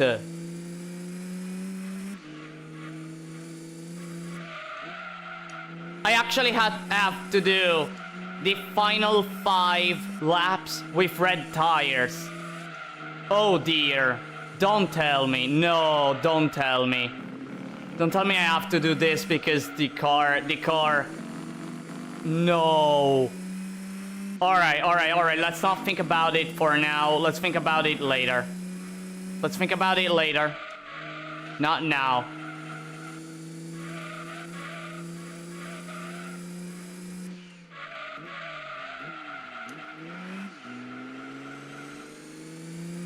I remember, like, speaking of Christmas present, you know another Christmas present that I remember that is related to video games? The day I asked for Need for Speed Carbon. The day I asked for Need for Speed the year I asked for Need for Speed Carbon, and I got it, and man, I was super happy. I was really super happy. And I started playing that game day and night. Carbon, Need for Speed Carbon. Like playing the game so much. My goodness.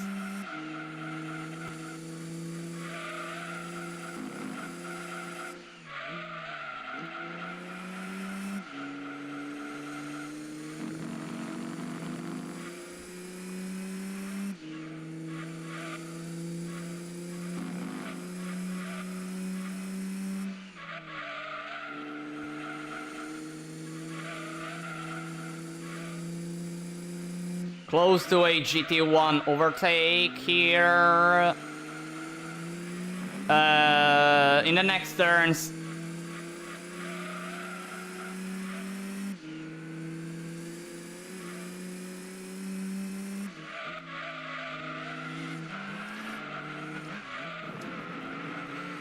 Nah, it was a 118 this lap. Oh man, it was a 118.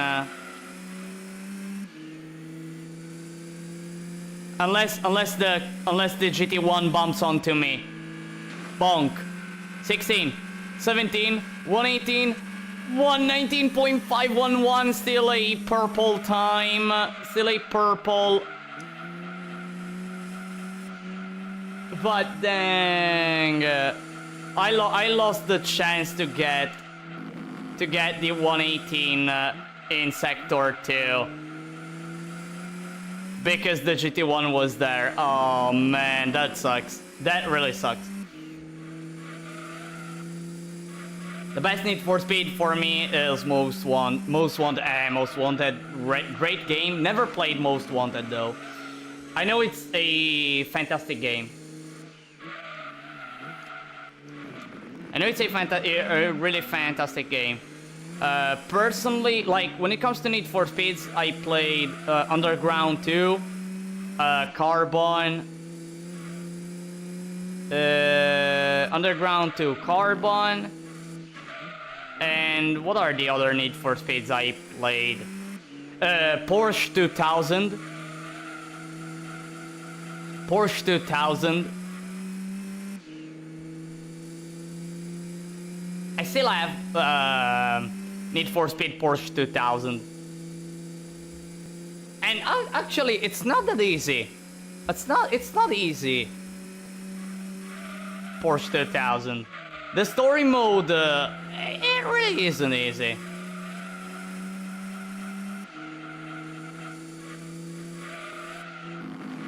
Underground 2, like, I have fond memories of it. Because I always loved tuning the cars and make them like making racers is always fantastic. Hi Finey, welcome to the stream.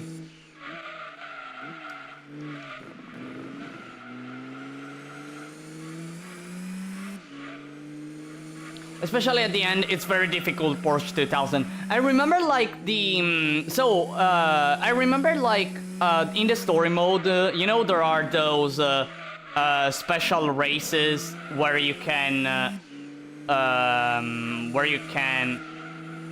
go... Do you still stream Armored Core? No, in this period, no. Also,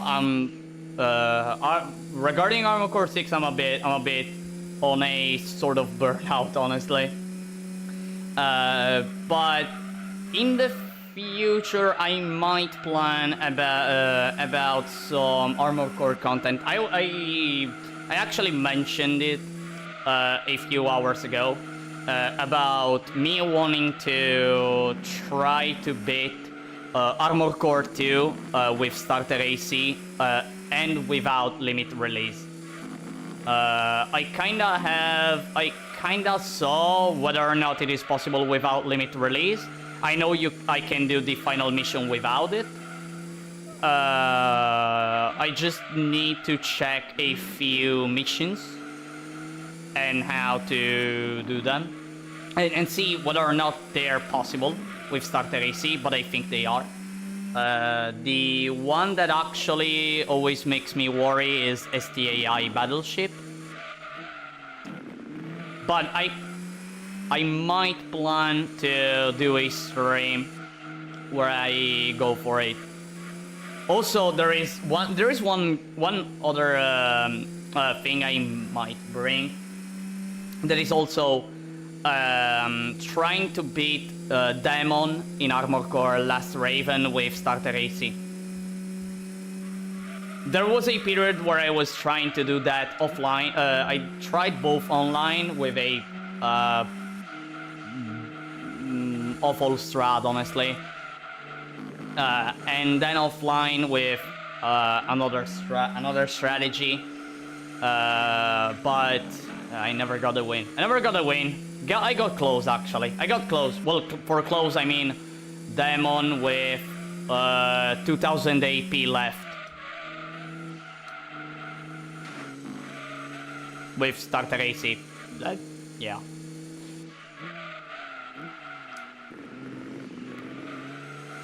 For now I don't plan.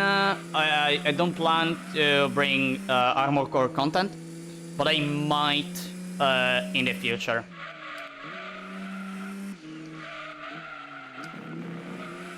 About Armor Core 6, I don't think, honestly.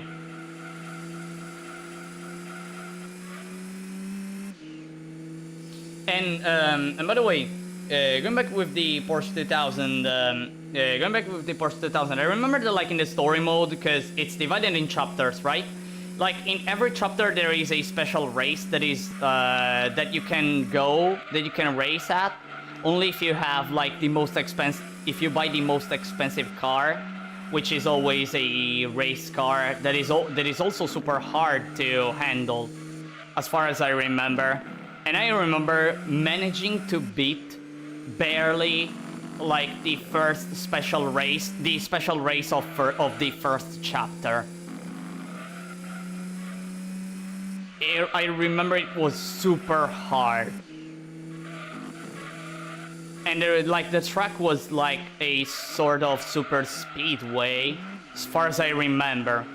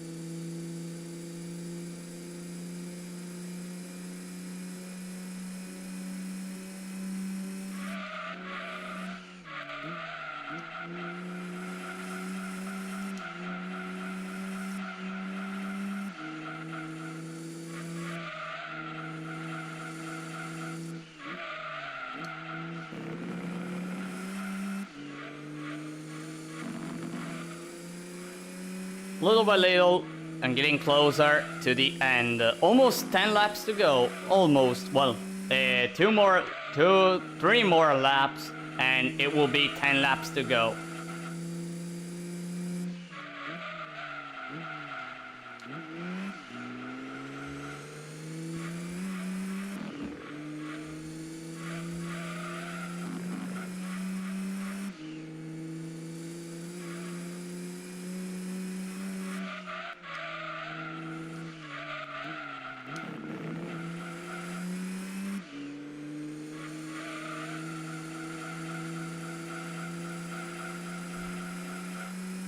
So far the car, I can still handle it pretty well. I can still handle the car pretty well.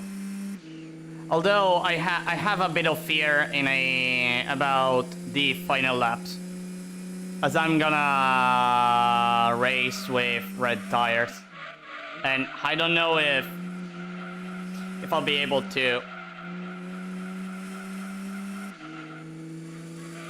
do nice laps. I hope so. I think I need to play a lot safe in the corners and not go for being super fast.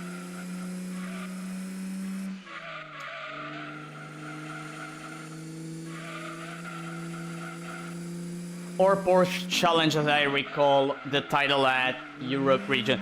No, I remember it's Porsche 2000. I remember the name of the game written on the disc being Porsche 2000, and I have the PAL version of, I think, yeah, no, it's 100% the PAL version, because otherwise I wouldn't have been able to play the game. You know, regional lock and stuff. Do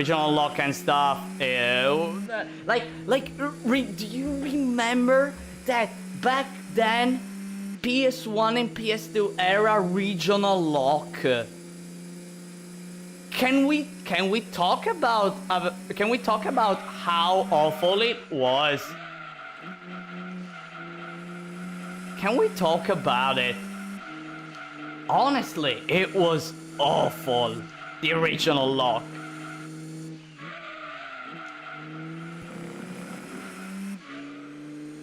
Cause like, imagine having a PAL game. I couldn't play Japanese games.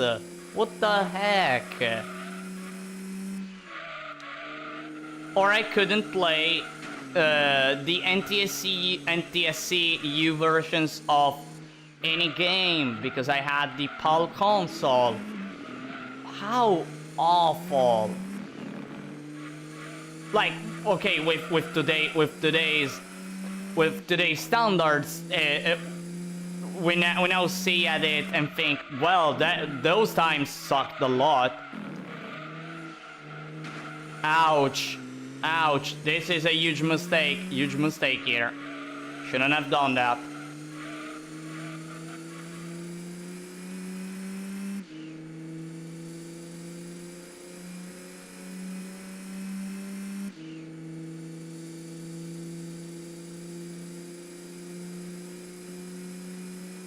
.123.3 is a time that isn't good at all.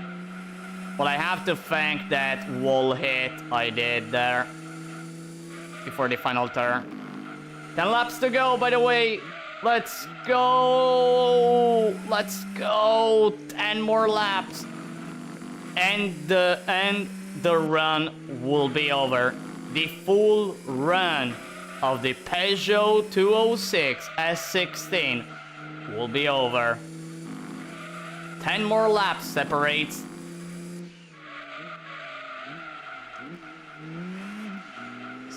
us from the end.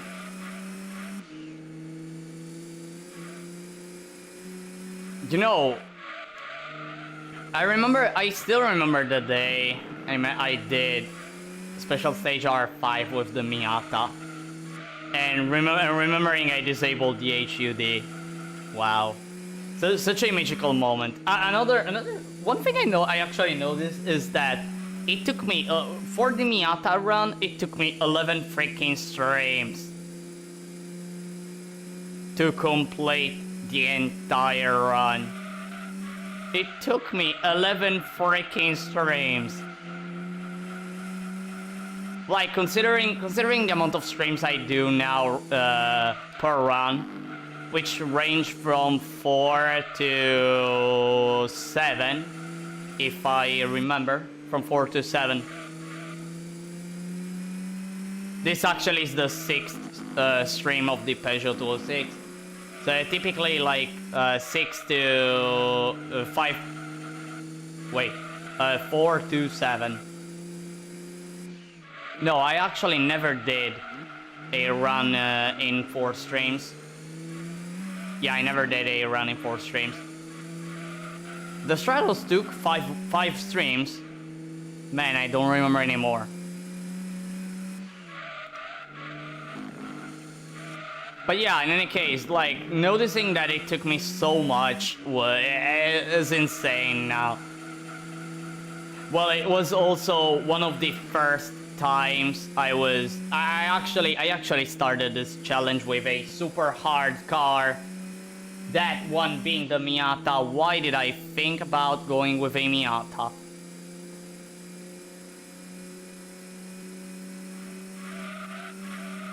Because I saw it was possible. Because I saw it was possible.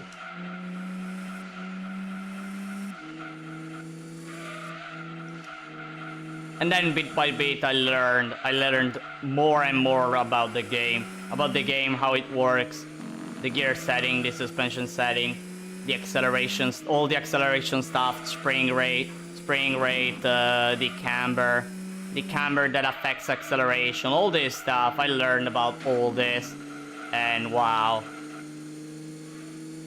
By the way, once in a while in these laps, I'm gonna look behind me because I have fear that a dark presence is getting closer and closer.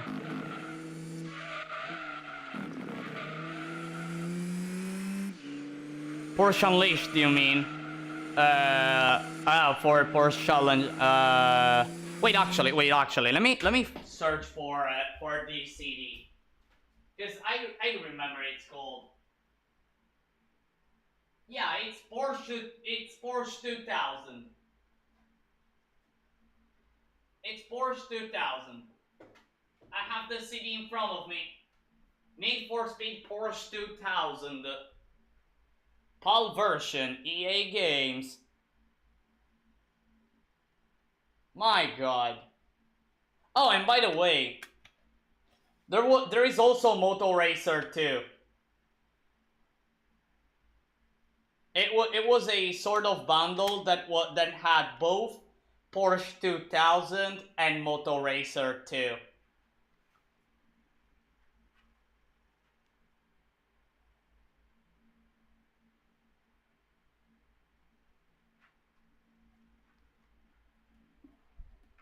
So fun fact, I just searched it at the PAL version, and there are 3 covers: Porsche 2000, and Porsche Challenge.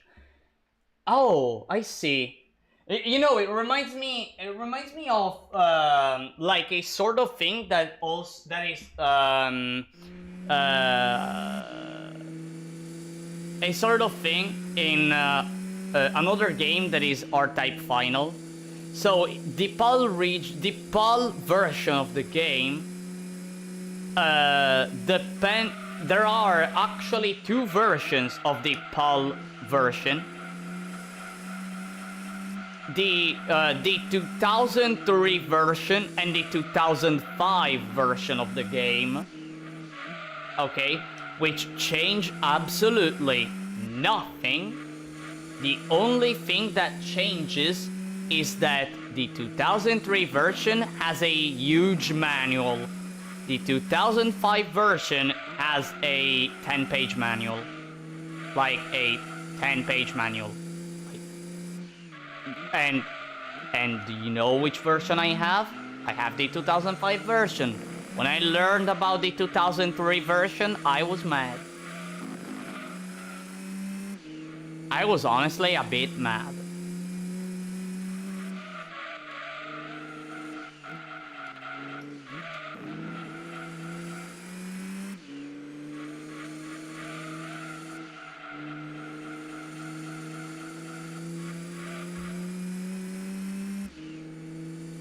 I didn't know though that this Porsche, this Need for Speed Porsche has like so many different versions,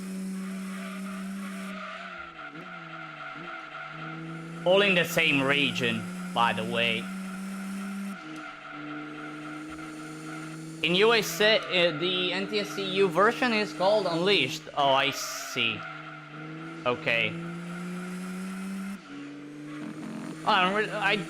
I don't think that, honestly, I don't think there will be differences. Maybe just the name of the game. For some reason, they decided to have fun with it and change once in a while the name.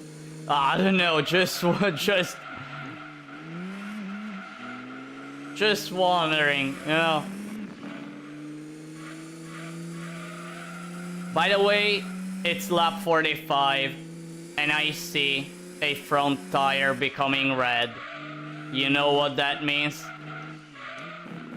It means that I made a huge mistake in doing a 15-lap strategy.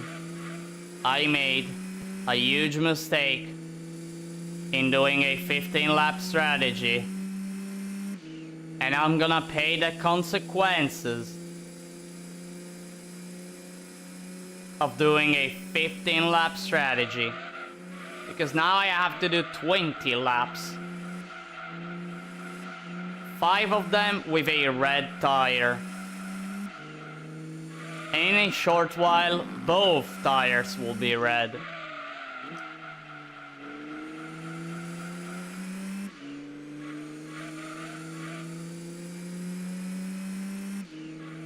I have a bit of fear.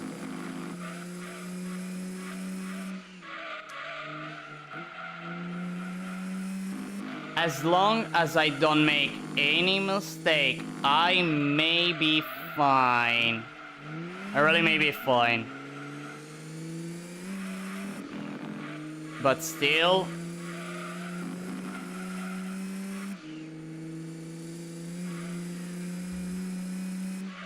I don't want to have any problem.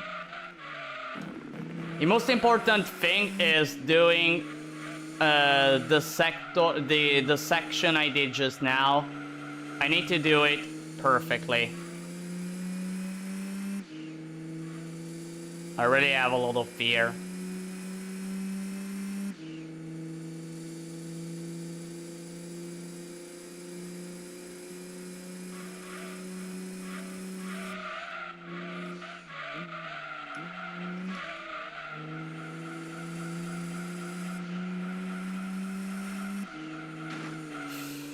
Ow.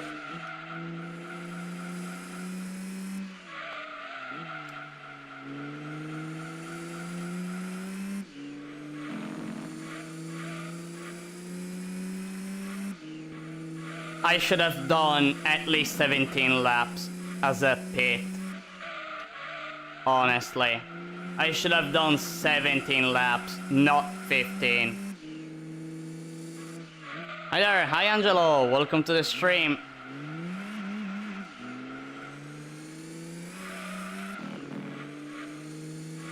Is this endurance race? Exactly. Endurance race, a few laps separates us from the end, from the very end.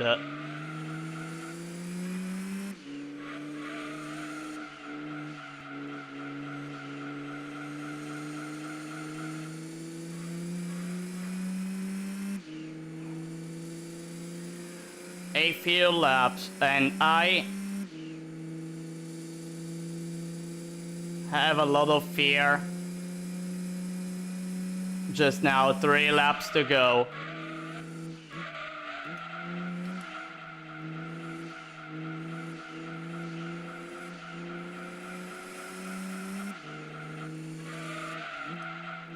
And a bad strategy put me in such situation.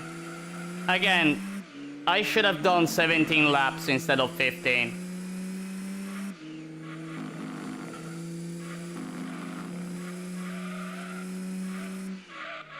But I didn't think about the fact that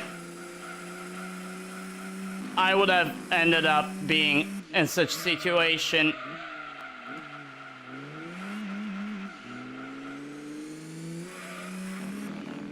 I'm looking behind because I just want to check constantly whether or not the opponents are behind me. I always recover a few, like at least 1.5 seconds over that final that sector.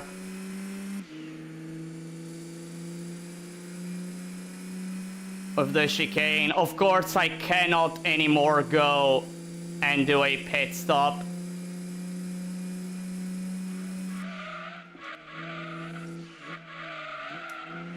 As it's completely useless going for it right now.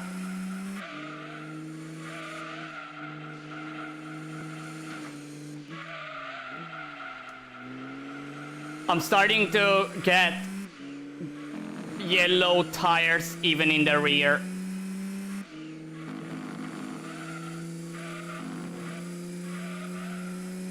Still no sign. Still no sign. Fine. That's okay.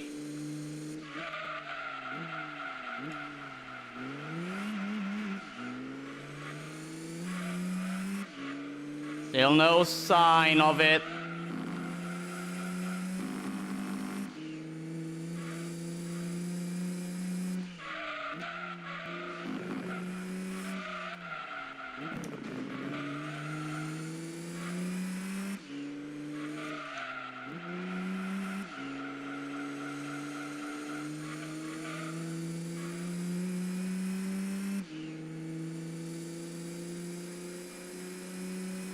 Here we are, the final lap.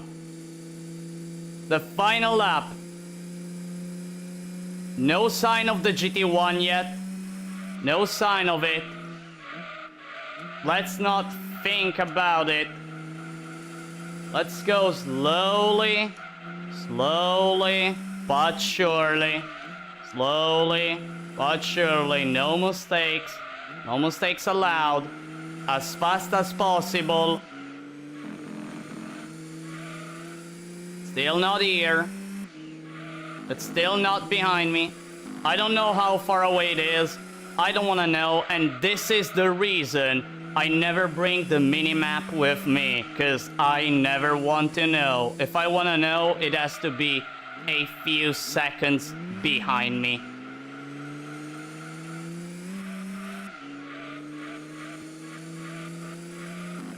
Still no sign of it. Still no sign of it. We do a sector. We do this part. Very slowly. No sign of it.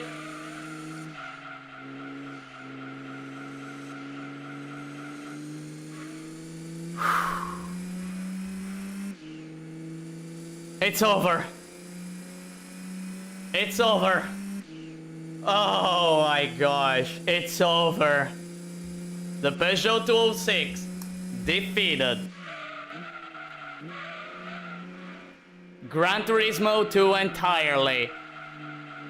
I was 9 seconds ahead. I was 9 seconds ahead. Oh, man, 9 seconds. And I know he was recovering at least 2 seconds. If not 3 seconds. Wow. Oof. My gosh. But yeah. This car defeated Gran Turismo 2 entirely. All special events. As many as it can do. All the entirety of the nationals, the entirety of the internationals, the Gran Turismo World Championship, and lastly, right now, it won all endurance races. There you go. Look at these shiny trophies next to each race. Ah, fantastic. And now let's see which car I got. And I got the Cerbera Elimination. So no rally car. Look at this Cerbera Elimination. So cool. It's really cool. It's really cool.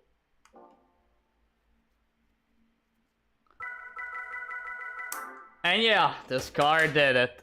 This car did it. Look how happy it is, the Peugeot. Look how happy it is. Look, wait. I wanna just stop the game a sec. Look how happy it is, the Peugeot 206.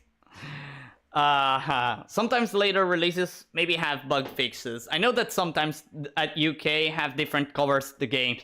And for sure I know, for example, the rarest Tomb Raider 2 is the German version. The German version of Tomb Raider is the rarest. Dang. Didn't know that. It's finally over. Congrats, thanks. All 3 races are completed. Exactly. Because it has an extra level. The German version of Tomb Raider 2 has an extra level? Nah, really? Dang. Dang, didn't know that. By the way, I never played a Tomb Raider. Really, I'm not kidding. I never played a Tomb Raider. Not a single one. Anyways, everyone, just showing. I'm gonna show one final time all the trophies that this car got. So starting from the Gran Turismo League, all the nationals, all the internationals, Gran Turismo World Championship done. Special events, page 1 completed, as much this car can do. Page 2 completed, again as much as this car can do. Page 3, page 4. It doesn't have any upgrades, so no NA car cap. And today I completed this once. It's over, everyone. It is over. This fantastic French car, the first FF car I've ever used for this challenge, has won. So yeah, everyone. That's it. That's it. It's over. Like I don't have any words, because I'm also a bit stressed because of those 5 final laps, because I really was under pressure, and I was hoping I wasn't going to lose last lap for me having bad strategies. In any case, again, I don't know if next time I'm gonna immediately start with the next car for this challenge. If not, I'll probably go for either continuing the PT Cruiser run in Gran Turismo 3, like going for a few events, maybe in the amateur league, or maybe go for something else, but I don't know. I still don't know. Tomorrow I will not be able to stream.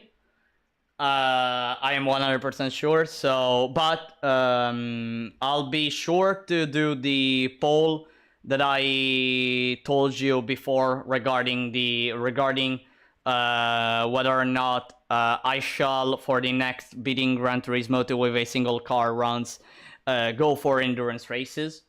Again, I'll let you decide. For me, it's fine, whatever is fine, whether I go for them or I do not. But I prefer letting you decide. And yeah, so everyone, that's it. The end. Thank you so much, everyone, for watching the finale of the Peugeot 206 run. I hope you enjoyed this stream, the races, the endurances I did in this stream, and if you have watched other episodes of this run, I hope you enjoyed them as well. If you want to find